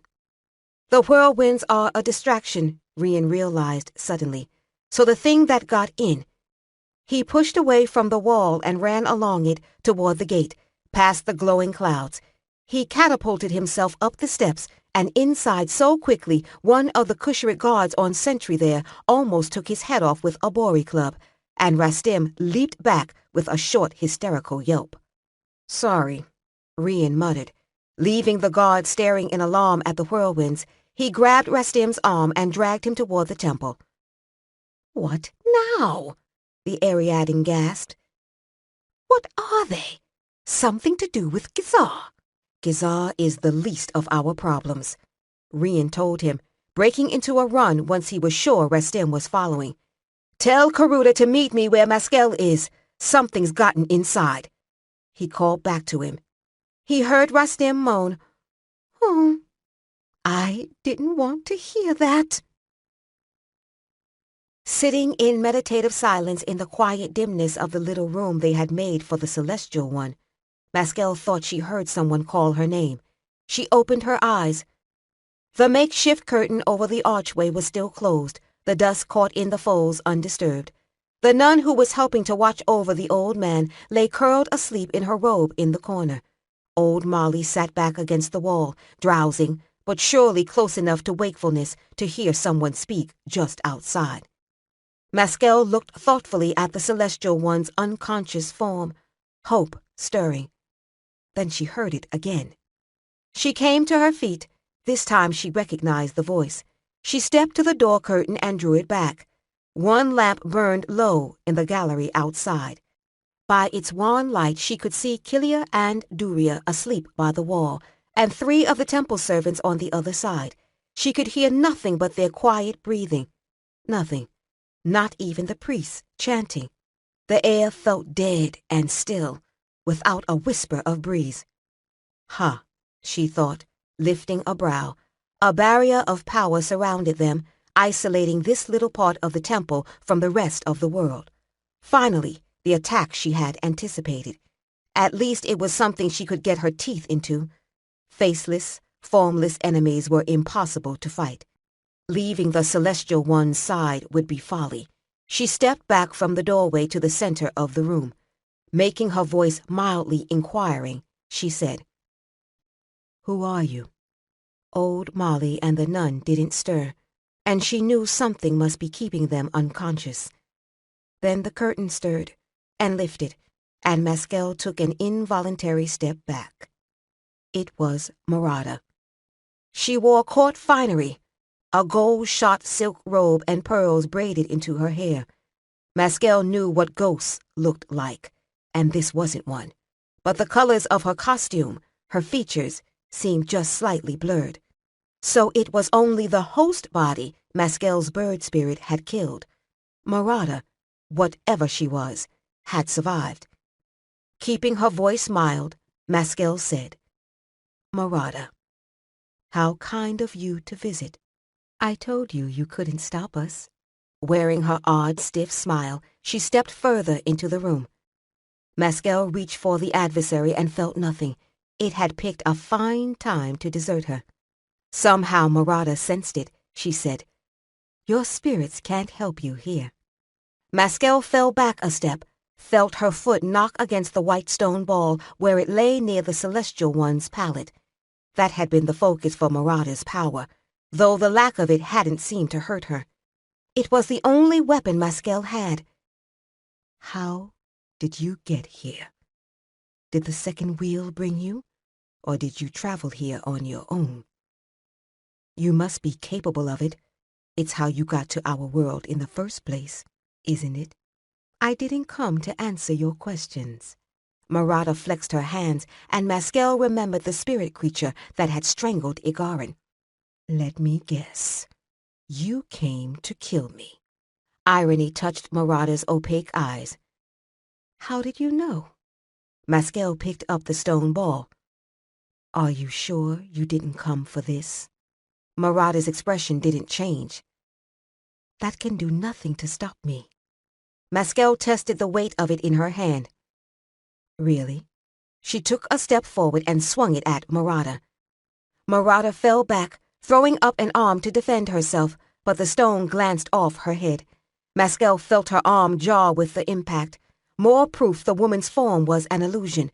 Whatever Maskel had struck had been more solid than flesh and possessed of sharp edges. Marada shoved her back, sending Maskel crashing into the wall. She fell and rolled away, her shoulder aching from the force of the impact. She grabbed up the stone again. Marada started forward, reaching for her, and Maskel leaned back to throw the stone. Just before she threw it, she felt the adversary's power touch her. Lightly, as if it wanted to remain unobtrusive, she channeled the force of it into the stone and let it go. The stone struck Marada's chest and seemed to pass through her body, striking the wall behind her. Bouncing off the wall with a heavy thump, taking a chunk out of the temple dancer carved there, it fell to smash against the floor. Old Molly and the nun sat bolt upright with cries of alarm. Maskel looked up in time to see Marada's form waver and collapse in on itself. She started back as a number of other objects struck the floor with thumps and crashes. The nun stared, and old Molly cursed. Maskel told them, "We were invaded." She edged forward to examine the debris. It was nothing but trash. Fragments of flat building stones, rocks, shattered remnants of smooth, dark-colored pottery, litter from that wreck of a city out on the plain, swept together to form a temporary shell for Marada's spirit. Did the woman, if she was a woman, ever have a body of her own? Maskell wondered. Or was she dead, and her spirit lingering, seizing whatever form was available when she needed to be corporeal? Perhaps that was why Maskell had sensed death in this place. There were still people here, life of a sort, but they were dead, only their spirits left behind. Sound from outside washed over her like a wave as whatever barrier Marada had placed around the room faded away with her death. Maskell heard the low murmur of chanting and a babble of frightened voices. Then Rian burst through the curtain, stopping abruptly when he saw the collection of debris on the floor. "Marada," she told him. She lifted a twisted piece of the strange blue-tinged metal. Her spirit was using this mess, working it like that demon worked Gizar. Rian looked over the odd fragments, dismissed them with an annoyed shake of his head. He said, "Gizar got out. It led me straight to the place where this thing got through the barrier. And there's something else." Karuda shouldered his way through the others outside, casting a puzzled glance down at Marada's remnants as he pushed his way in. "You'd better come," he told Maskell, looking a little startled at being inside the enemy's headquarters. "There's something outside." Maskell made it to the first solar tower and careened up the stairs, Rian and Karuda beside her. She was breathing hard when she reached the top and pushed past a group of guards to see the temple master, Marak, and the celestial emperor standing on the gallery, looking out toward the captive whirlwinds that hovered just on the other side of the barrier. A furious wind tore at their clothes and hair, keening among the openings in the tower above them. Past them, she could see movement in the deep well of shadow on the plain. At first, she thought it was people, a large number of them, moving out there in the dark beyond the wall. But the movement was abrupt and inhuman. More of them, she thought. Creatures, constructions, perhaps, like Marada had been. She stepped forward and leaned on the balustrade, reaching for the adversary. It was slow to respond, and she prayed it wasn't losing whatever hold kept it here with them. It was their only hope. "Are they people?" the temple master whispered. "No," Maskell said, almost as softly. "They can get past the barrier. One already did." Wraith was staring at her. He turned back to look out at the dark. "They must know we mean to destroy their wheel," he muttered. "A traitor," Marak said grimly. "We know the creatures can take human shape, imprison human souls. There's one here, with us." Maskell shook her head, frowning. Something wrong there. "Gizar, the demon has escaped. It's too much of a coincidence. It could have warned them." She saw Rian's sharp glance, but he said nothing. If by some trick of the ancestors, Gizar was helping them, she didn't want to reveal it just yet. "How?" Marak asked sharply. Wraith spared a moment to give the Chancellor an annoyed look. "The same way a human traitor would have." Maskell stopped listening to them. She could feel the adversary's presence now, hear its voice in her head, though the words came too quickly to follow. She closed her eyes and felt it fill the space around her. Whatever those creatures were, they had been dead a long time. She felt a flash of contempt, bitter and hot, and wondered where it came from. Not from the adversary, surely. She must have felt the emotion herself, and it was reflecting back to her from their tenuous connection to the infinite. She blinked and opened her eyes. She was sitting on the floor of the gallery, Rian supporting her. The temple master knelt in front of her, chafing her wrists. The throne, Marak, and the guards had left. The night was silent again. The howl of the whirlwinds and the creatures on the plain were gone. "What? It's all right," the temple master told her. He didn't look as if it was all right. He looked as if he had seen something that had horrified him. Rian helped her to her feet and she looked for the creatures. The whirlwinds had vanished, and there was no more movement out past the wall. She said, "They left. They died," Rian told her. As she steadied herself on the balustrade, he pointed. She squinted, trying to see, and finally made out still shapes lying on the stone. "The adversary?" the temple master asked. Maskel nodded weakly. "I didn't know it could do that," Rian said, sounding impressed. Chapter 15. As soon as the cave-like darkness began to lighten to gray, Maskel went to the south gate in the outer wall and through the barrier with Rian and Rastim. After the attack last night, the priests had altered their chant slightly, just enough to change 2 vital steps of the path through the barrier. It would be changed again tonight, as darkness fell, and again every night they spent here. The sentries on the gate watched them curiously, the older one pointing out to Rian that they couldn't cover them while they were outside the barrier. Maskel didn't think that would be a problem. Their opponents had shown no inclination to attack during the day. The sky was still heavily clouded, but the air was warmer and smelled faintly of smoke. Despite the dimness of the morning light, she could already see that the dark plumes over the distant mountains were larger. The bodies of the creatures who had tried to attack still littered the ground outside the wall, but as Rian kicked one over, Maskel saw that, like Marada's remnants, they weren't bodies at all. Rocks, fragments of carved stone, smashed pieces of dark-colored pottery clung together in a roughly man-shaped form.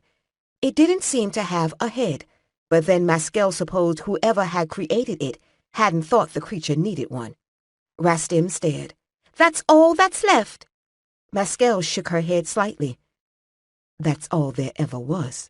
Something just put them together out of whatever was lying around and sent them after us?" Rastim said in wonder, looking around at the debris. "Like puppets." He shivered in disgust. He was taking Gazar's activities very much to heart, and seemed to think that he and the other Ariadan were somehow responsible for the trouble it was causing.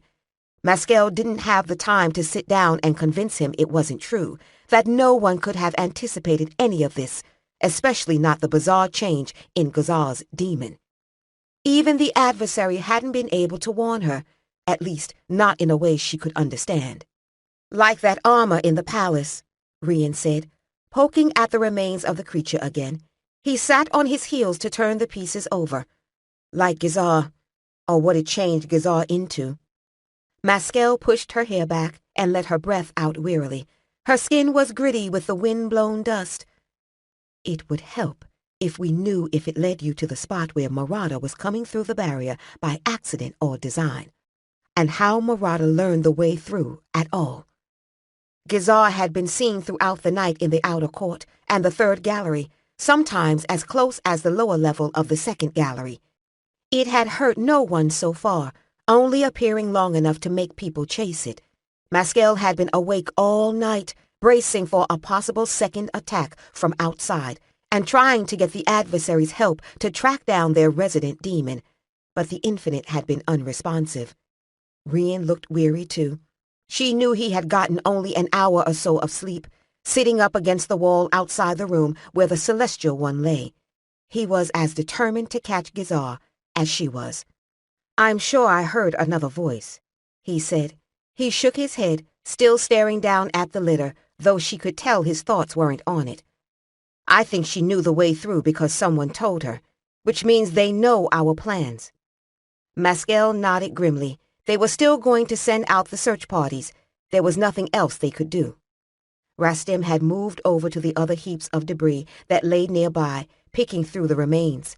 Maskel saw Karuda and a few guardsmen come out of the gate, make their way through the barrier, and stare around at the bodies of the creatures. Rian got to his feet and absently rubbed his hands on his pants. "You can't go out with a search party," he told Maskel. Rastim looked up, his expression intent. Maskel stared from one man to the other. "Oh, so you two decided this?" Rastim scratched his head and looked away. Rian sighed and stared up at the dark, cloudy sky. "Yes, That's it. While we were tearing the place apart looking for a demon puppet, we've been plotting against you. She rubbed her forehead tiredly. That's not exactly what I meant. You can't go with us. All the priests are keeping the barrier up. If Gazar goes after the voices, or the celestial one, or the wheel...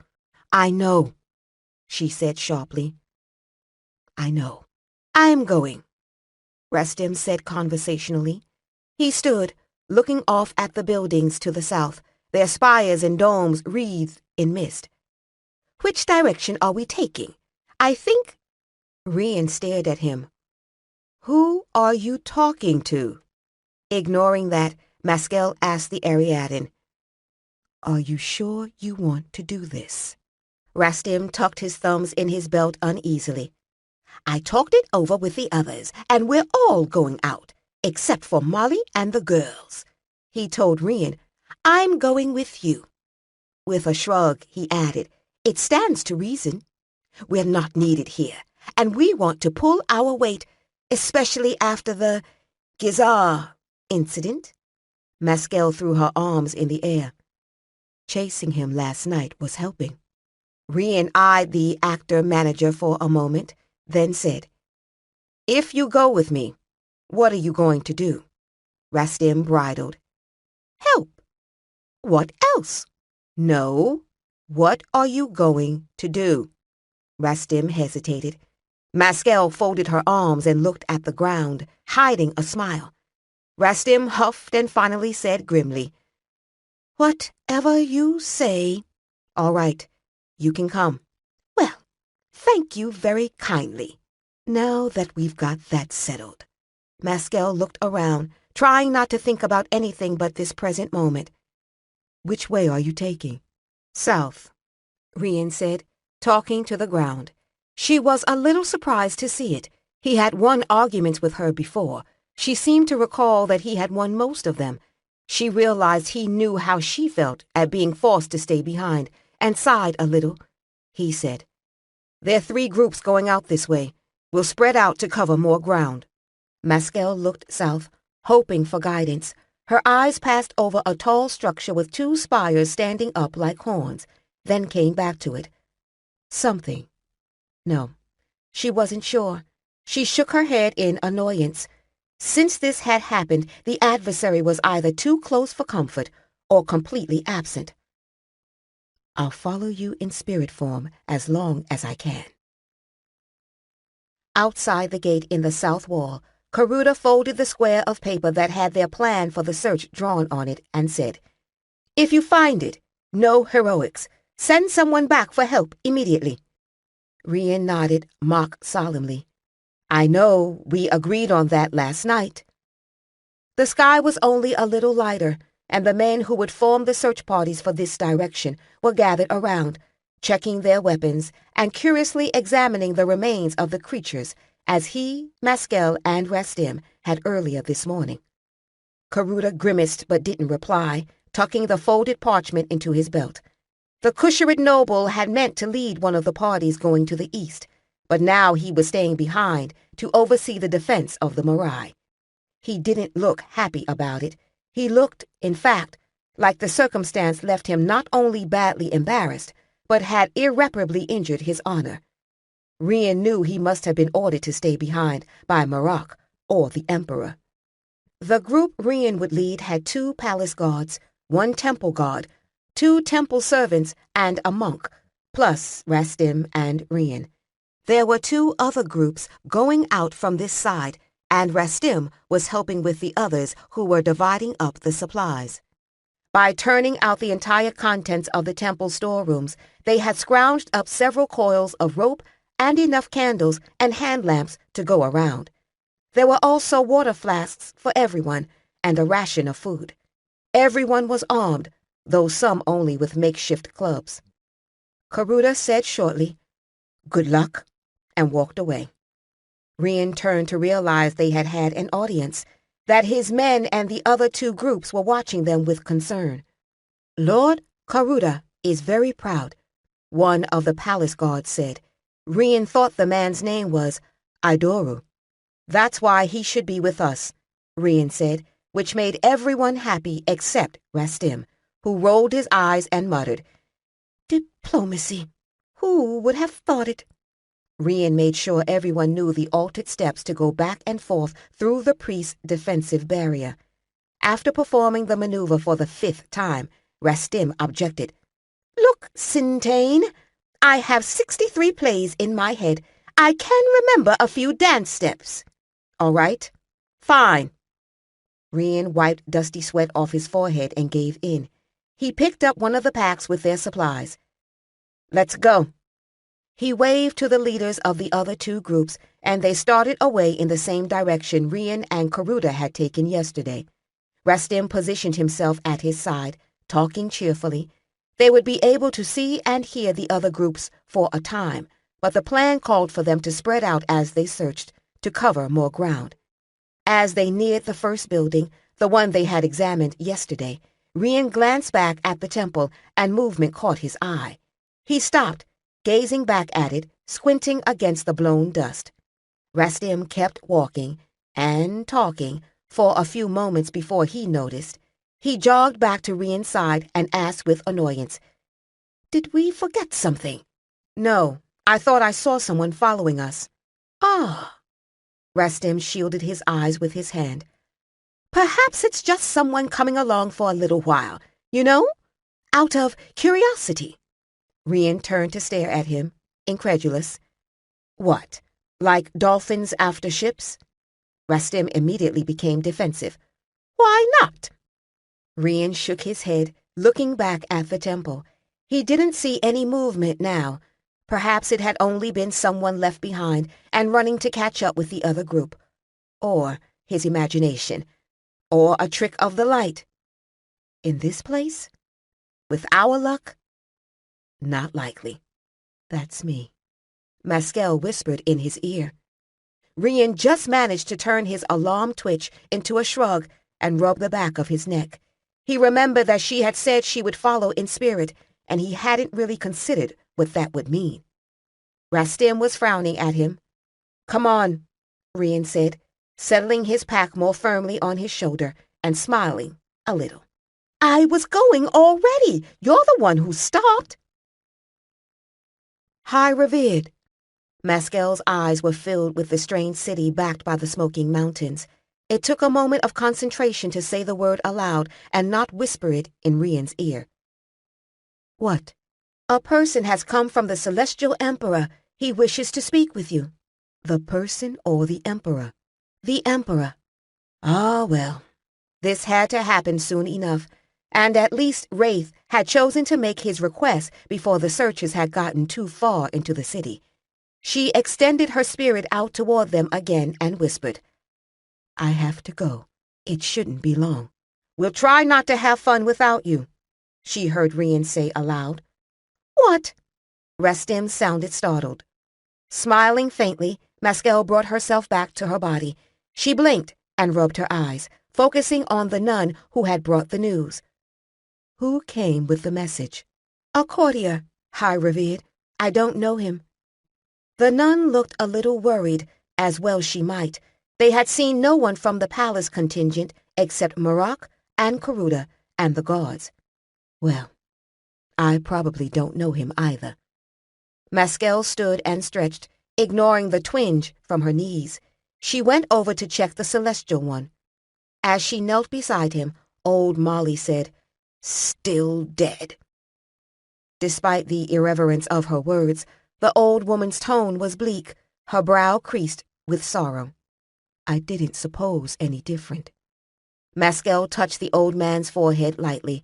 His skin felt dry and cool. "I could use some help here," she thought to him. "It's not like you to hide from a fight." Maskel stood and went to the door, brushing aside the makeshift curtain. In the gallery outside, a courtier was waiting, being impolitely stared at by Duria and Kilia. Duria was holding a Bori club, though fortunately she wasn't actively threatening anyone with it. The man was young, not much older than Wraith, and looked as grim and tired as everyone else. The only thing that marked him as a courtier was the silk brocade of his robe. He bowed to her and said, "High Revered, The throne. I know, she said.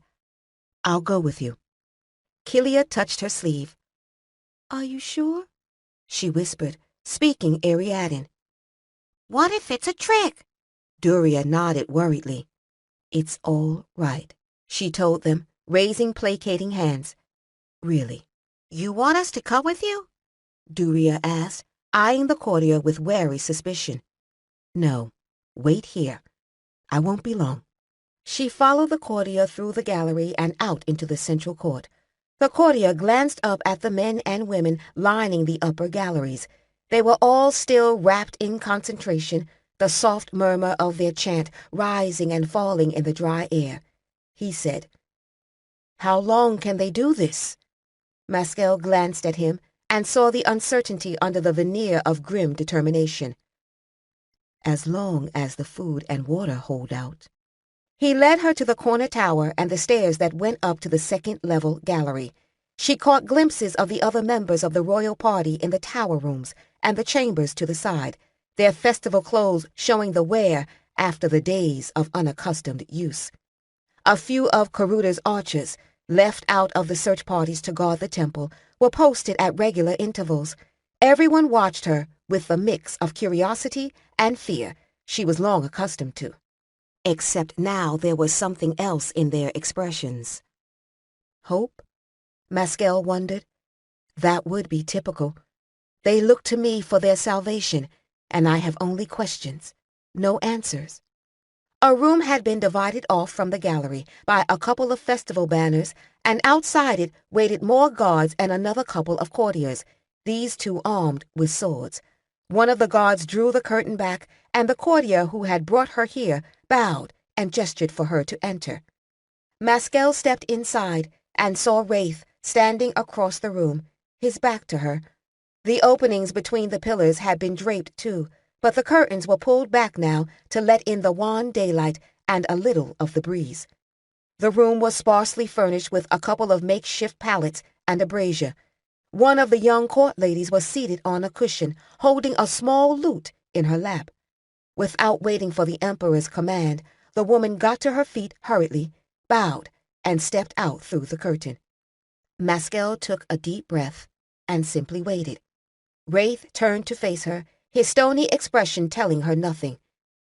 So, he still wore the silk and gold of the festival clothing, but he had put off some of the heavier pieces of jewelry. Here we are, indeed. To her surprise, he looked away, biting his lip, forehead creased with some strong emotion she couldn't name. His voice thick, he said, You were right, then.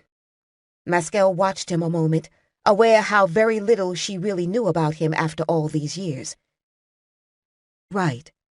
About what? It happens so seldom. Lately, this. He gestured down at the court bitterly, then up at the sickly purple sky.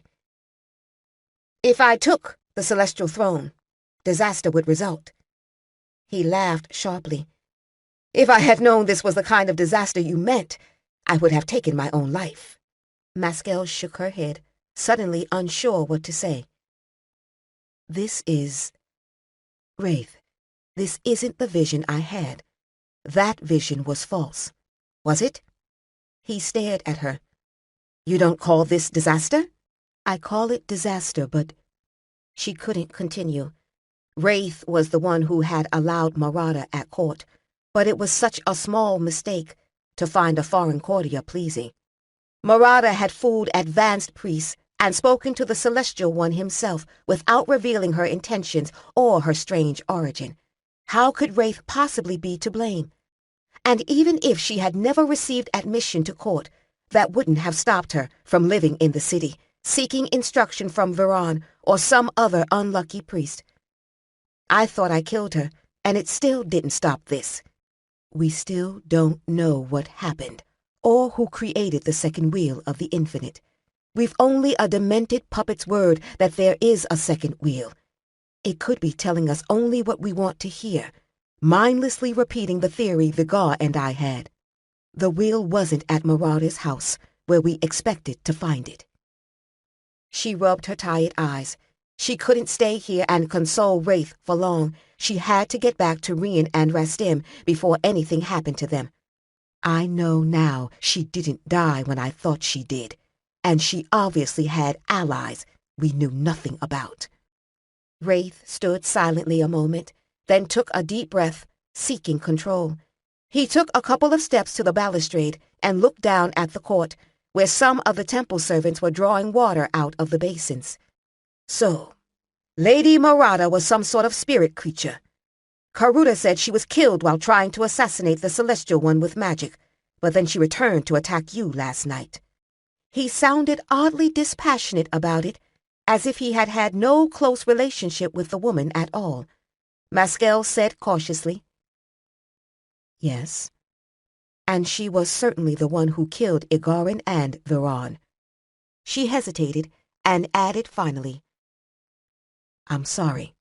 Staring pensively out at the court below, Wraith made a dismissive gesture. Then he glanced at her, puzzled. "For what?" "For Marada." Maskel studied his face. She said slowly, "For Marada. I'm sorry it was her. I heard you were much attached to her." He shook his head, still puzzled. "No, she was close to the court, but—" He saw her expression and added, "Why? Were there rumors?" "There always are. But she was more attached to Chancellor Marak." He snorted and looked down into the court again. "The gossips told me he gave her the richest of gifts. It was unusual for him. He wasn't one to succumb to beauty. I suppose he feels like a fool now." Maskel drew a deep breath.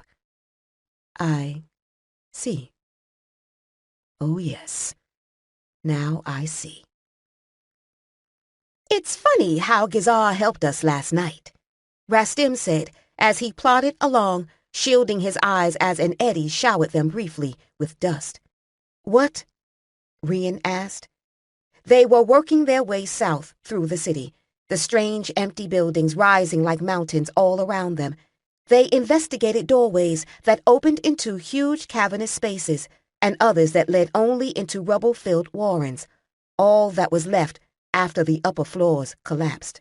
There were no paintings, no carvings, except for the spare geometrical designs, no statues, at least none so far, though Rastim had found one place that had had several spots on the walls where it was apparent the carvings had been removed deliberately, and not simply worn away by wind and time. Rian wasn't sure what to make of it, though he supposed it might be something like when a rival lord seized a hold and destroyed his predecessor's likenesses in the wall paintings. The city felt even more vast under the sunless sky the further they got from the temple. In the distance, the wind drove sheets of dust across the stone, sometimes creating whirlwinds that shattered against the massive stone buildings. They had been able to hear and catch glimpses of the groups to the left and right of them for the first part of the day, but for a while now they had been alone. "And you know, if we hadn't run into him, we'd have gone outside the wall," Rastim continued. "Maybe even outside the barrier, since it would have been safer to look for him from the other side, with him trapped inside it and unable to get to us. We'd have run right into those things." "So," Rian prodded, though he knew what Rastim meant. "So it was lucky. And odd." Damned odd, Rian thought, but there were no answers. He craned his neck to look up at the buildings around them. The one right above them had a bridge coming out of its dome, stretching across the plaza to a tall, thin pillar. "Here's another one with a bridge." He turned and waved to the men across the square, who started back toward them. Rastim sighed and looked back again at the heart tower of the Marai, just visible between the two buildings behind them, but made no other comment. Rian had been looking for a building with a bridge or balcony that they could climb up to and get a better perspective on the city, but all those they had found so far had been unreachable. As the others reached them, Rian stepped back, looking up again at the dark windows high overhead. "Come on, let's try to find the way in." "Perhaps there isn't one?" Rastim suggested hopefully. Rian started away, following the curve of the wall. Then in that case I hope you like to climb. He gestured up to the windows, a good 50 or 60 feet up the side. What did you think I brought the rope for? That was a joke, wasn't it? I ask, because I wasn't aware it was possible for a Sitanese to have a sense of humor. A few of the men hid smiles, which Rian ignored. Rastim was keeping everyone's spirits up, and though Rian hated to admit it, the Ariadnes' comments were funny. They started to work their way around the building and found the doorway on the far side. It was square and large enough for a river cargo crane. All the doorways had been large. It made Rian wonder if what had lived here had been people after all. The interior was dark, and they had to pause and light the lamp before going any further. As the temple servant who carried it held it up, they saw that this chamber was filled with rubble too, but something had made it all fall to one side of the structure, so it made a rough ramp against one wall. Rian squinted, trying to see if the opening to the bridge was reachable. He could see it wasn't blocked by debris. There was a faint daylight glow coming through it. What did that? One of the men asked, puzzled by the odd pattern of the debris. The rest of the floor is clean, as if it's been swept. Rian took the lamp and lifted it, seeing the man was right. He shook his head. More mysteries. He handed the lamp back and said, Wait here. I'm going to see if I can get up to that bridge. The Koshin monk, whose name was Aren, stepped forward. I'll go also. Me too, Rastim said firmly. Rian didn't argue with him. Rastim had a need to prove his bravery, and Rian was willing to let the Ariadne do it. They started to climb, Rastim scrambling agilely along. Occasionally, their progress dislodged rocks or fragments that rolled down on the men watching below. Rian could hear them cursing as they dodged out of the way. About halfway up, he could feel a strong breeze from the bridge opening.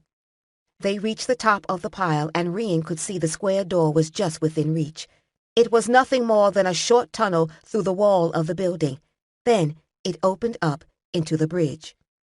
As the tallest, it was easy for Rian to reach the opening, haul himself up, then help the monk, who turned back to give Rastim a hand. Rian went forward cautiously to the end of the tunnel and paused at the mouth. The bridge was a slab of stone about 20 feet wide with a low balustrade, only a foot or so high.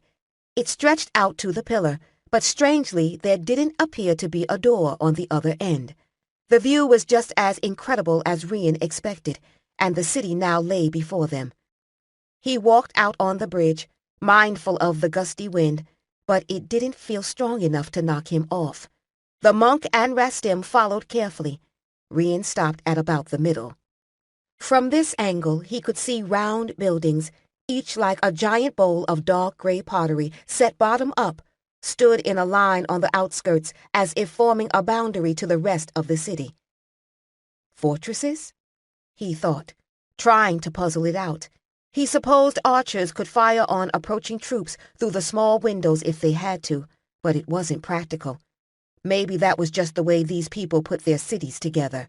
Maybe the Kusharit cities with their straight lines and canals and avenues would appear just as baffling to them. If those cities were still there, Rian reminded himself. Bastards. The monk Aren grabbed his arm suddenly and pointed. There. Rian looked. The man was pointing at the domed building with the horn-shaped spires. There was a broad avenue leading away from it toward the west, the only approach to it Rian could see. He started to ask the monk if he thought the structure was some sort of temple. Then he realized what the man was actually pointing at. There were openings high in the dome, and out of one of them poured something that looked like a distortion in the air. Those things. The clouds that came to the temple last night. The monk spoke so softly Rian could barely hear him over the wind. And they were coming this way. Down! He snapped. Rastim yelped and dropped like a rock, covering his head. Rian and the monk crouched down behind the low balustrade. A sound rose above the wind, a low howling tone. It grew louder, and Rian and the monk exchanged a grimace. The creatures were flying right toward them. Rian risked a look. Another attack. Do you see it, Mescal? The blurring in the air grew rapidly larger as it drew closer. Heart pounding, Rian pressed himself against the low wall. She sees it! Surely she sees it! Rastim muttered. He wet his lips nervously, looking around as if he hoped to see a convenient shelter spring up somewhere. What do we do? Don't move, the monk advised fervently. The high, thin howl that was unpleasantly familiar from last night grew louder, but it was high overhead. Then the tone changed, and it faded into the distance toward the Marai. Mescal, did you see it? He asked again. I saw, her voice said in his ear. I have to help the others now. I won't be with you for a while. All right. Rian got to his feet, brushing his dusty hands off on his dustier pants. She heard you? Rastim asked cautiously, still huddling by the balustrade. Yes, she said she wouldn't be watching us while she deals with the attack. Didn't you hear her? Sometimes Rastim had been able to hear Mescal's spirit voice, sometimes not. It seemed to unnerve the Ariadne, and it might be that he was somehow unintentionally blocking it. Not that time. Rastim got to his feet, looking nervously toward the Marai. The barrier will hold, won't it? It will hold, the monk said firmly. If it doesn't... Rastim was still staring bleakly at the temple. Rastim!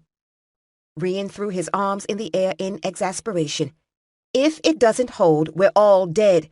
Is that what you wanted to hear? Sorry. The Ariadne shook himself briskly and shouldered his pack. Being dramatic, force of habit. Let's go. Thank you. Rian started away. If they came all this way and found nothing, then returned to the Marai to find nothing, at least now they had a goal. They climbed back down, the loose stone making it far more awkward than the trip up. Once there, he told the others briefly what they had seen. Well, Rian asked when he finished. We could go back and report to the others, or push on and look over that place ourselves. We're so far out that if we return to the temple first, we wouldn't be able to get back out here before dark. Another day here, one of them muttered.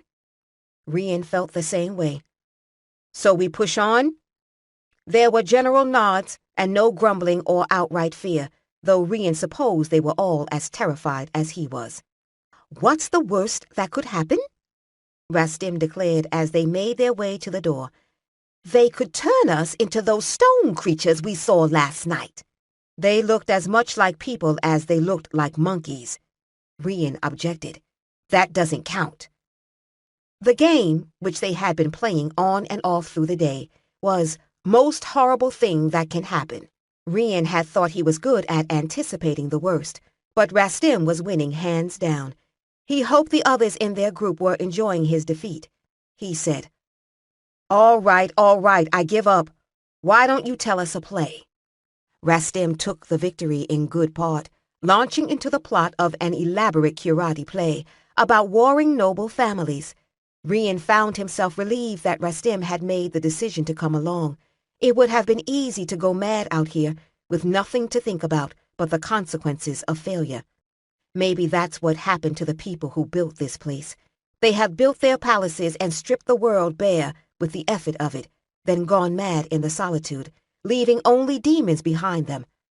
A nice idea, but it didn't explain Marada, or how they had built the second wheel. Damn it, Mescal whispered. She didn't need the distraction. Mescal? Kilia's voice invaded her trance. We found him. She opened her eyes and stood, shaking out her robes. The Ariadne and Karuda were standing just inside the curtain. Mescal said, The flying things are coming back. We'll have to hurry.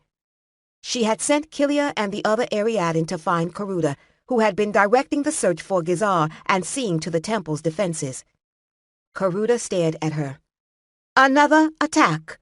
He asked sharply. I'll let you deal with them in a moment. I only need you to tell me one thing. She pushed past them out into the gallery, telling Kilia, Warn the temple master there's an attack coming." As she hurried away, Maskel started across the court to the central tower. Karuta followed, his expression baffled. "That wasn't why you summoned me." "No, I need to ask you something." She led him under the arch into the central tower, and Karuta, suddenly realizing she was leading him to the inner chamber, halted abruptly in the foyer. Maskel turned impatiently, and he gestured at the carvings on the wall. "Are you sure?" "Come on," she snapped. Just inside, Vigar waited. The other voices were arrayed around the Wheel of the Infinite in meditation positions, their concentration and the soft, low murmur of their chant forming a second barrier around the wheel. The final repair had been completed on the right late last night, and since then it waited only for the destruction of their enemy's wheel before it could be initiated. Maskel met Vigar's skeptical gaze as she stepped aside and motioned for Karuta to enter the chamber. She had had only a few moments to tell Vigar her theory, impatient as she was to get back to Rian and Rastim. Vigar had thought she was wrong. Not the first time for that, she thought. Karuta stopped again, this time struck by the effect that the wheel had, even on those not well attuned to the infinite. Maskel looked closely at him, and what she saw on his face made her heart clench. The wheel of the infinite wasn't kept deliberately concealed, but its fragility meant that few, besides the voices and the others attached to the Mirai, ever saw it. Karuta's expression in the candlelight was more startled than awed. Certain she was right, Maskel took his arm and drew him nearer, past Vigar, almost to the edge of the invisible barrier formed by the other voices. She remembered Rian saying that they should discover who had chosen that house for Marada, so advantageously placed near the canal that formed the direct line between the Baran-Dur and the Mirai. She had assumed it had been Wraith. One wrong assumption which had led to disaster. "Have you ever seen the like of this before?" she asked. Karuta nodded, and Vigar hissed under his breath in shock and deep anger. His eyes met Maskel's, and she knew the chief voice was her ally in this, whatever came next. Maskel looked at Karuta again and asked quietly, "Where?" The sky was starting to take on that tinge of dark purple that had marked the arrival of dusk yesterday, when they reached the avenue that led up to the horned building. Rian leaned around the corner for a cautious look. It was about as wide as one of the Kusharit processional avenues, and was lined with tall, imposing structures with many balconies and galleries on their upper levels. There was a huge doorway in the bottom of the horned building, large enough for an animate manifestation of one of the giant Kusharit statues to comfortably stroll through, but Rian didn't want to approach it so directly. They would have to work their way down behind this row of structures and come at it from a side or back entrance. It wasn't that far from the Mirai, so they wouldn't have a long trip back. He glanced around at the others. Rastim looked weary and a little white around the eyes, and the others appeared exhausted as well. Rian was too accustomed to long days of travel or hunting to be very tired, but walking on the unyielding stone for so long was making his feet hurt. He moved back to where the others waited and motioned them to follow. They made their way down behind the row and finally to a round structure that flanked the horned building.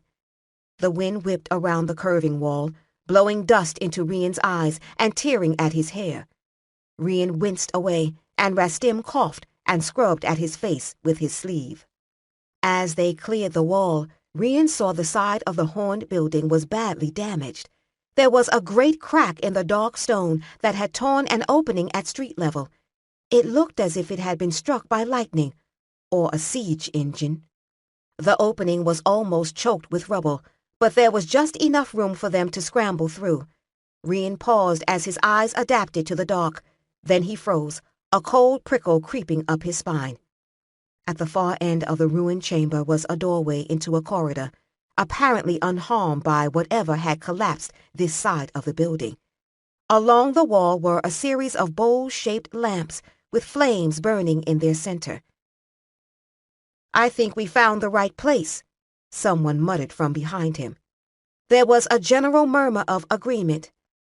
"I want to look down that corridor," Rian said. "Then we'll take the word back to the others."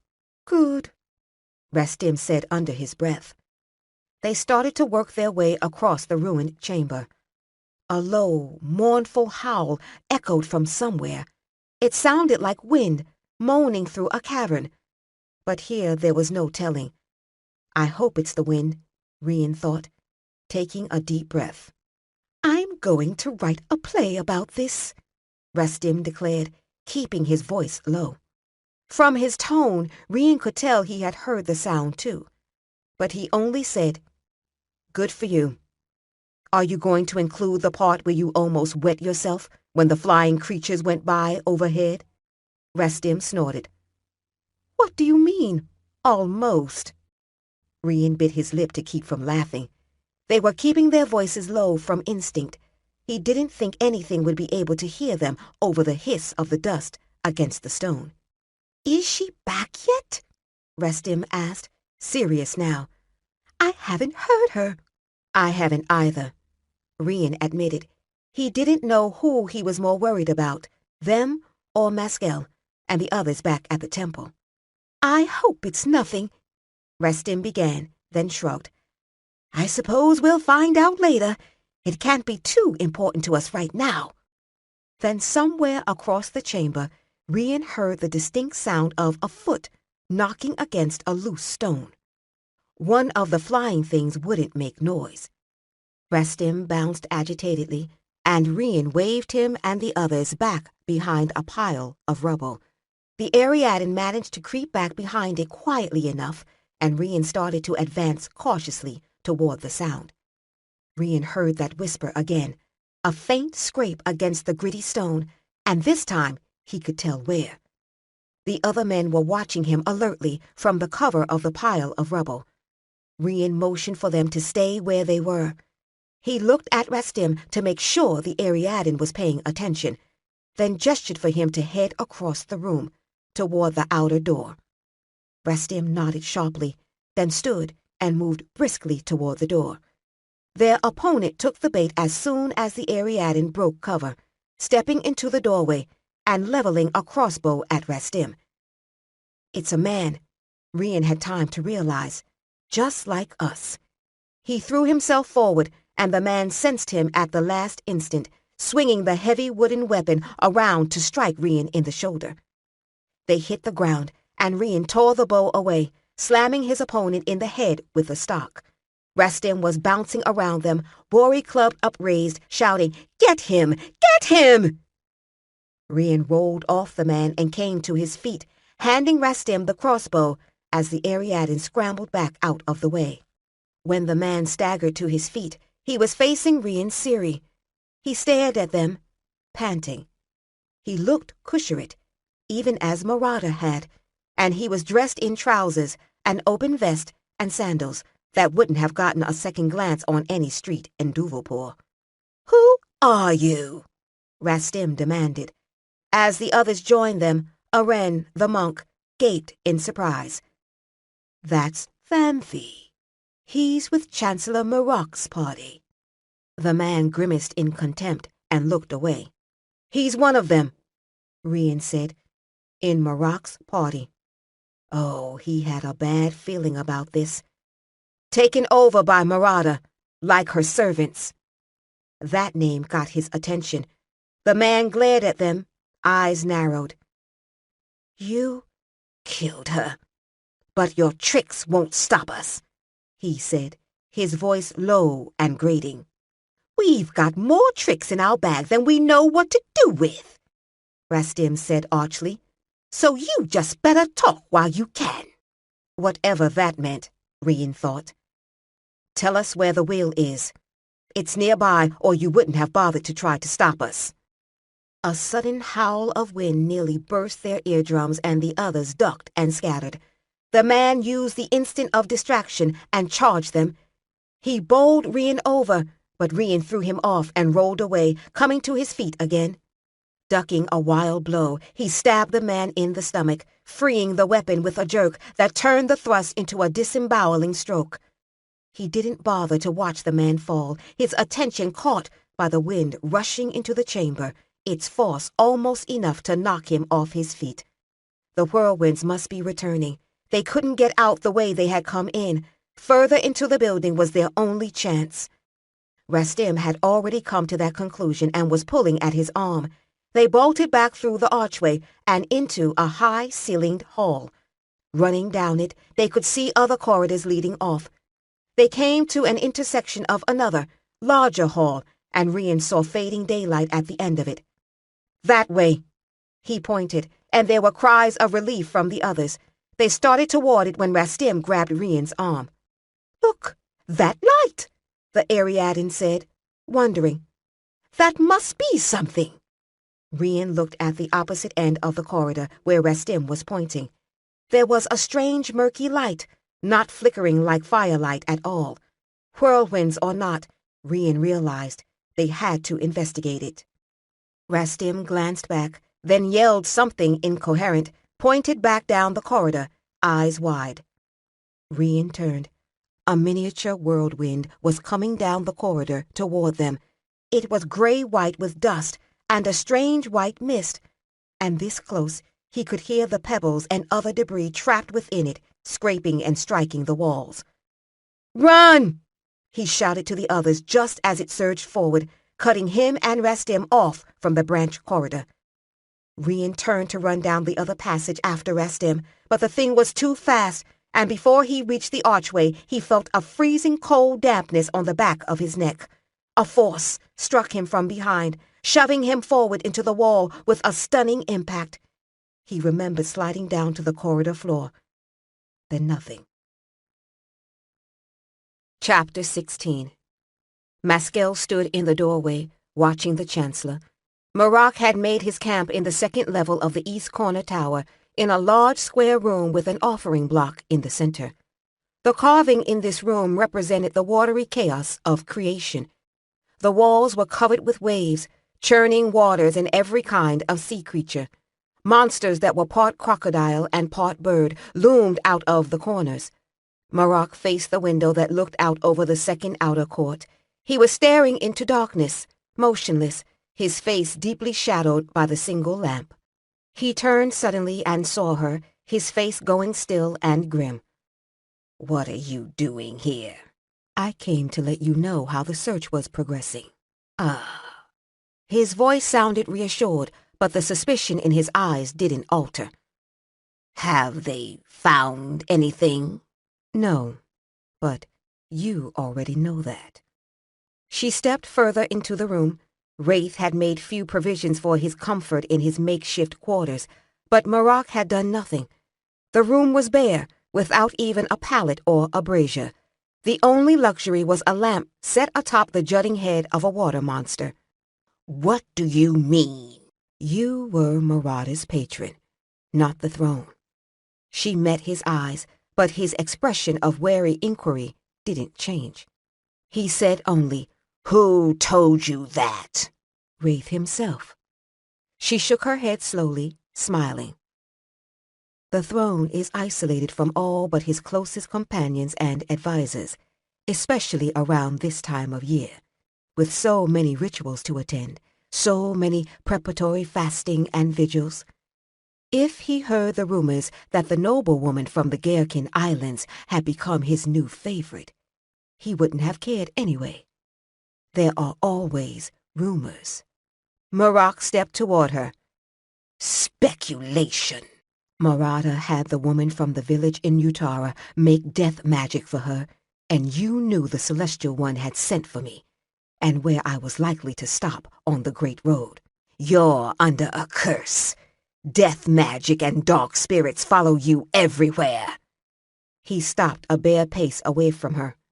She could smell his sweat. His eyes were dark and opaque. She felt the tension gather in her muscles, her throat tighten with growing anger. "You weren't in the Marai when the change occurred. You were in the causeway. Rian and Karuta were closer to the temple than you, and they were both hurt when the wave knocked them against the wall. But when everyone assembled in the central court, there you were, uninjured. Last night, When Marauder's people sent their creatures to attack, you said, take human shape. How do you know what they look like? None of that means anything. And then Karuda saw the second wheel. Marac's expression didn't change. Festival Eve, when you didn't give the banquet that you always give for the equinox. He went to your palace quarters because he thought you should be there when we questioned Marauder's servants. He didn't realize that you already knew all there was to know about them. Karuda had only caught a glimpse of the wheel through a doorway, but it had been enough. In all the confusion that Marauder's failure and the death of the body she had possessed must have caused, Marac hadn't realized the noble had seen the wheel at all, which was undoubtedly the only reason Karuda was still alive.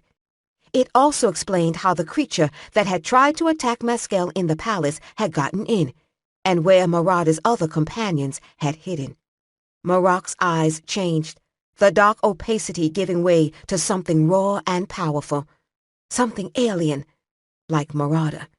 His lips moved in a slight smile, and he said, "You shouldn't have come alone." He grabbed her throat with snake-like quickness, his grip crushing. Mescal didn't break eye contact, though she felt the last gasp of air leave her lungs, and the pressure on her throat was terrifying. She wrapped her hand around his wrist and reached for the Marai's distant heartbeat. Unexpected strength surged up from it, laced with hot rage and predatory greed. It filled the room like oil poured into a bowl, and the lamp flickered, the light taking on an unnatural cast. It was a spirit presence, so strong that she felt its breath on the back of her neck. For an instant, she thought it was something as alien as the thing that had taken Marac's soul, something from this dying world, but it was in the bones of the Marai itself. The temple had no defense against it because it was part of it. Her hand tightened on Marac's wrist, and he released her, stumbling backward, catching himself awkwardly on the offering stone. Mescal gasped for breath, managing to stay on her feet only because that power, familiar as her own, willed it. "I'm never alone," she said hoarsely, and heard the adversary in her voice. Marac looked up at her, and she saw in his eyes that he wasn't trapped like Varan and the unfortunate villagers had been. He wasn't there anymore at all. "You used us," he spat. "For what? Why? You destroyed your own world." Mescal stared at him, horror growing in the pit of her stomach. He wasn't talking to her. He was talking to the adversary. She was laughing at Marac without conscious volition. The adversary had never been much for chat with its prey. "Whatever it is, you can't succeed. If you try to stop us again, we'll destroy you," Marac said desperately. The adversary didn't understand threats. It either killed cleanly or it allowed the prey to live. There was nothing in between. She heard herself say, "You'll be dead." Marac drew a shaking hand across his mouth. The thing inside him had been pretending to be human for so long, the gestures came naturally to it. How long? Mescal wondered. How long had Marac been dead? Since Marauder had come to Duvalpur and been introduced at court? Or before? And it was actually the knowledge torn from Marac's unwilling mind that had allowed her to pose as a noblewoman from Gherkind. He said, "Is it another bargain? What do you want?" He tried another smile, albeit a desperate one. "You have us at a disadvantage. Ask for anything you want." He said a bargain, Mescal thought. The shock of it was almost too much. They made a bargain with the adversary. "I don't need you to give me what I want," the adversary said through her voice. Marac's face worked, from rage to terror and back again. He surged to his feet, coming at her, just as something dropped through the window behind him. Mescal flung herself back against the wall. It was Gizar, grown larger and more horrible, its mottled wooden flesh stretched to cover its new size. Marac whirled around, faster than a man his age should be capable of, but Gizar was faster still. It ducked a wild blow and seized Marac's head. snapping his neck. It stepped back and let the body drop. A cat with a vermin, Maskell thought, watching it. A born predator, killing with stark efficiency and not a little glee at its own prowess. Marak twitched, blood bubbling up past his lips, and impossibly managed to wrench his head around to look up at Gizar.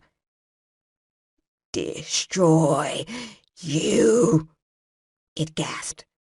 "Try," Gizar said in its hollow wooden voice. It didn't laugh. Dead prey was dull. Marak went limp. Gizar stood where it was. Then suddenly wooden pieces were hitting the stone floor. The head, the arms and legs, the metal wires that held it together. It was ordinary painted wood from a puppet only a few feet in height. Gizar as he had been, before the curse and the demon. Something else stood in its place. It looked like Rian, but Maskell knew the adversary by its eyes. In her voice, hoarse but her own once again, she said, "You brought us here. It was too raw a truth to understand. You did this to destroy our enemy." It sounded pleased with itself. Maskell shook her head, baffled and aghast. Had it thought it was doing the right thing? "You're not supposed to think. You're supposed to show the way. This is the way." She couldn't fathom it. "You can't make those decisions for us. You're supposed to advise me and—" "You weren't there!" It shouted at her, suddenly furious. "Why did you leave?" She stared at it as it stood there quivering with rage. She said slowly, "You sent me away. I was cursed because of the vision, the false vision that you gave me. Ancestors, no wonder you couldn't talk to me." She had heard the whisper of their voices, but never clearly. Had they tried to warn her? Had the adversary prevented them, making sure she only knew what it wanted her to know? It blinked, the confusion crossing its face all too human. "When was this?" "When? You're not supposed to understand time." Her voice broke. It was too much to take in. The adversary was insane. "What happened to you?" "I had to change. I have to change." It looked down at Gizar's pieces and nudged the wooden limbs with a boot. It frowned, biting its lip. "That didn't work out like it was supposed to." "What happened to you?" she repeated. It showed her. They knew the adversary was not like the other ancestors. It hadn't been born, lived, and died as a human before it melded with the infinite. It was part of the world, possibly older than the world, an integral part of it. "All of it," it said, looking at her with familiar eyes. "Including Saqqara and the Aspian Straits." Her breath caught. She had told Rian the old story the day they arrived in the city, about the decision by the Voices to prevent the invasion from Saqqara by closing the Aspian Straits. "They changed the world, and it changed you," she said. It nodded, looking down at Gizar again. "Pieces." Maskell turned away, leaned unsteadily against the wall. "Don't panic. Not yet," she muttered. "All right." It agreed helpfully. "I was talking to myself. I am not going to scream." She looked back at it, trying to understand. "You bargained with them, told them you'd give them our world, help them build the second wheel. Why?" "I needed to be here." It looked around, and she knew it was seeing through the walls of the temple, out at the city. "There's something I have to do here," it said. "I." Had she ever heard it call itself "I" before? "I need to kill them," it added. It wasn't the concept she found horrifying, but the fact that it was the adversary advocating it. "They're our enemies, but they're still people. You trapped them into this." "I need to kill them." The predator again. Nothing else. "They are people," she insisted desperately. It paced toward her, braced one hand on the wall near her head, and leaned close. She could feel the anger radiating from it like heat. It said deliberately, "They aren't my people." Maskel held its eyes, though it was an effort. "The book of the adversary says, those who are pleased to hurt living beings are to be punished without mercy," she quoted. An expression flickered across its face, too quick to read. It said, "We remember." It stepped back from her slowly, then turned and walked away through the outer wall. Maskel stood there, feeling cold, staring at the place where it had vanished. Karuda burst in suddenly, stopping abruptly when he saw Marok's body. The temple master pushed in behind him and came to take her arm. Karuda looked at her, aghast. "We couldn't get in. There was a wall, invisible." "It was the adversary," the temple master said quietly. He shook his head and looked away. "It was the first time I'd ever felt it." Maskel nodded. "It was in Gizar." She gripped his arm and straightened up, taking a deep breath. "Did the search parties come back yet?"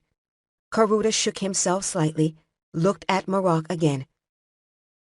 "All but one. Rian's." Maskel swore and ran her hands through her hair. "Rian found it. I knew he would.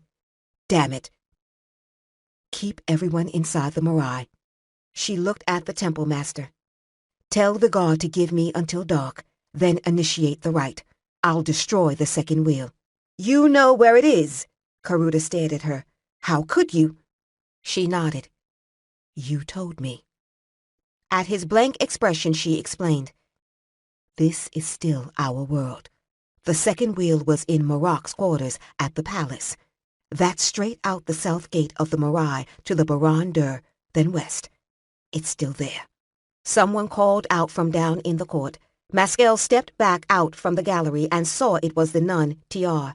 She waved her arms excitedly and called again. "Revered! The Celestial One is waking! He lives!"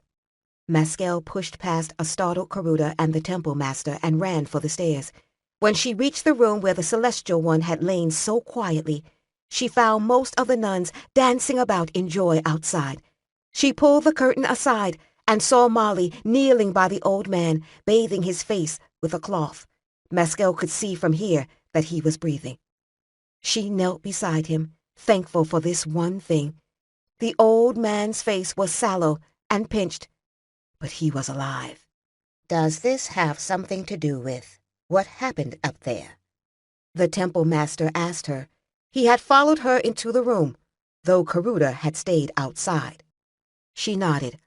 "Oh, yes. The adversary doesn't need me to stay at the temple anymore, so it releases the Celestial One. It thinks its plans are too far advanced for me to stop."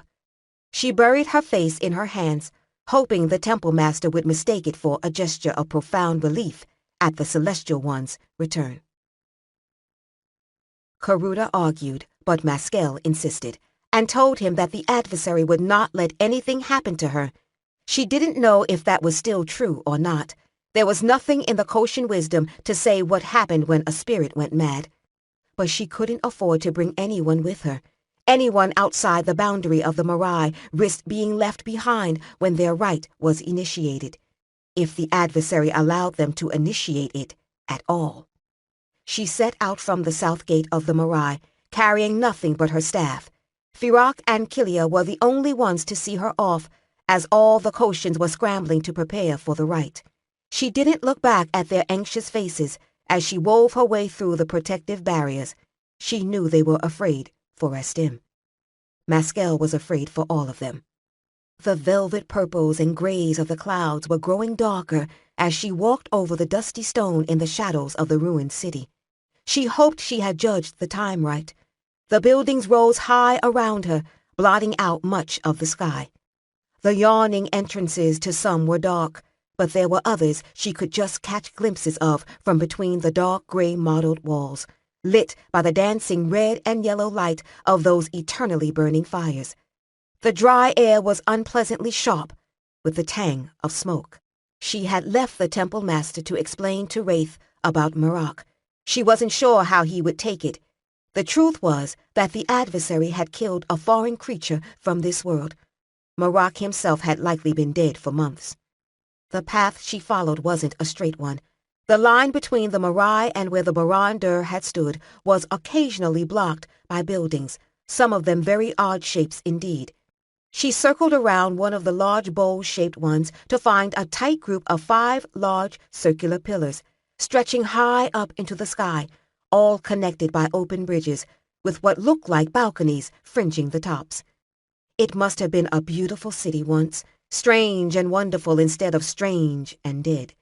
They must have had art and philosophy and religion. How they had come to this, she couldn't understand. During the meditation rings, Khoshans had to walk Kusha-at and Kusha-an's power pathways by counting paces. Not being able to follow a straight line made it awkward, but Maskel only had to find the approximate location of the Barad-dûr, not its exact boundary. She reached what she was sure was the right place, now occupied by a bowl-shaped depression in the stone, lined with rows of stone benches or steps that must have once been a theater or some sort of assembly area, and turned west. From this angle, Maskel could see the top of a structure larger than the others, a dome with spires to either side of it. If she was judging the distance correctly, it was standing approximately where the celestial home should be. There were fires lit in the tops of those needle-like towers that glowed in the dusk, and she could see a haze of light around the dome, as though there were more fires burning below.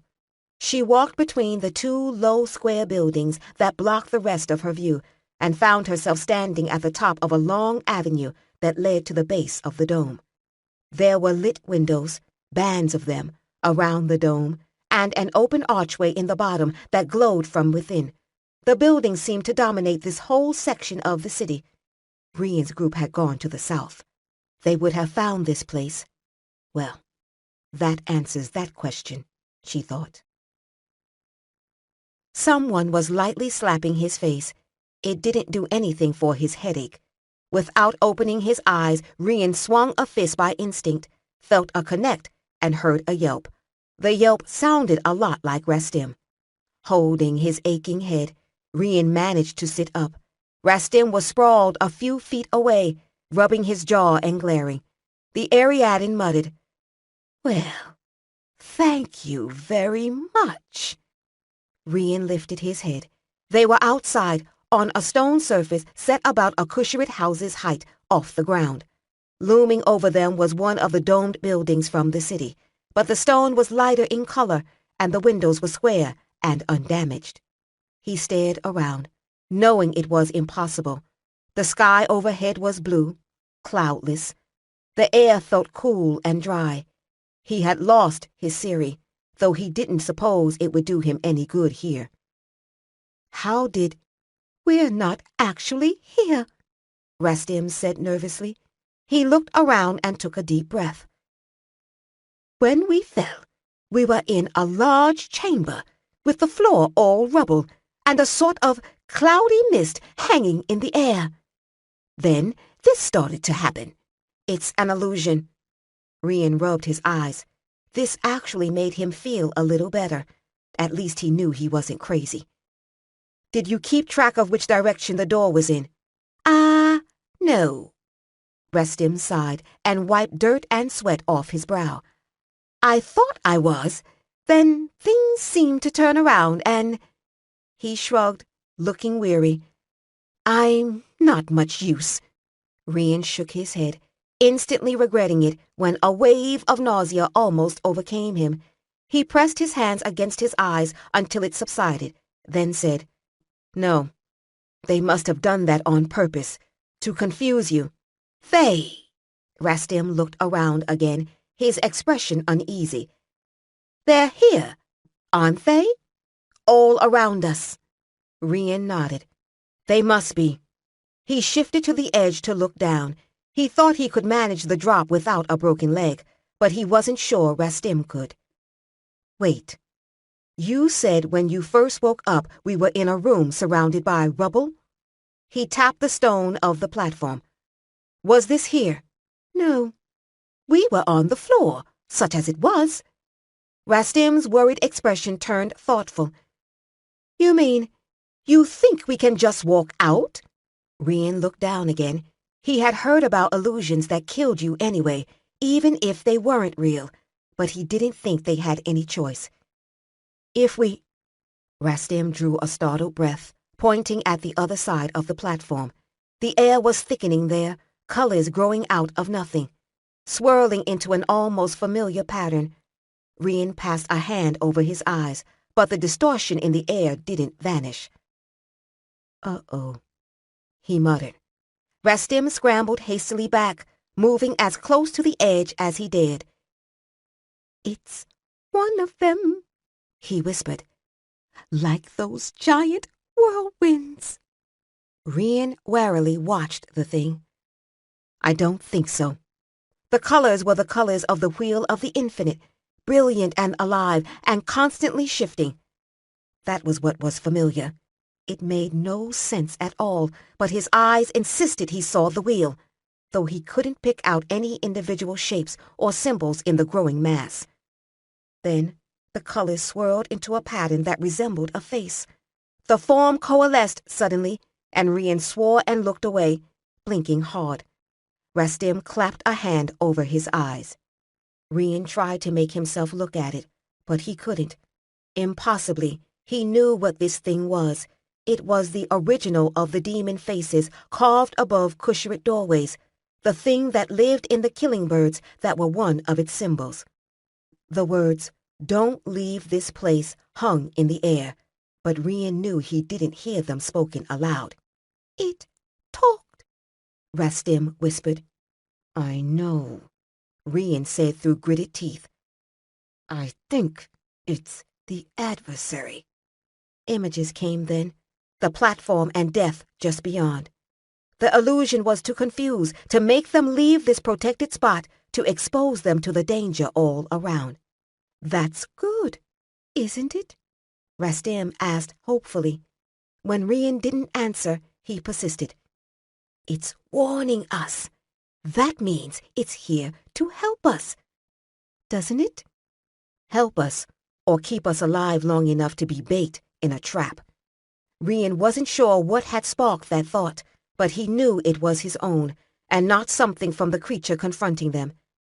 What was it doing here anyway, in the middle of their enemies? Are you evil? Rian asked it. Rastim gasped and elbowed him, and Rian motioned him to be silent.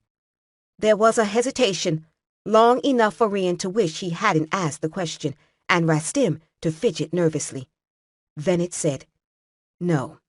Why is that not reassuring? Rian said carefully, Now, when you have to wait and think about it, that worries me.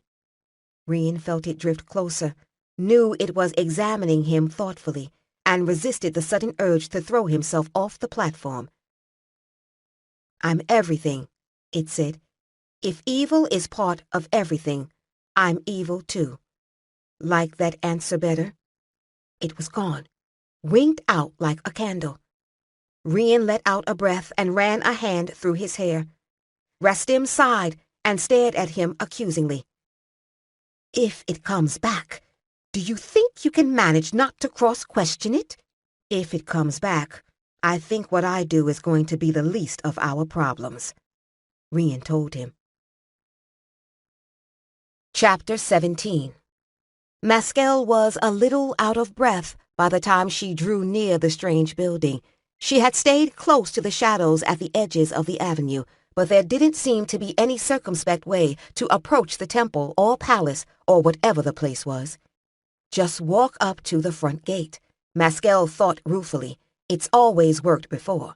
She could hear what sounded like wind howling wildly in the distance, strongly reminiscent of the air spirit creatures who had attacked them. It's probably full of the things. She paused behind a pillar at the edge of the avenue, near enough to see just inside the doorway. It looked like a large hallway, lit by bowl-shaped lamps set into the walls, going back toward a more brightly lit area. I told you, whatever happened, to stay in the Mirai. Maskel flung herself back against the pillar, swinging her staff at the figure that had suddenly appeared beside her. The staff passed right through it. She looked carefully at its face and realized it was her first husband, Ilian, dead years ago from foolishly trusting her. She took a calming breath and said to the adversary, "You told me a lot of things, and I'd be a damned fool to listen to you." Ilian had only been in his second decade when he died. His face was handsome, free of the lines that trouble and character usually wrote, and his build was stocky and well-muscled. He was dressed in a red funeral robe. She would have known that this was not him, even if the staff hadn't passed through him, because this creature had a determined expression and the temerity to argue with her. It said, "You have to listen to me. I'm the adversary." Maskel sagged back against the pillar. I trusted it. All this time, even after the false vision, I trusted it and thought the fault was in me. She wasn't sure she could understand the enormity of what was happening. "Are you sure you're the adversary?" she asked hopelessly. "You're not Gizar's demon or an illusion or one of these creatures in disguise?" Its face was blank for a moment, then it shrugged and ran a hand through its hair in an achingly familiar gesture. Her memory of Ilian wasn't that accurate. This thing could take his form so completely only because it had been with her at the time, had known Ilian as well as she had. It said, "I could pretend to be, if that would help." Maskel covered her eyes for a moment. "Oh, ancestors, for years I thought it was me that was mad." No, that's all right." It watched her with Ilian's worried expression, his concern in its eyes. "It knows you, the thing that's waiting in there." "From Marada or from you?" she asked wearily. "Both." How can I do this when the adversary is against me? Maskel thought in despair, then told herself angrily, "It was always against you. You were always alone." Suddenly she heard voices, human voices calling out in Kusharit. She pushed away from the pillar, looking toward the building. 7 men ran out of the great archway. Bearing down on them from behind was a whirl of light and dust, one of the wind creatures. Maskel ran forward, reaching for power from the Mirai. The link was tenuous, the pathway that had connected the temple with this location, torn asunder by the second wheel. The creature reached the last man in the running group, tearing at him, sending him falling and flailing on the hard pavement.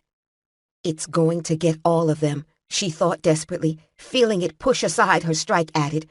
Then she felt the adversary meld with her, felt it take her feeble attempt to disperse the thing, and she was raw power, raw will.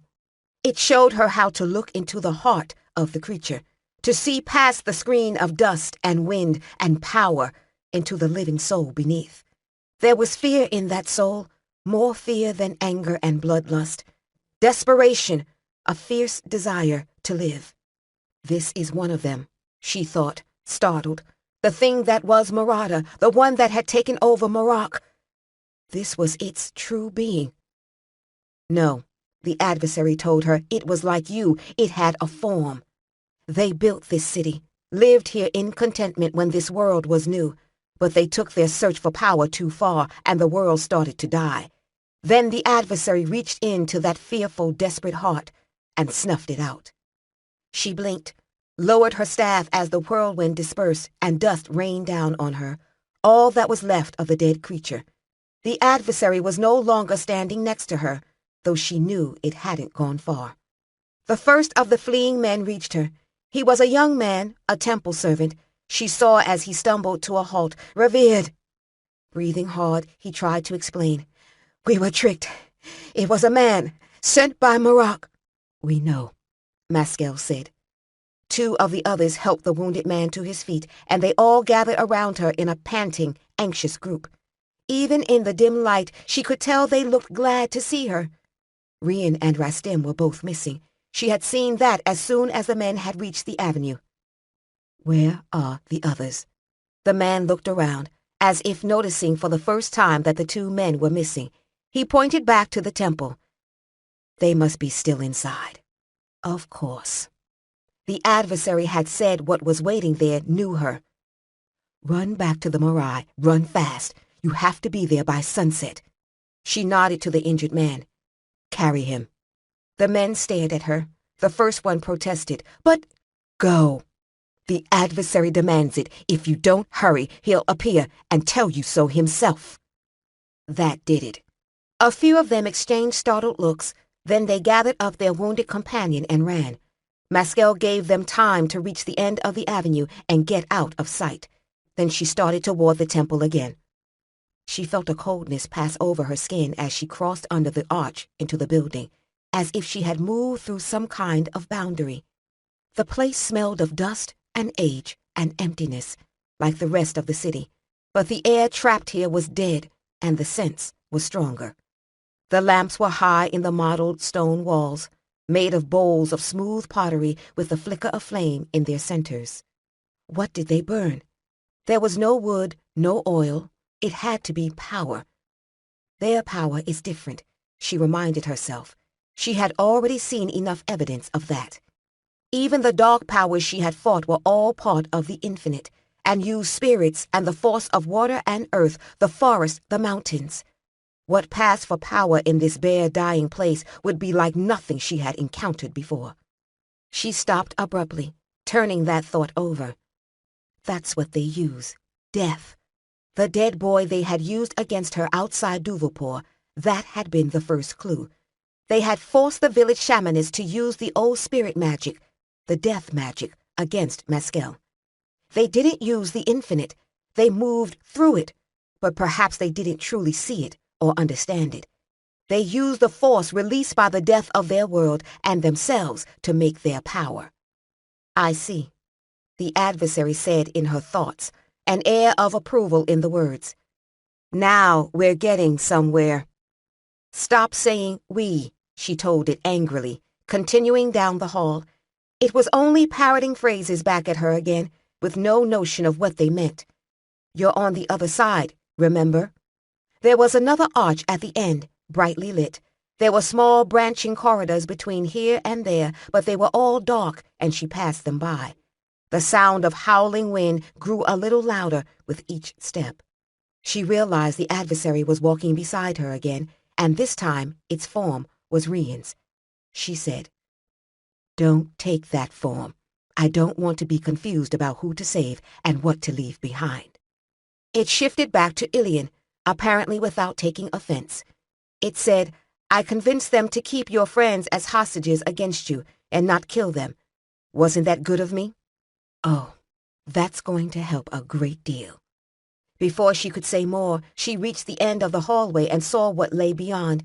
It was a huge round chamber, perhaps taking up most of the space left in the great building. Hundreds of the lamps dotted the walls all the way up to the top of the dome.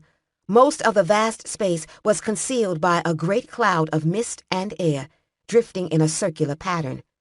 The damp breeze of it touched her face, almost gently, despite the howl and moan of what should be a powerful wind. The floor beneath the cloud was torn up, and the ground below that dug out to form a shallow pit. Broken paving blocks, fragments of carving that must have decorated the walls once, bits of broken lamps, raw stone from the foundation were all jumbled into a spiral pattern as far as she could see through the mist. It was as if the wind had tried to draw every loose fragment in the city to this spot, and the constant motion had worn down the ground. This is where it made the creatures it sent against us last night, she thought. The creatures the adversary had destroyed with an annoyed thought. Are you more powerful now that you're mad? She asked it. Not powerful enough. You still speak in riddles, she said aloud. You assume you're the only one who can hear me. Maskel knew she wasn't alone here. After the adversary had shown her the trick of it, she could feel the minds of the beings who inhabited this place, all of them bundled together, the beings who had built this city and lived and refused to die here. They were combining what was left of their power and their resources, huddling together for warmth. You have both one opponent and many, the adversary had said. When they were like this, they were one. She could feel their awareness roaming the dead city, touching the Mirai again and being repelled by the barrier. They didn't know she was here yet. "Where is the second wheel?" she asked softly, sure she already knew the answer. "In the center," the adversary said. "Yes, I thought so." Maskel looked into the cloud, then closed her eyes briefly, weary beyond measure. "I needed this. I had to get here," it said, somewhat reproachfully. "You've said that before." Then Maskel felt the creature's perception growing, felt them sense her presence, and turned their attention toward her. A voice, human enough to be understood, spoke out of the cloud. "You've brought her. You've decided to help us after all." "You taught me so much," the adversary answered them, sounding sympathetic. "You taught me how to lie. I needed to know that. For that, I'll make your end quick." They didn't reply. They're stunned to silence, Maskel thought. She started to laugh. "Your ally," she said to them. "Are you happy with it? Is this triumph everything you imagined?" "Do not mock us." It didn't sound angry, as Marok had at the end. Perhaps it wasn't human enough in this form. "But it's so easy. The adversary says you've destroyed at least 2 other worlds, using their own powers against them. It's your turn now. Try to accept it with a modicum of grace." There was a pause, then it said, "The adversary needs our help. It wants more power. It wants to destroy the other spirits and rule as your only god." "Is that what it told you? It doesn't want more power. It doesn't need more power. The ancestors can't do anything with it, or they would have done it before now. It wants to kill. It used to want justice, but now it just wants to kill." She laughed again, a bitter sound that startled even her. "It doesn't want your help. It wants to destroy you, and it was willing to destroy us to do it." The wind was rising, pulling at her braids. "You're making them angry," the adversary told her. Its pleasure echoed through the thought. The wind hit her and she staggered and went to her knees, trying to brace herself with her staff and grabbing for purchase among the rough stones. For an instant she felt the adversary within her and thought it meant to help her, but it did nothing. Struggling to stay upright, she managed to plant her staff and pull herself up, but the sharp edges of the rocks cut her hand and the blood made her hold slip. Her staff snapped in two suddenly and she fell backward into the cloud. She tumbled over the rocks, the breath knocked out of her. The minds of the creatures tore at her as she fell past them, angry, desperate, terrified. Then she landed on flat stone. She heard a startled shout, a familiar shout. Suddenly, Rian and Rastim were standing over her. Rian took her arm and pulled her to her feet. As soon as he touched her, she knew it was really him. She leaned against him, relieved, and he supported her with an arm around her waist. "What are you doing here?" he demanded. "Where's here?" Maskel said, baffled, looking around. She rubbed at her eyes, wondering if she had struck her head. "I was hoping you knew," Rastim said nervously. They appeared to be outside under a blue sky, standing on a stone platform perhaps 30 feet off the ground. Around them was the city when it was young. The sky was clear, the stone a lighter color, the buildings untouched by time. There were people moving among the buildings. At least she thought they were people. They were about the right size, but there was a distortion of the sight whenever you looked at them, so their forms were blurred. This is what their world used to be. They keep it preserved inside themselves, Maskel said slowly. Even with everything that had happened, it gave her cold prickles all over her skin. This was a dead memory, held in stasis until it had lost its reality. Why can't we see what they look like? Rian asked her. Maybe they can't remember anymore. Maybe they don't want to remember. She shook herself slightly and looked around again, biting her lip thoughtfully. We need to find the wheel. You mean it's here? Rian looked around, startled. In this room? She nodded. It has to be. Marak was one of them. They built the second wheel in his quarters on the palace grounds. We know about Marak. Rian sounded annoyed. We found out the hard way, Rastim added.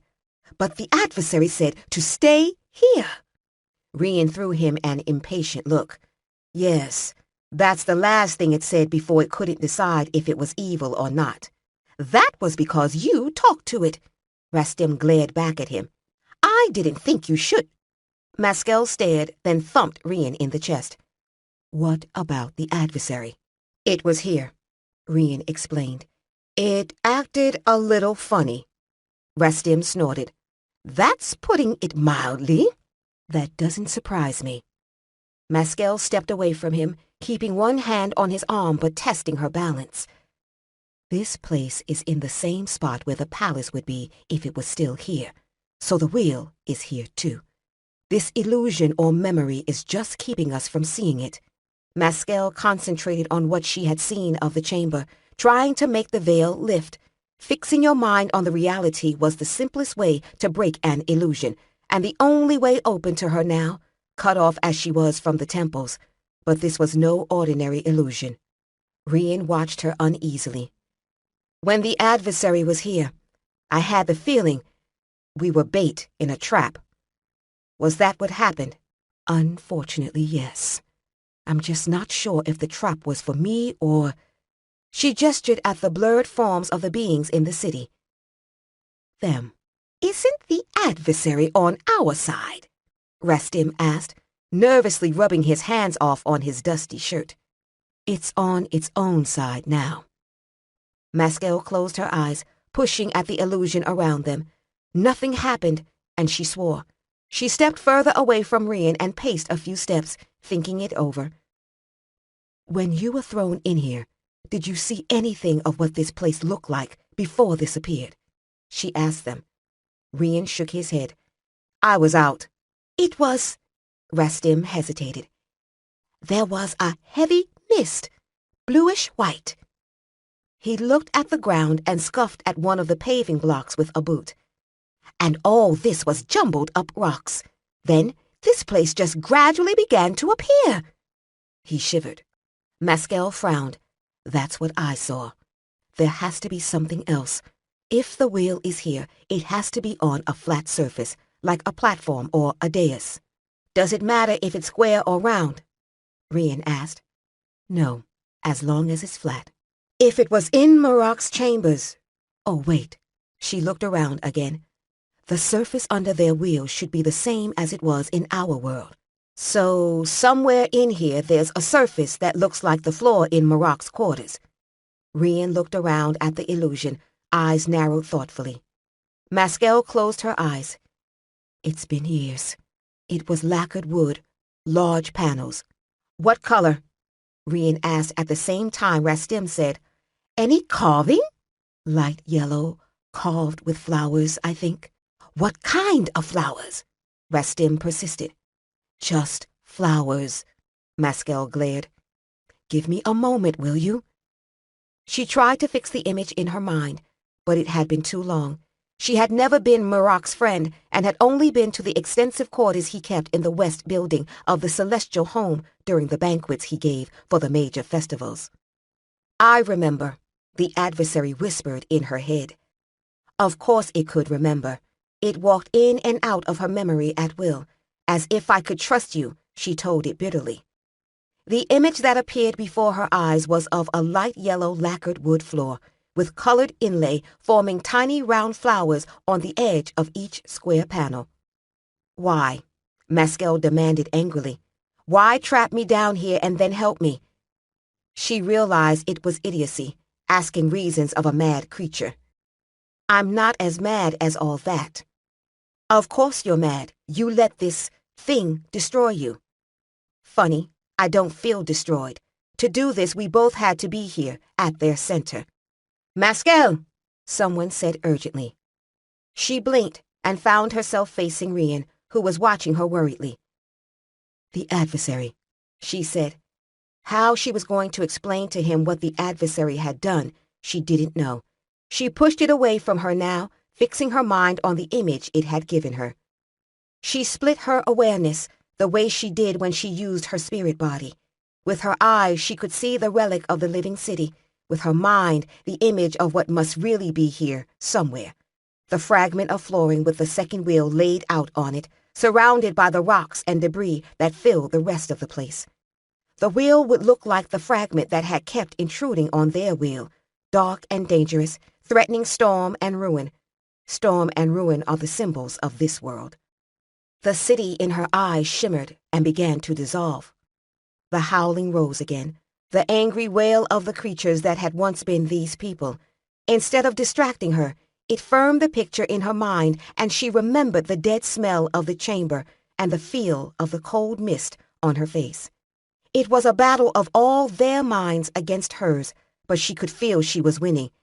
If I was that strong, we wouldn't be having this problem in the first place. The adversary was helping her. She could see two images now, the city and the chamber, cold and empty except for the debris and the wheel. Can you see it? She asked. Not yet, Rian reported tensely. But the picture is getting thin and flat. It doesn't look real anymore. I can see the walls of the chamber through some of the buildings. She said, Be ready. As soon as you see where it is, destroy it. Oh, that will make them happy, Rastim moaned. What should we do to it? It's only sand, Rian told him impatiently. Just mess it up. Mess it up. All right. The veil didn't fall. It ripped abruptly. Suddenly they could see the chamber, the swirl of living clouds around them, the rocky floor torn apart by the endless motion of the air, and in the very center, the section of lacquered wood floor, and atop it, the wheel. Rian flung himself at it, Rastim gamely struggling after him. Maskel started after them, awkwardly stumbling on the sharp edges of the broken stone. Rian was almost to the edge of the wooden platform when he stopped abruptly and stumbled back. Rastim and Maskel reached him a few moments later, and Maskel felt the invisible barrier, a hardening of the air around the wheel. Rian swore and slammed his fist against it. It's like the barrier they put around your room in the palace that night, he said. No, Maskel said grimly. It's like the barrier around the Mirai. This is the adversary. Is there a way through it, like the one around the Mirai? Rian asked immediately. Probably not. Then, now what? Rastim asked helplessly. Maskel started to reply, but the howling of the winds was almost drowning their voices out. She looked back and realized there was a second barrier, this one around the outer edge of the chamber, preventing the creatures from reaching them. They flung themselves against the invisible barrier, and she could feel their ravening hunger. Don't. Ilian was standing next to her again. She said aloud, I suppose you have a good reason that won't make any sense to me. You'll need it to get back home. He smiled. She nodded her fist and wished she could hit him. We're not going to get back home. We're going to die. You made sure of that.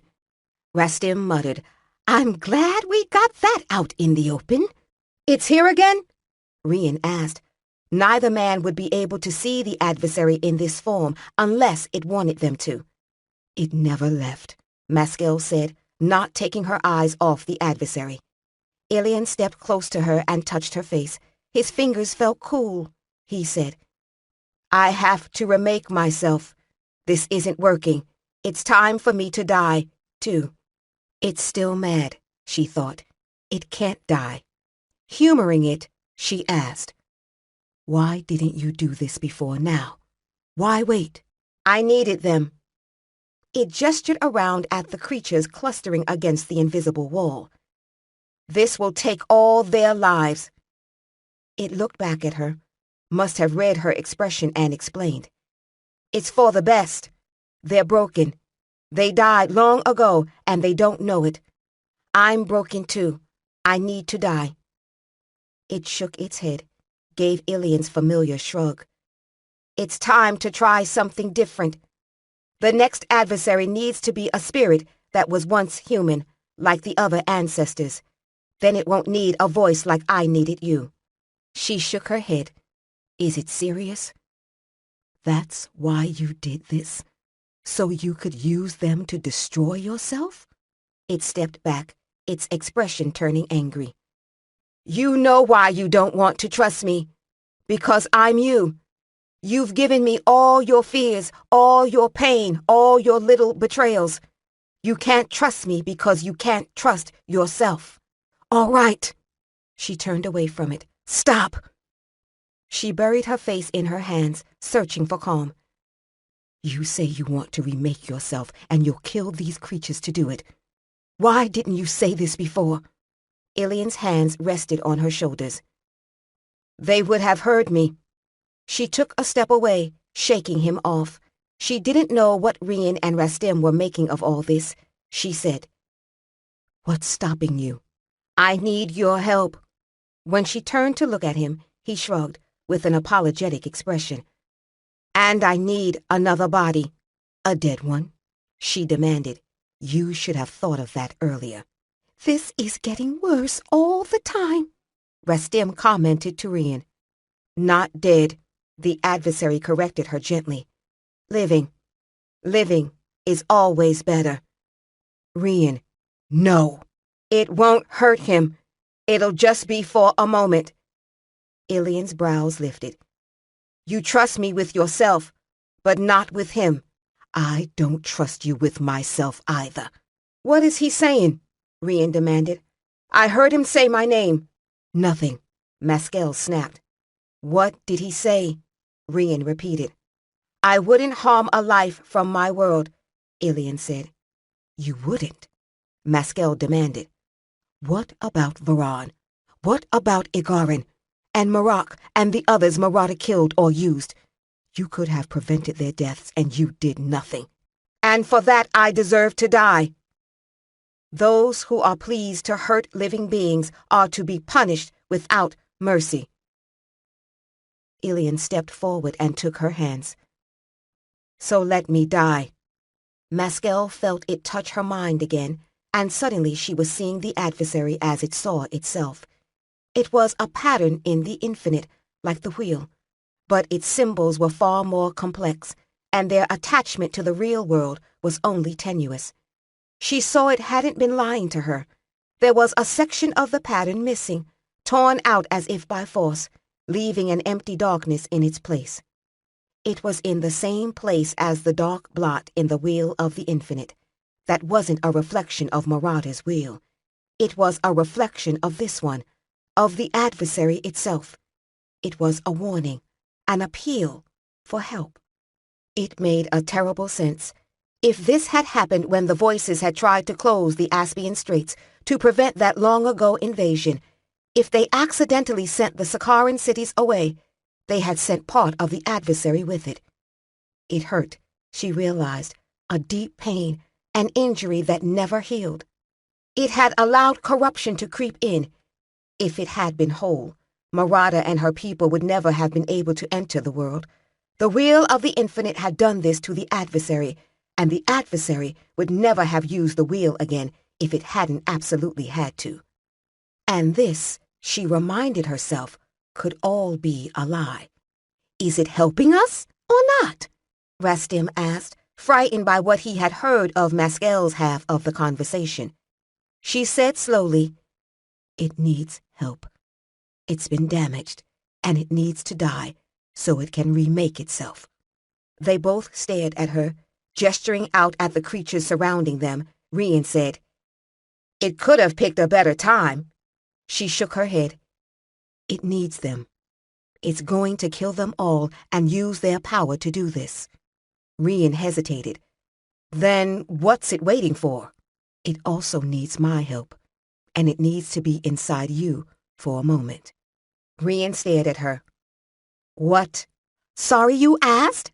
Rastim breathed. Rian looked confused. He looked at the wheel, past the barrier they couldn't break, and then at the creatures that were howling for their blood around the perimeter of the chamber. It was obvious they were running out of time. Should I do it? He must have seen the anguish on her face, because he said immediately, "I'll do it." The adversary waited, and Maskel closed her eyes. There was no other choice. It brought us all to this point solely for this. "I can stop you," she told it. "All I have to do is refuse. I can pay you in kind for everything that you did to me." "I've accepted my failure," it replied with brutal truth. "Accept yours. Forgive me, or forgive yourself. It's the same." She opened her eyes and felt the tears. "I can't." Ilian was watching her gravely. He gestured to the clouds of dust and hate, all that were left of their enemies. "Look at them." His expression sour, he shook his head. "Trapped in the past. Is that what you want? I'm a mad, damaged spirit, and I choose death over that. What do you choose?" She looked at them. "Not that." "Then let it go. Let me go." "Is that it?" Maskel wondered. "I don't want to let the adversary die." It had been there all her life. Hate, love. After so many years, strong emotions blended into each other. Should she hold the adversary like these creatures were held, trapped by memory and old pain, and condemn not only yourself to death, but Rian and Rastim too? "Let it go. Let me go." "Then go." Ilian vanished, and the adversary flowed into Rian's body. He looked startled, stepped toward her, then started to collapse. Maskel stepped forward and caught him, feeling her legs tremble. The adversary hadn't been in a real body before, only Gazar's wooden one, and the effort it was taking to dampen its power, to keep from hurting Rian, was terrible. This has to be done quickly, Maskel thought desperately. She felt that it needed more contact between them to make this work. Holding Rian as tightly as she could, she kissed him. All sound stopped, and she could hear nothing, feel nothing. She felt the adversary poised on the brink and thought, "Please don't let it betray me." "No," it told her. "All that is over with." "We can make a bargain," the creature said again. Melded with the adversary, Maskel could hear their individual voices, keening, inhuman. "We can give you." "I don't bargain with other-world demons," the adversary said as Maskel felt it flow through her. "I eat them." Someone was shaking Maskel's shoulder. She opened her eyes to see an unfamiliar face leaning over her. It was a young face, a girl's face, no more than 13 or 14 years, with brown cushion skin and features, but the hair tumbling down around her ears was light brown, and her eyes were green. In a light voice, she said, "Is this my temple? Is it supposed to look like this? Do I have to stay here?" Maskel closed her eyes briefly. "Ancestors, he did it," she said. "No. Yes, and no. Help me up." A strong hand under her arm hauled her to her feet. Maskel looked around, trying to get her bearings. The great chamber was empty, silent, still. "They're gone. Dead. Everyone," she thought, still taking it in. Rian still lay sprawled unconscious nearby. Rastim was just climbing to his feet. "They're gone," the Ariadan said, baffled. "How did... and who's that?" To the girl, Maskel said, "Wait here," and went to kneel by Rian. She touched his face anxiously, and his eyelids fluttered, but his breathing was shallow. "I can fix that," the girl said. Maskel looked at her anxious face. "Can you?" When the ancestors had been in human form, they had all been great healers. "I know how. My father told me." Her father. For the first time, Maskel let herself feel the emptiness at the core of her being. For the first time since all those years ago in Rashid, when it had first spoken to her, the adversary was gone. Truly gone. When she had been under the curse, She had thought herself cut off from it, but it must have always been there, an undercurrent flowing through her own thoughts, even if it hadn't spoken aloud and denied her the visions. Now she knew what its absolute absence really felt like. Go ahead. The girl looked down at Rian, concentration making her childish brow furrow. She held out one hand, and Maskel felt a surge of pure power as strong and sharp as when she had drawn lightning from the sky. It hadn't come from the temples. It had come from inside the girl, where all the power of what had been the adversary was now stored. Maskel blinked and shook her head. Rian drew a sharp breath suddenly, though he didn't wake. He was already less pale. "All fixed," the girl said happily. Nervous, Rastim asked, "Is he all right?"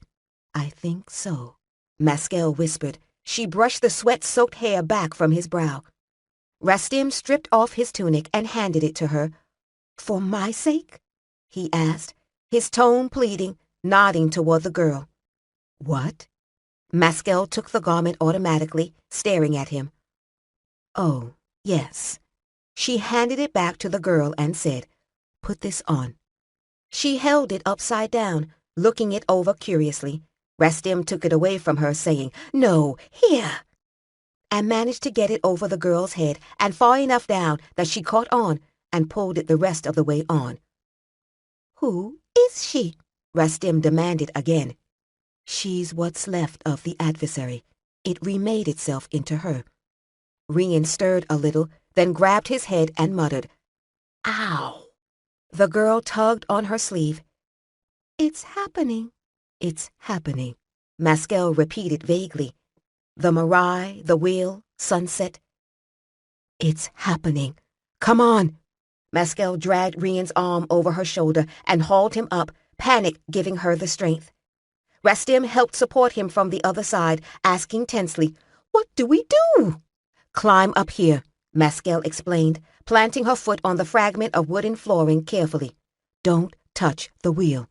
"I could fix," the girl said helpfully. "I know you can, but not just now." With Rastim and the girl's help, she got Rian up on the flooring. Maskel sat down heavily, pulling his head into her lap, Rastim crouching on one side of her and the girl on the other. There was just enough room for them. "Everyone watch their fingers and toes," she breathed. She could feel it coming, like an immense heart about to beat. Rastim started to say something, then time paused and stilled, silence filling the void. Then silence rushed away and Rastim said, "When is it going to?" Scents flooded in first, incense and warm, damp air. The roar of a faraway crowd, the chamber suddenly much smaller, only a few feet larger on each side than the wheel. Maskel found herself staring at an exquisitely carved Kusharit hunting scene, with warriors and nobles mounted on elephants, and a wicked-looking tiger stalking through wooden trees. They were in one of Chancellor Marok's rooms in the celestial home. "Begin," Rastim finished. Chapter 18. Rian would never have thought the hot, damp air of Duvapur would feel good, but now it was as welcome as a cool breeze. They were at a trader's post on the very outskirts of the great city, outside the outer wall and across one of the barrier canals. Rian was sitting on a fallen log near the cold fire pit, while Rastim lay on one of the grass mats nearby.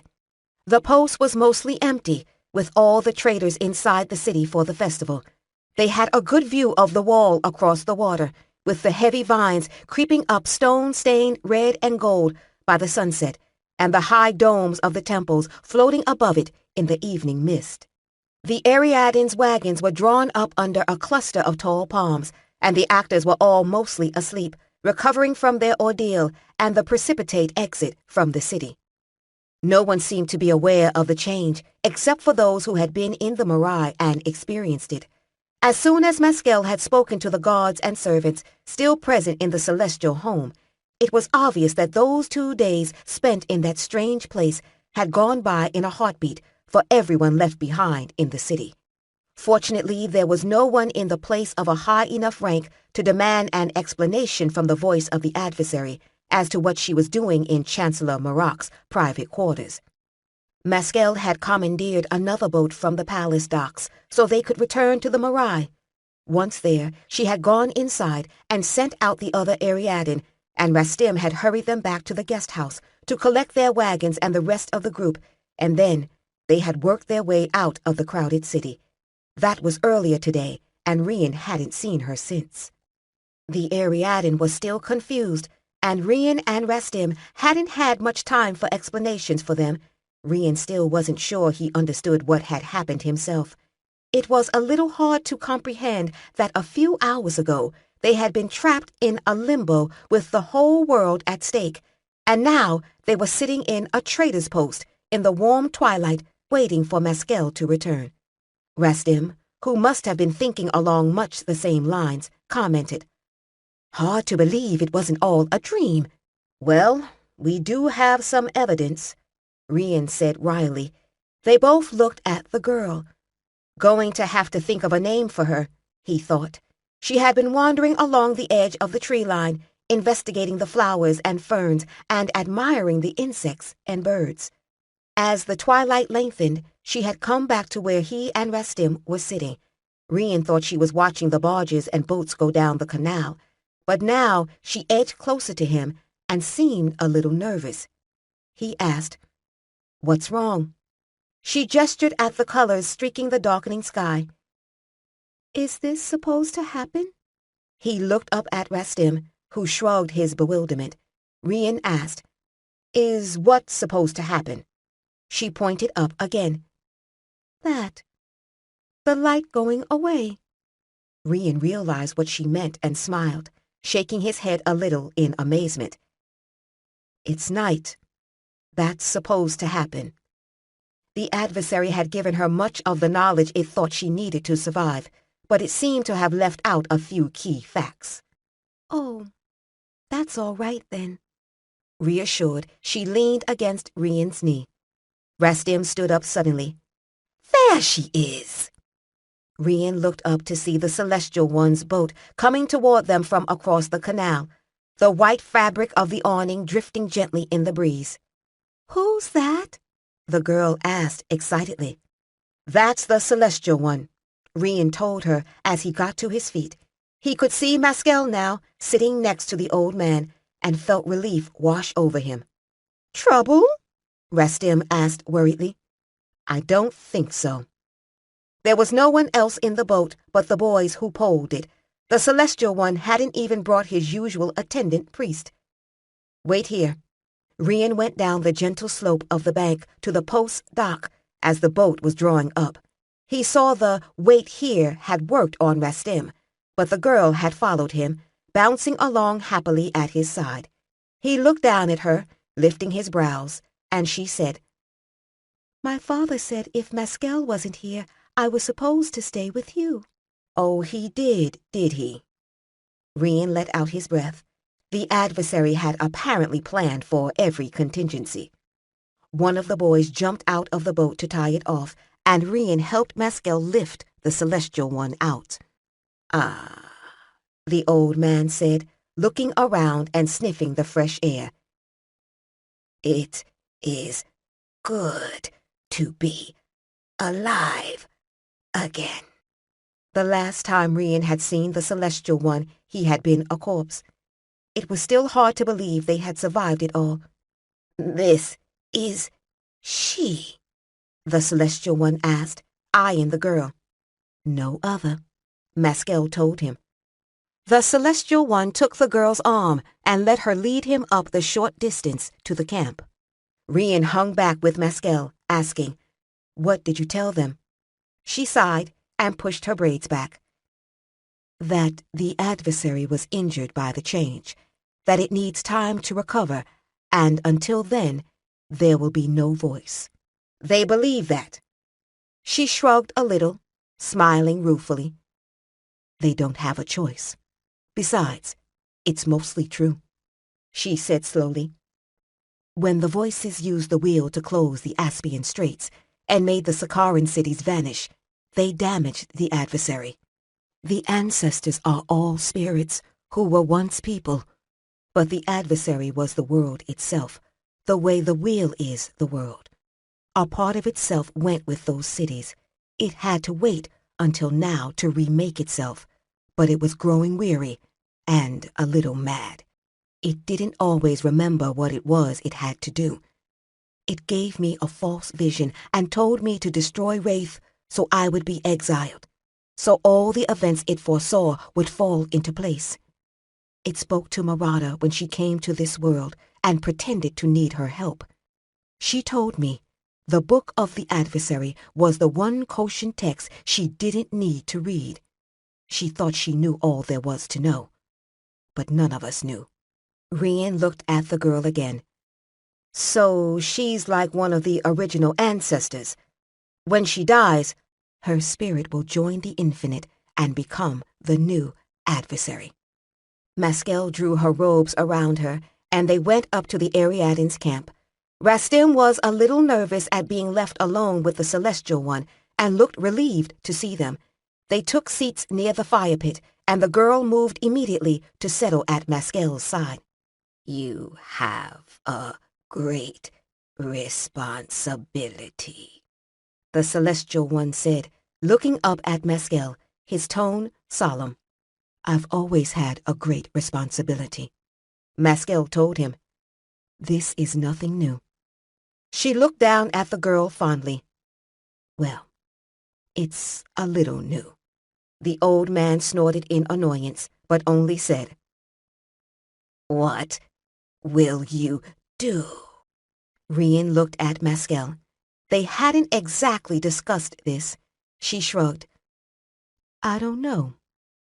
She gave Rian a faint smile, and he realized that she didn't particularly care where they went. The adversary was dead, and though she had the guardianship of its successor, this was the first time in many years that she had been free. Rian smiled back. Stay with us for a time, Rastim said suddenly, leaning forward. We can tour the larger cities in the Empire. The roads are good, and the audiences love us. When things calm down in Duvalpur, we can come back. He rubbed his chin and added speculatively, If we're still popular, I'm thinking of opening a theater, a permanent one. We're all getting older, and it would be nice to have a home. The Celestial One shook his head.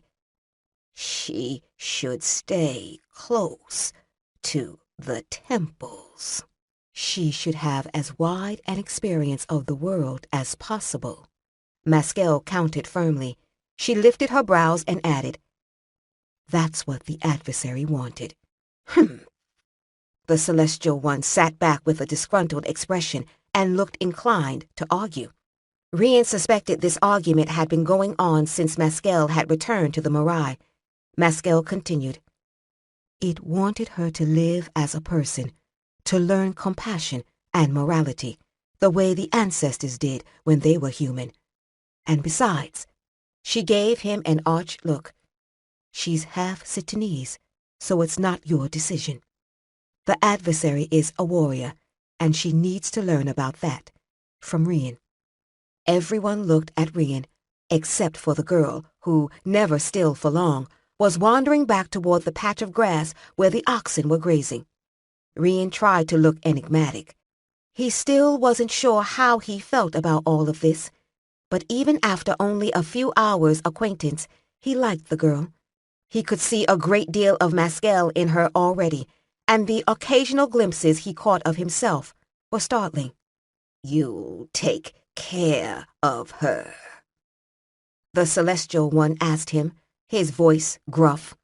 Taking care of people is what I do, Rian told him. The Celestial One sighed and folded his hands, looking away. Well, Maskel prompted, I was raised in the temples at a high rank, and it didn't do me any good. With her power, it would be worse for her. You have told me that it isn't my decision, the Celestial One said stiffly. I'm humoring you. She smiled. He shook his head at her, but he couldn't keep the amusement from showing in his face. He asked, "What will you call her?" And it appeared the decision was made. Maskell looked at Rian, who shrugged. He had never had to name any children before. She said, "What about Siri?" It's the Sitanese word for a type of sword. The Celestial one eyed the girl, who was stroking the forehead of one of the oxen. He said wryly, "That will probably do very nicely." This concludes Wheel of the Infinite by Martha Wells. Narrated by Lisa Renee Pitts.